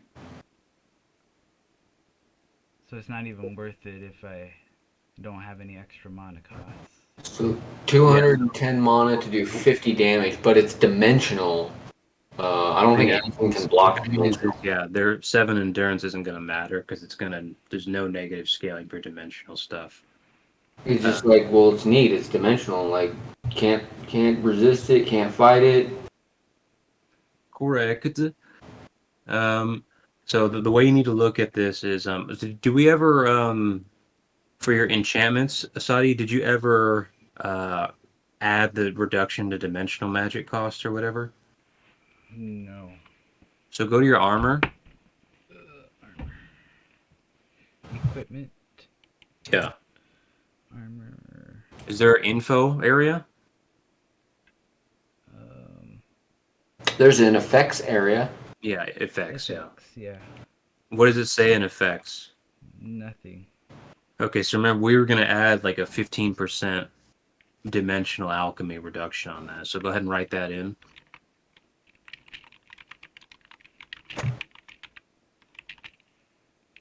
Alright. And then we should go ahead and make a note somewhere because there's also supposed to be dimensional magic training, although I don't think it's in the docs yet. But we're going to reduce it by another, say, 10% because of the training. Alright. So yeah, let me know when you have that note. So just put it like in training and Yeah, that's fine.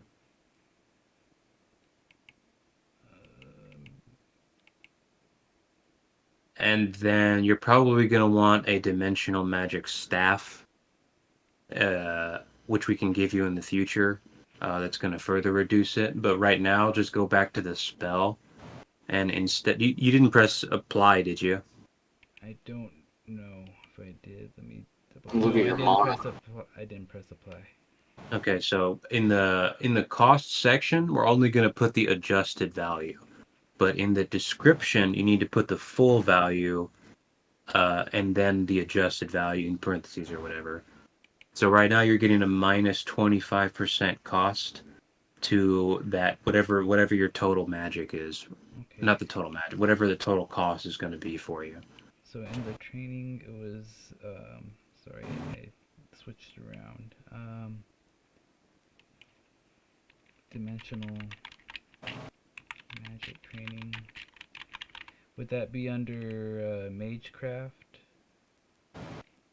Or Would what be under Magecraft? under the Dimensional magic training. Dimensional Oh no, don't worry about the training yet. Okay, I'll just put I don't it. even think it's there right now. I was Just go to the spell that you were looking at. Okay. Spell, and then Yeah, so 25 to 10 is.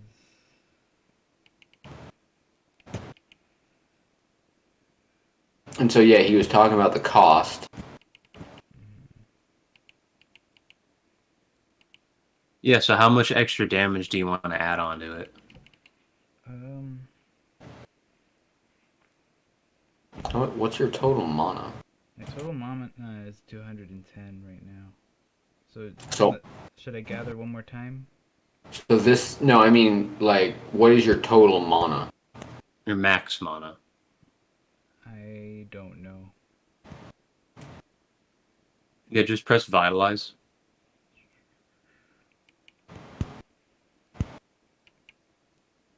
$210, I guess. Okay, then.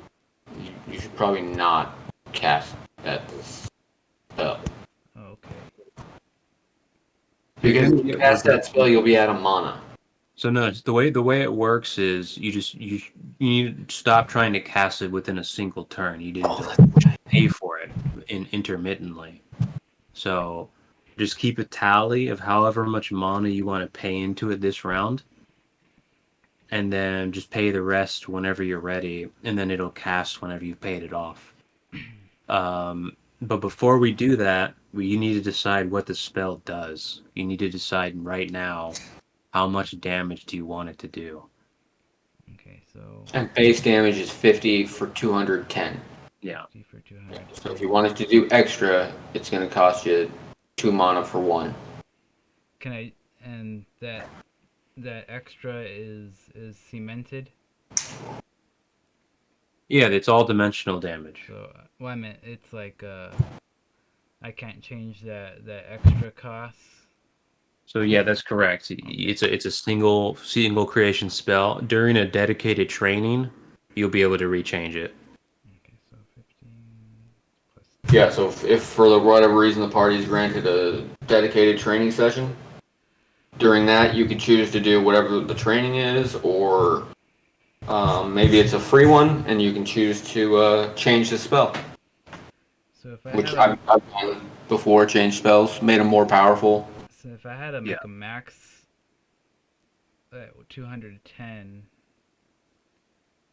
Oh yeah, then I'm doing the split. So I guess Because I mean, you could make something that costs 300 mana and just pay like 104 mana every turn, and it'd go off on the third turn. yeah, that's what I was thinking. So You could also junction cast it with people, so you can split the mana immediately. Right. So instead of paying 104 every turn, you could spend like 52 every turn. so I guess like another 50 wouldn't be too crazy, right?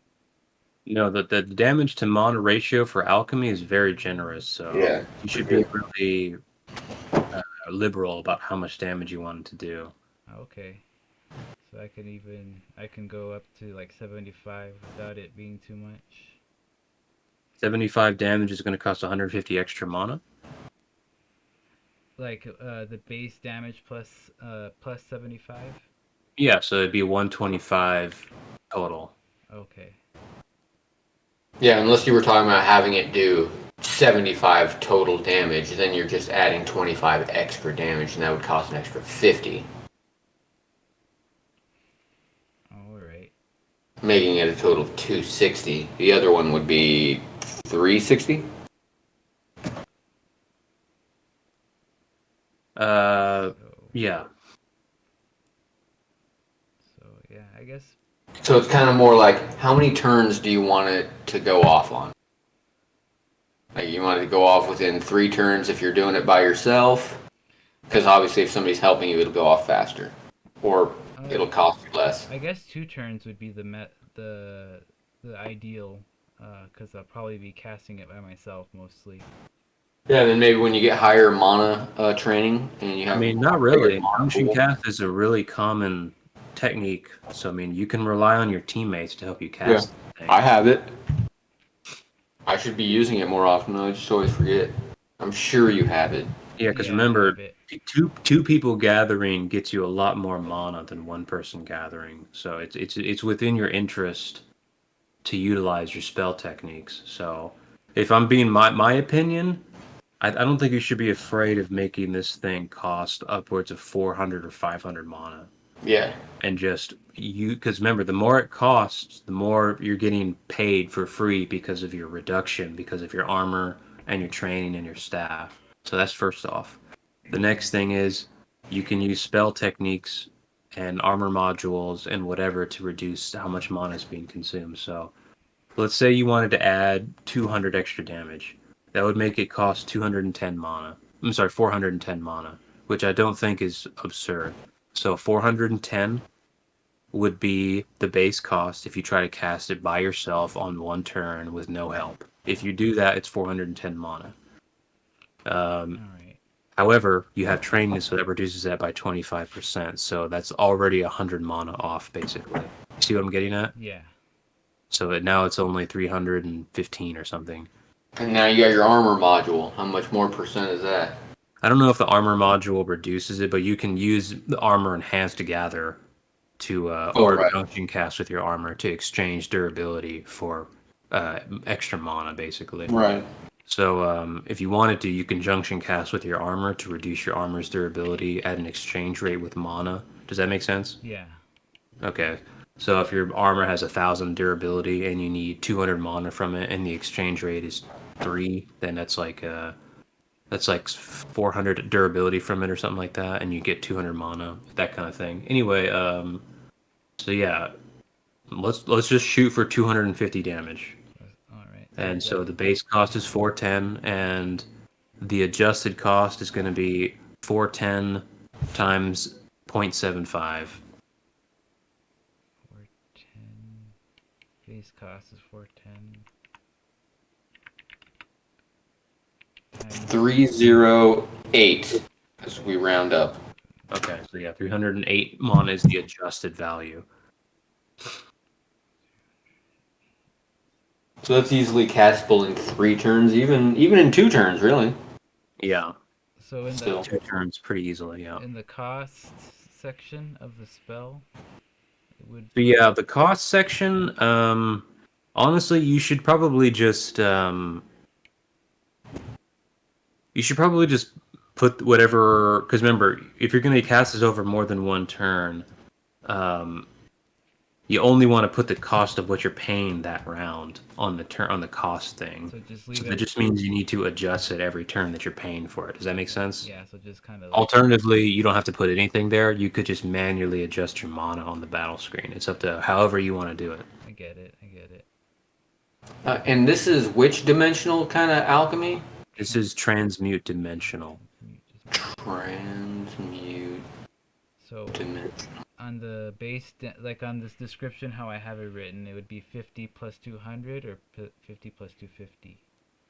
It'd be 50 plus 200, so Right. 250 damage. 250 damage. Base cost 410 times 0.75.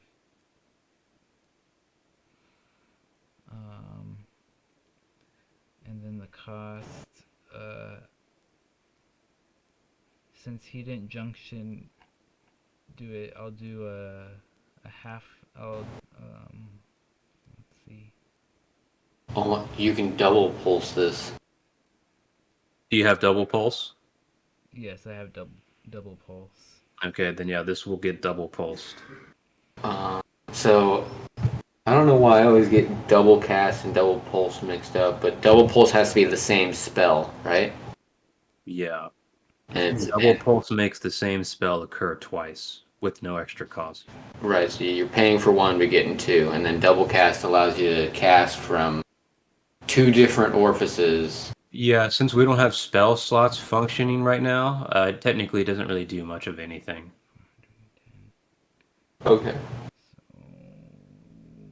But yeah, so yeah, double pulse is awesome because now you're getting double your fun.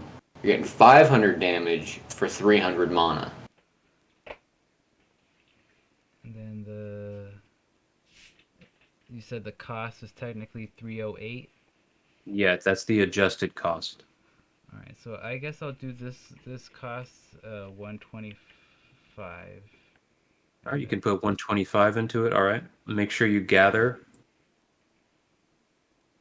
to use your interact actions up. Okay, so I'll recast the spell again, press apply, and then gather. Or You can press apply on the dimensional spell if you want, or you could just manually adjust your mana. It's up to you.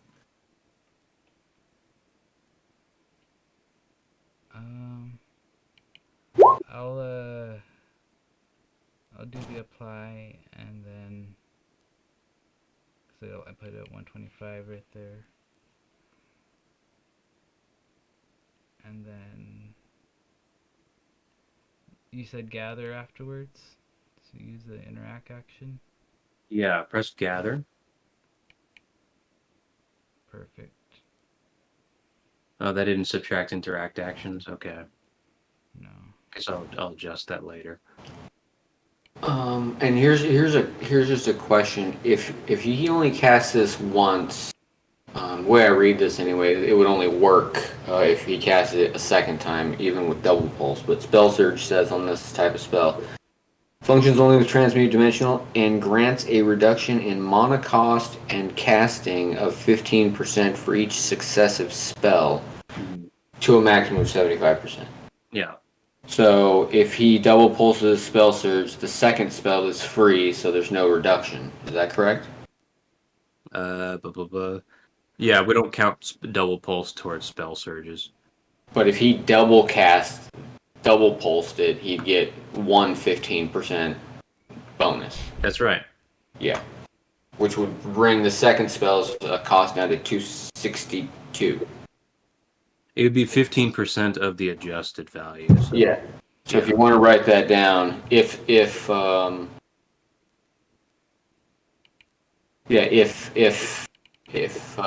successive spell, if one successive spell is cast, then the cost is 262. It's pretty good. That's a huge reduction.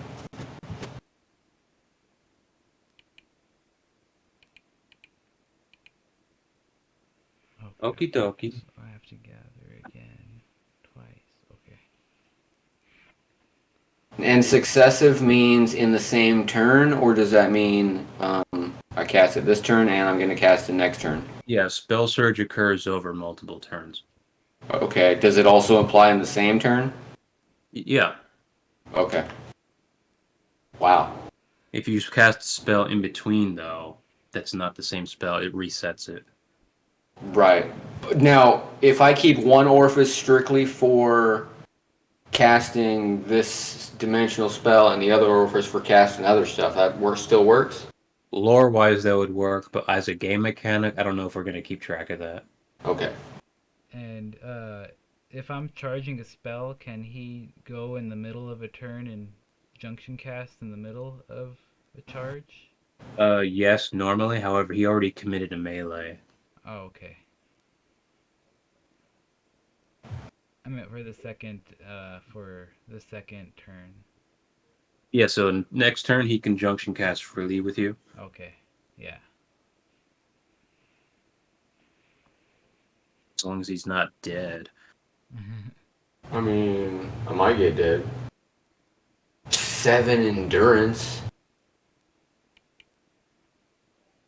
I gotta hope my captain that is super ultra mega powerhouseness comes through in 2 colors. I need to Alright. gather twice before I finish it off. Wait, is there a power or anything on this? No. 2 base cost. Dimensional magic doesn't need a base. It doesn't negatively scale, so it literally doesn't need a power rating. And since I did that, would I have any...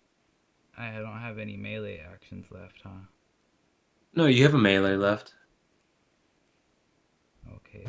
And I didn't charge my weapon, so that's done. Okay. And I'm at full power too, so that's probably why it's taking so much mana. Or no, that doesn't. Never mind.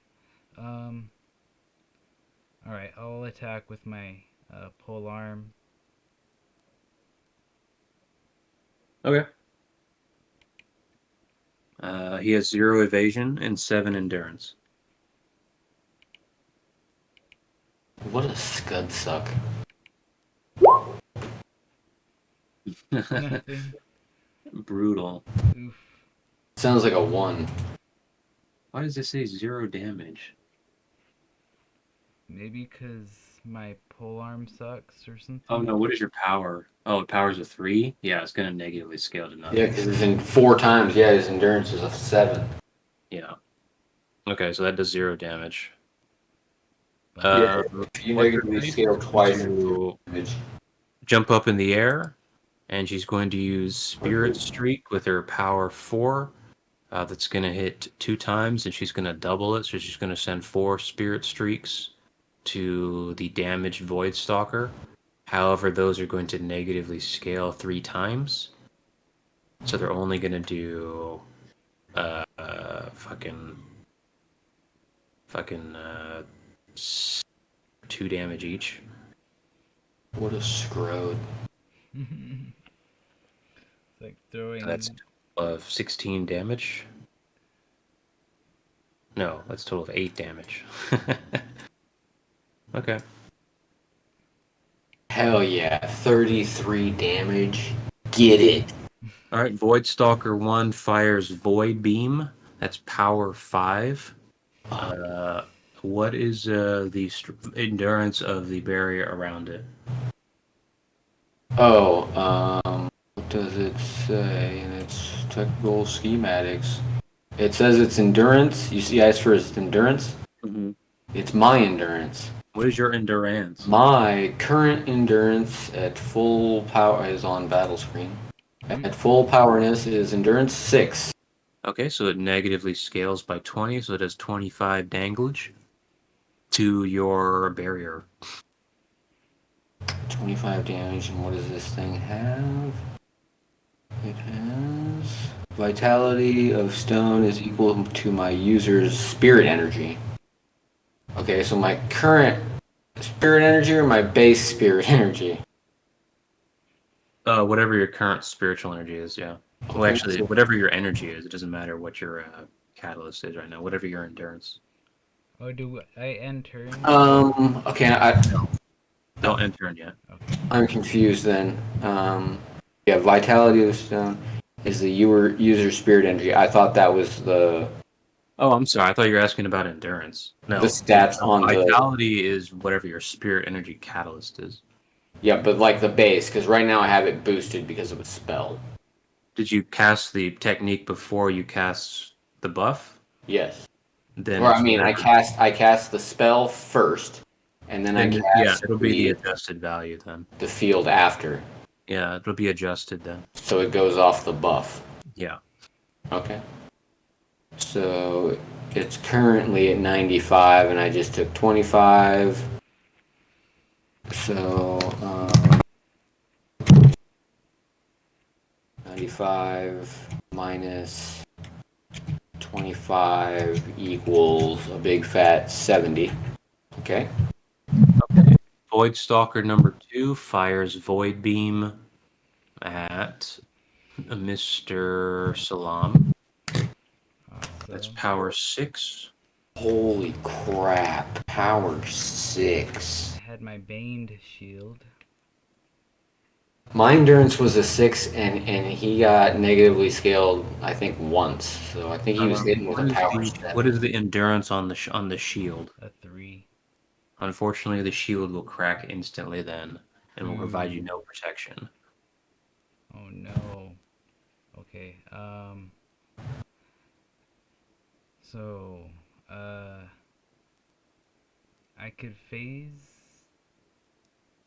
jump that, or no? Negative. That is a moderate AoE. Moderate AoE. Okay. Yeah, because it paid the mana cost, right? Yep. Sword, projectile. Let's see my armor.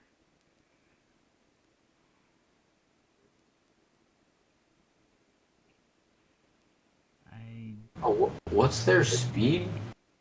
Oh wait, yeah. Hold on. Yeah, their speed is only 3. What is your speed, Saudi? My speed right now is a 6. Okay, he cannot target you. Her speed is she's not going full power, so they'll have to target her instead. So she's going to use defend. So she's going to take 55. So that's 35. Yeah, so about 40 damage to her. Holy Flying shit. against the wall. And saturation is tanking very quickly. Your moves. Well, that's because he's in the middle of casting the big biggie spell, right? I'll say. Well, you should probably go first then to make sure we get our. Or actually,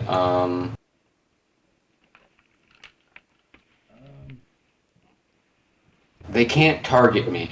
I don't think. I think whatever. I'll just take whatever damage I took, but my speed and flight are a 6 right now. Oh, okay.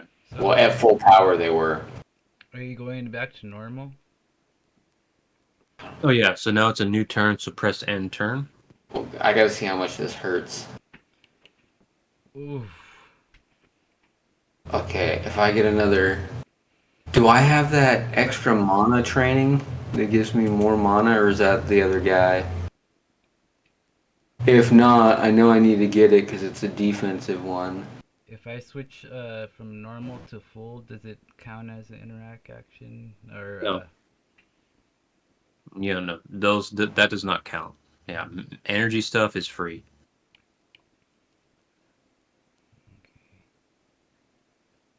Yeah, because there's no reason that I wouldn't pick that up. I always put that on all my characters. would a force speed be okay?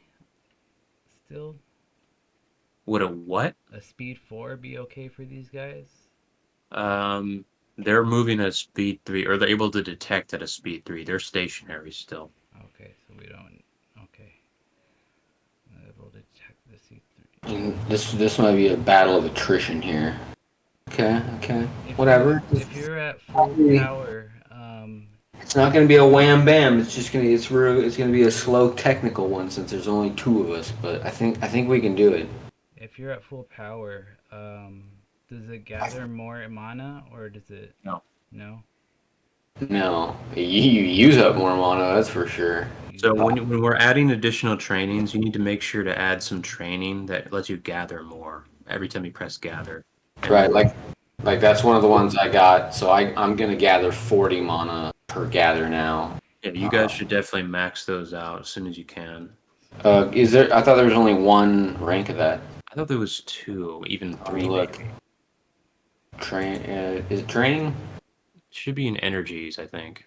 And gathers counts as the interact action, right? Yeah. Alright. I thought there was a training that was. Is it in universal or is it in or general? I thought it was in energy. I guess it's not. Let's see. 10 mana training. That's not what we're looking for. Constitution. I don't know where it is. Is it in defensive? It shouldn't be in defensive. Oh, super saturation. Yeah, energy type right there. There's 3 ranks. Gather Where, 10 additional mana. where is it? Techniques? Energy type training. And it's called Super Saturation. Gather restores 10 additional mana. And there's 3 ranks of it.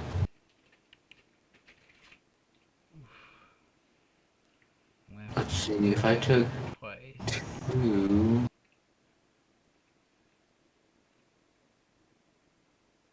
I gotta make sure.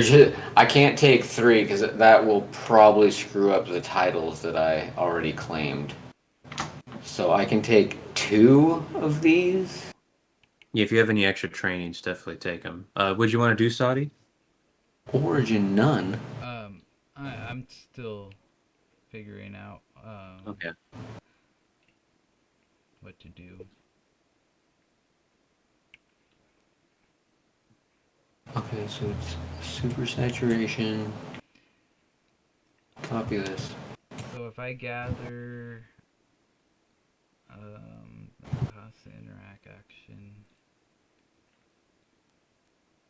If I gather twice, I could still do an attack. Yeah, totally. The rules for how the turns work are actually above on the top of the sheet now. You can just hover over them, and you'll see you can still use your all of your stuff is still usable.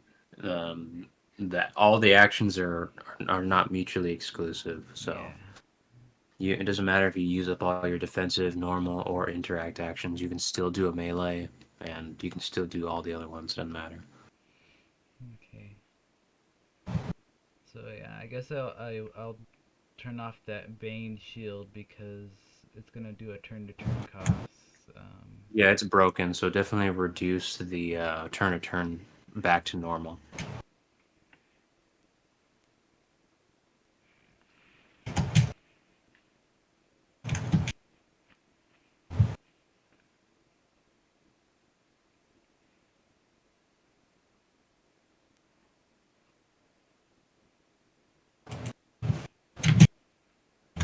Okay, so 30, 40, that's 50.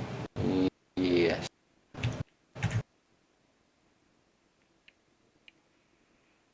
There's an energy. Perfect. Needed one. No origin. I'm gonna say it's Willy Wonka origin. Not. It's in the drop down. Oh no. Okay, so anyway, it's our turn. Or is it my turn now?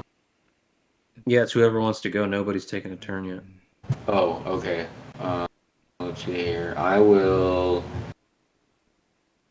Well, I'm gonna gather twice because I absolutely need to. Is there a tab for character to increase the gather?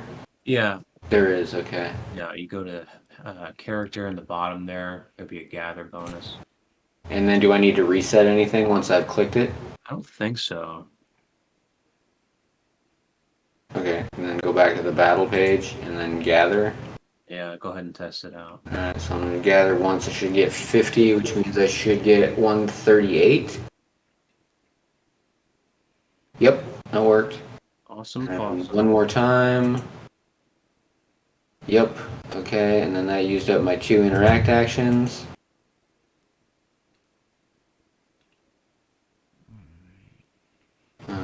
Its turn counts of 4. And now I have spells or main action, right?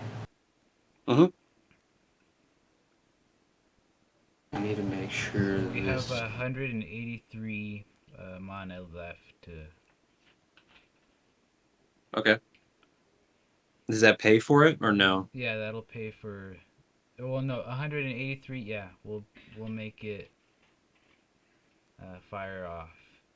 Remember, you have to be able to continue this battle with mana. So if you run out, you'll lose your aura, which means you fall into the void.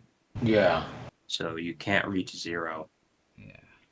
You'd be a dead little turkey. So if you can't afford to survive a turn after you cast that, then you need to junction cast it or use something else. Well, no, yeah, I was letting Ulta know that's what we're at. How much of the spell remains? 183.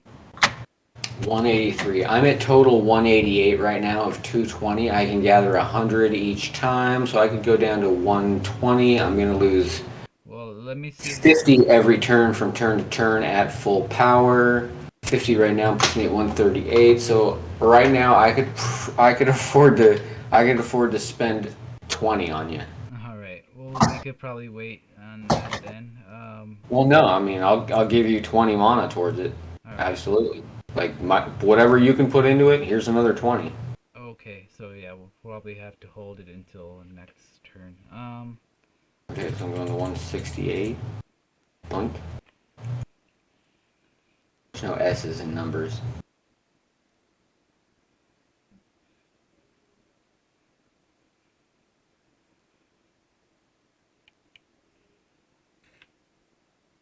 Did you already gather, Sadi? No. Okay, so I gathered twice. I am not going to cast any spells because I don't want to cast any more mana. I've already spent the first turn's cost for that spell. I'll be inheriting that turn to turn next turn. There, I gathered twice. Turn to turn, which will make a 52 turn to turn cost. So, have I taken any damage? Not really. Took that 25. How much did what's her name take? She took 40. 40? Yeah. I mean, that's a lot, but it's not. How much does this spell cost? 25.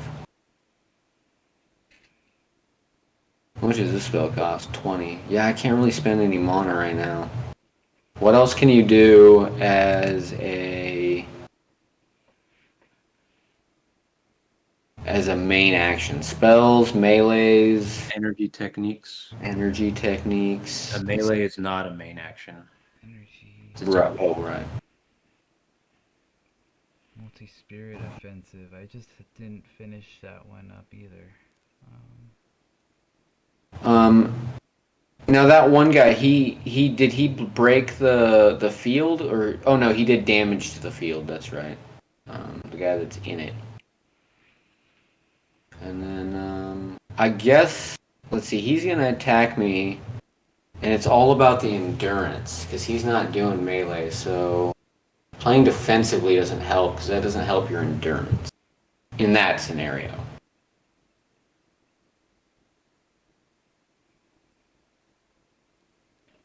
So, I might as well cast a field, because I can dissipate the field anytime I want, right? The spiritual energy field. The Shadow Stone. Can you get rid of it anytime you want? Like when I'm using it on myself. And then like I use it on my turn at the start of turn to turn cost? I don't think so. I think it stays out. Yeah, because if it stays out as an obstacle, it should probably stay. Yeah, because there's no turn to turn, right? Oh yeah, Yeah. so it's persists until it's destroyed. Right. Or fades, yeah. Yeah, okay. You have sustain, the passive technique? No. Okay. Okay. I have all these other passive techniques. Well, you're banned.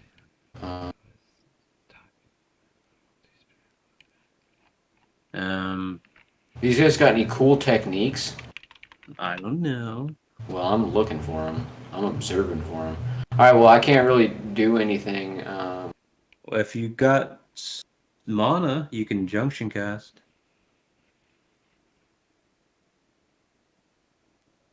I just did though, right? I just Oh yeah, gotcha. I subtract the amount that I was already gonna contribute to that. Great success. So the And then after this turn, I'll be able to contribute a lot more. on the multi-spirit weapon, spiritual energy technique. Yeah. The energy requirement is 55. Does that mean that that's how much mana it costs, or? No, that means how much spiritual energy, skill, or catalyst you have to learn it. Oh, okay. Great. And that it doesn't look like it costs, or doesn't. Oh yeah, I'm gonna go ahead and heal what's her name too. 100 life force to her, unless she didn't take life force damage. Awesome possum. And that's let's see, cast that, apply that, and then I will play defensively. Or should I attack? Is there any reason not to attack right now? I don't think so. I mean, he's taking a whole 32 damage. I got my power and everything up. There's no reason not to attack. I might as well. I'm already in melee. Awesome possum. So yeah, I'm gonna hit him a whopper. I mean, I guess if you think Sadi's gonna unleash his spell this turn, then you'll be in close proximity to them. Oh yeah, what's the AOE on that? I won't be. I don't think I'll be shooting it off this turn. Okay. I don't have enough. What is the AOE on it, by the way? I don't Is there actually no? remember. I didn't say. I don't think there was one. Yeah. I think you get to decide whatever you want it to be. Okay, well, I'm gonna go in for the attack of punchy puncharoos. All right. Target's evasion is 0. Yep. The target's endurance is a 7. I guess I should pick it from the drop down menu. And that's going to do, 20, maybe 13 damage. Oh, got an extra hit in there. Awesome possum. Takes 30 damage. Okay, he's taken 62 damage. I bet he's bloodied. He's probably scared. The look in his eye has got to be absolute terror. He's a freaking pony, dude. By the way, my speed is an 8. My flight is a 6. Oh shit. All right. So, have you finished your turn, Ernie? Well, I had Spirit Cannon, but I guess I was a little confused on how it was set up.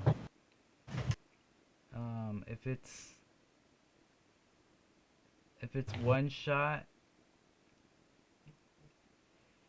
if it's more, then it's on the cost. Because I guess I got a little confused with the cost of the spiritual techniques. Yeah.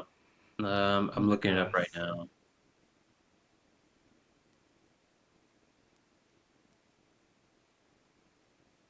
Boom, boom, boom, boom, boom, boom, boom, boom, boom, boom, boom, boom. Spirit can cost fucking 20. 20. Son of a bitch! I've been making it cost 60 this whole fucking time. Did you Jesus. say butt fucking? No wonder I couldn't kill anybody with that. I wonder why it was costing 60. I said it that way because I got cost mixed up with requirement. Oh, well, the requirement's only 35. So you can lower that too. All right. These may be adjusted values, but I don't know. Yeah. It doesn't matter.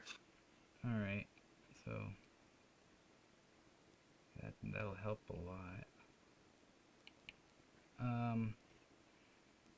So where am I? Battle. Uh. I'm at 148 mana. It costs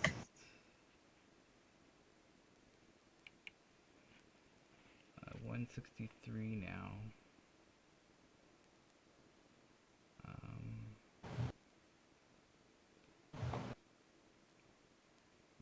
uh, I'll throw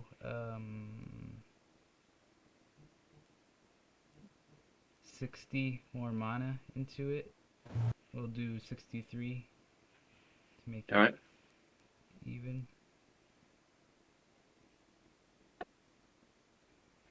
So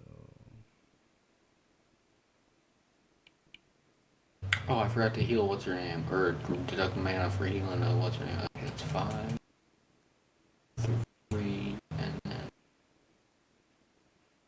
that means it'll be 100 left on the spell. That's pretty good. I guess I could have donated another 20 to you. Whoops. I could have donated another 23 to you. Everything is banned. Sorry, it's my poor calculations. So what else did you want to do? So that's I just wanted to. Sorry, I'm slow at math. Calculating 85. And then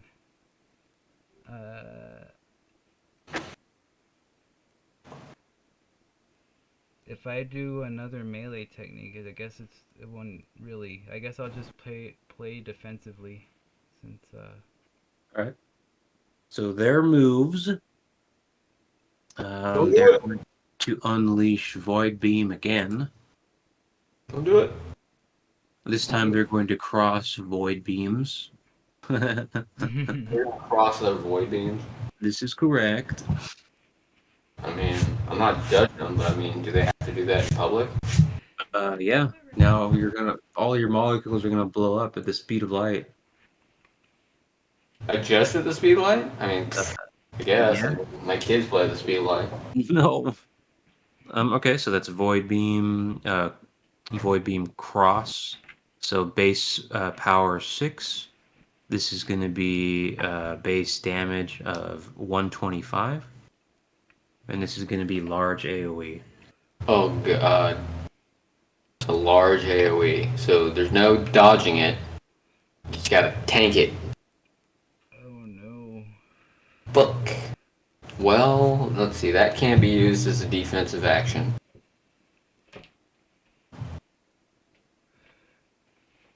Block or 30%.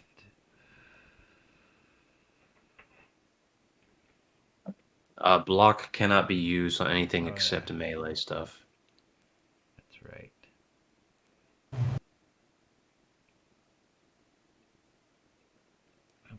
Absorb 1 mana-based projectile.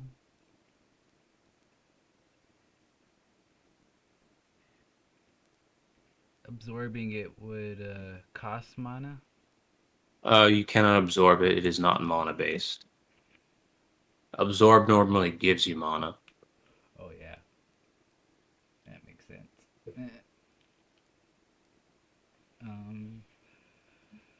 Son of a bitch.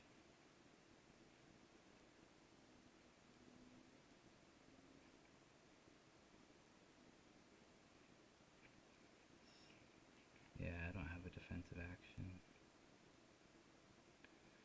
Wait, I do have. You've always got defend. You have a barrier on any armor module or anything?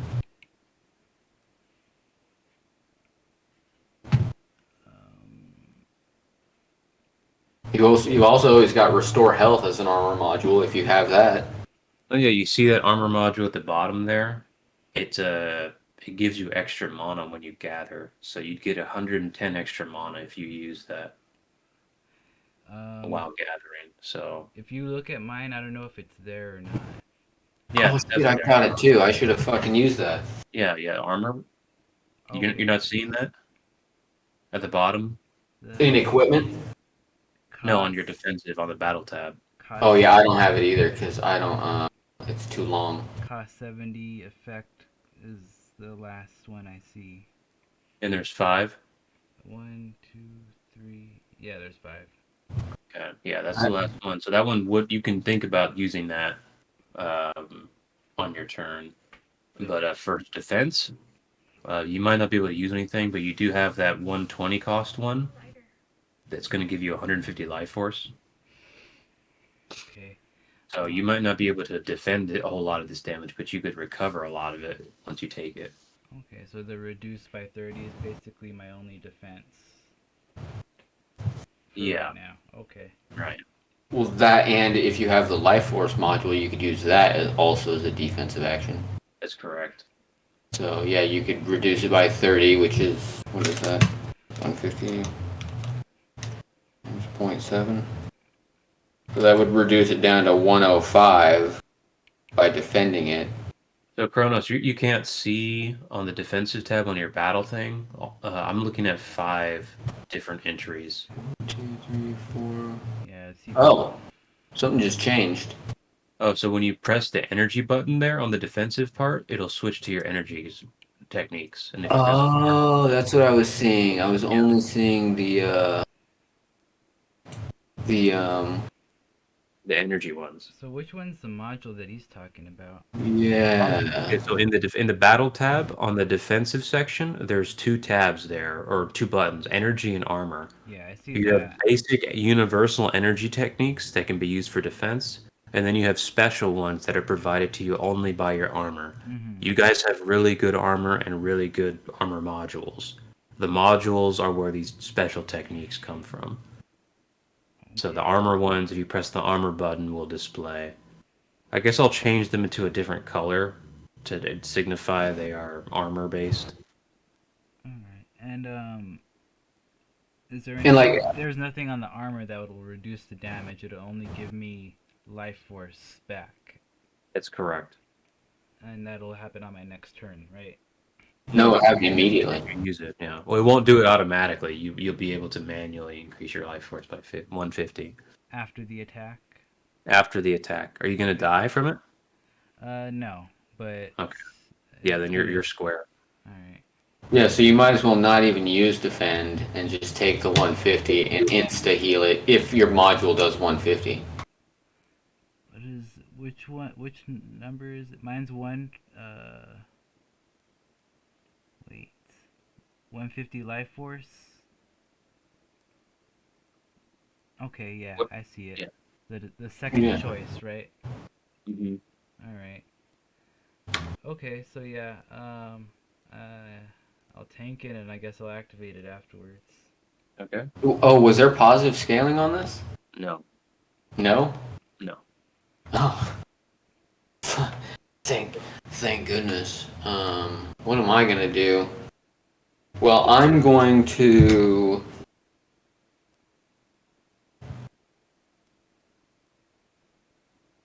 Well, I'm already 25 down. This would put me 130 down.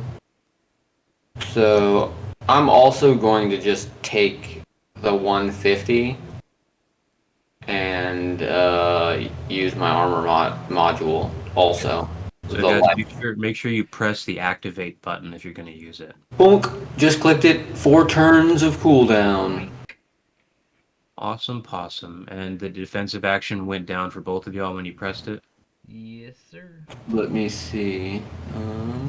It says Uno. Yes, it did. Success. Uno All right, cool.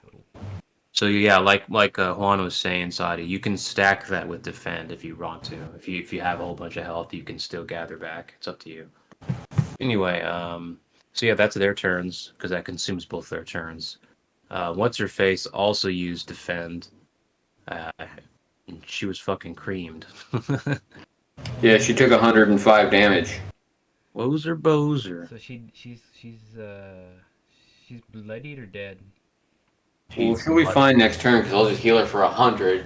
She doesn't have an armor module, so she's definitely fucked up. Okay, so I'm glad I healed her last turn then, because otherwise she would have been down 145. Now she's only down 105. I'll heal her on my turn. Great success. She's almost complete. do we end turn so I can see the mana? Yes, their turns have just ended, so it's your new turn, so press end turn. Oh, shit. This is gonna be interesting. Yep, okay. Immediately double gather. Oh, and I need to reduce myself by another 20 mana for my spiel.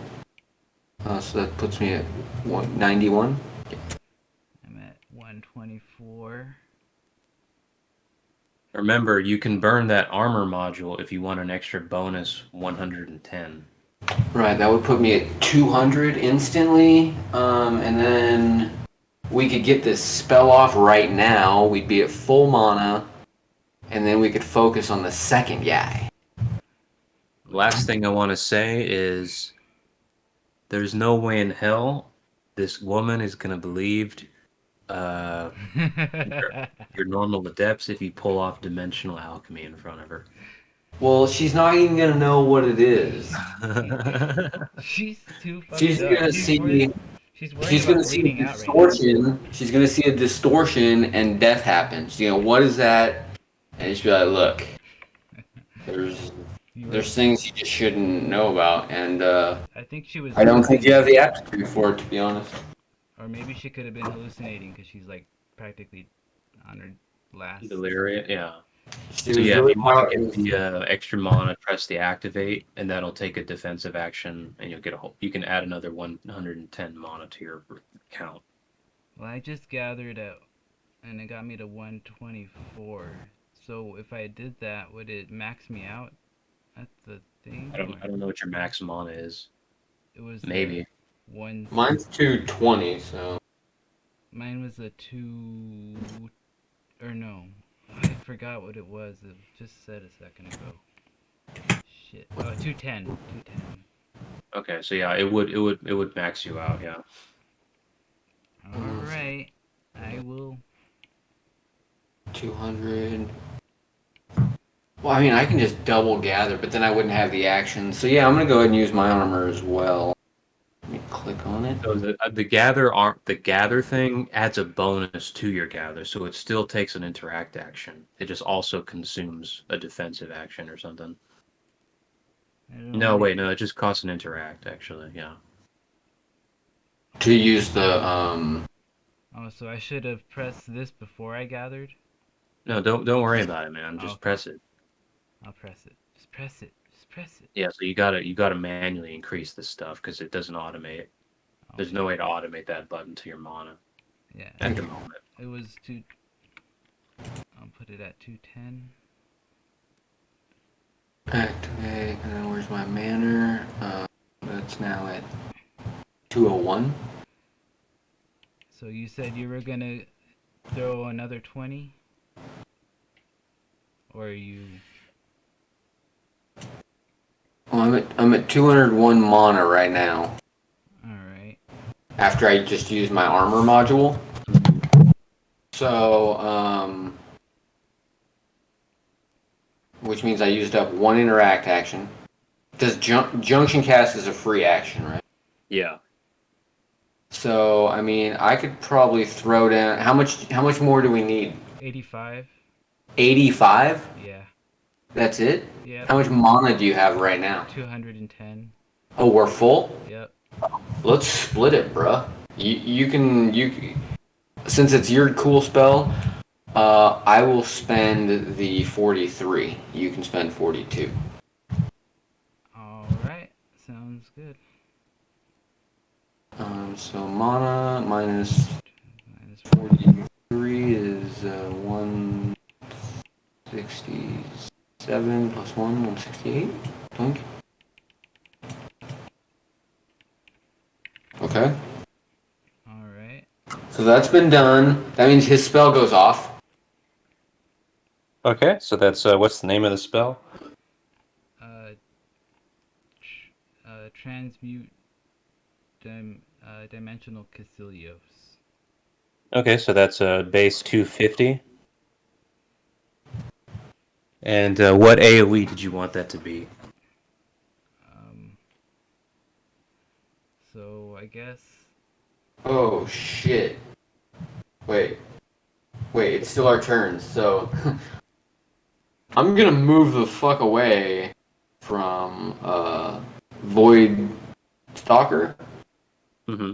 Yeah, I'm gonna move the fuck away from Void Stalker and not move next to Sadi, but at least medium AoE away from Sadi, but definitely away from And if I the did, target. If I did. Yeah, Small, Sadi, are you about clear on what the AoE sizes are? I was about to ask if I did a small AoE, would I potentially be able to capture both of them? No, they are very far apart. They are very far apart. Remember, though, you have double pulse, so you get to cast it twice. Oh. Yeah, you should double pulse the same dude because I have no idea how much health this thing has. Double pulse the same dude? Well, I guess You can do it by ear, see what happens. Okay, so you can hit one and be like, oh, it disintegrated, then shift it to the next one. Yeah. Okay. So it'll. You have to decide the AoE for both, though, at once. Give me a breakdown on the AoE just real quick. So small AoE is basically the size of like a room, like a regular person's room. That's just your personal space type of spot. Like a car. A moderate AoE is closer to like a house, or maybe like a block at most. And a large AoE is like several blocks, several buildings, potentially a small town, that kind of thing. Massive AoE is like a large metropolis to like a countryside. So I guess you said a moderate AoE is the size of a house, right? Or Yeah, about. But that's not going to hit both of them, right? No. Does it cost more if he goes with a higher AoE? No, not for dimensional alchemy. Oh, well, just don't hit me with it. Or yourself. I guess, shoot. Large AoE is size of a block, potentially. Large AoE will hit everybody, including yourself. Yeah, we don't need that. Well, you really only need a small AoE because you can only hit one of them anyway, so... Alright. Like, small AoE, the one dude. Okay. Plus, it'll be easier to hide what happened. Okay, yeah, that's a good idea. Small AoE on him. All right. The one in the barrier or the one who's previously damaged? The one that's damaged. Yeah, the one that's damaged. Okay, it instantly is crushed by the pressure of the dimension, and it is helplessly annihilated. Don't pulse that other guy through the barrier. I will. Because that's dimensional. It should ignore that barrier, probably. I will. Yeah, Maybe. I will do that. Double pulse to the other guy. It is also instantly annihilated. Yeah. Sweet. Captain, we a- finally won one. We did it. We did it on our own. The dimensions open up and swallow the things whole, as they are crushed into the vortex. I'm gonna kick up a windstorm, so there's debris and it's hard to tell what's going on right in that area. Cheer, cheer, In cheer. those areas. And Throw it up a dips little- tremendously as the alchemical might is displayed. There's just wind going around, so there's windiness going around. I'm like directing wind and like, I'll throw up away a- you fell beasts into the winds of windiness. And there'll Get be a little destroyed. fireball mixed in there. Nice. Just Awesome, for awesome. spinning tornado of fire. Well, that does it for that fight. Old Shade and Urshade then miraculously come to life. Oh, they got stoned. Okay, I see what happened. Ooh. His brother went off to see what he can see because he's a younger brother. Then he met up with these two cats, and they were like, "Hey, you ever smoked this before?" And he's like, I don't know. I don't touch "Yeah, that stuff. I mean, I'll try it." And he smoked it, and he got so stoned, all he wanted to do was be stoned. And then his brother found him, and they hugged. He's like, "Bro, have you tried this?" He's like, "What is that?" He's like, "Try it." And he got stoned too. Okay, It was Like a fat contact high. hungry. I got it. All right. Hey guys. Urshade, brother, you made it. I'm glad. Ulta, it's you, he says. Nice shade. To be honest, it was really Nightshade. She and I would give up on you. Give her a little nudge, a little elbow nudge. Blame you. Forgive me for abandoning you. While you're talking, I just want to do a little heal on her while they're Okay. yeah. Make sure she's The two embrace, and the three adepts are together again. And then there's who's the other one? That's L Shade. Well, we haven't met that one yet, right? Correct. So yeah, I guess And L, yeah. and Nye Oh, yeah. embrace, and L. I don't know how you spell L. Is that E-L-L-E? It's just EL. L. Oh yeah, should be writing this. That's L in Spanish for Is L. Oh my god. The shade.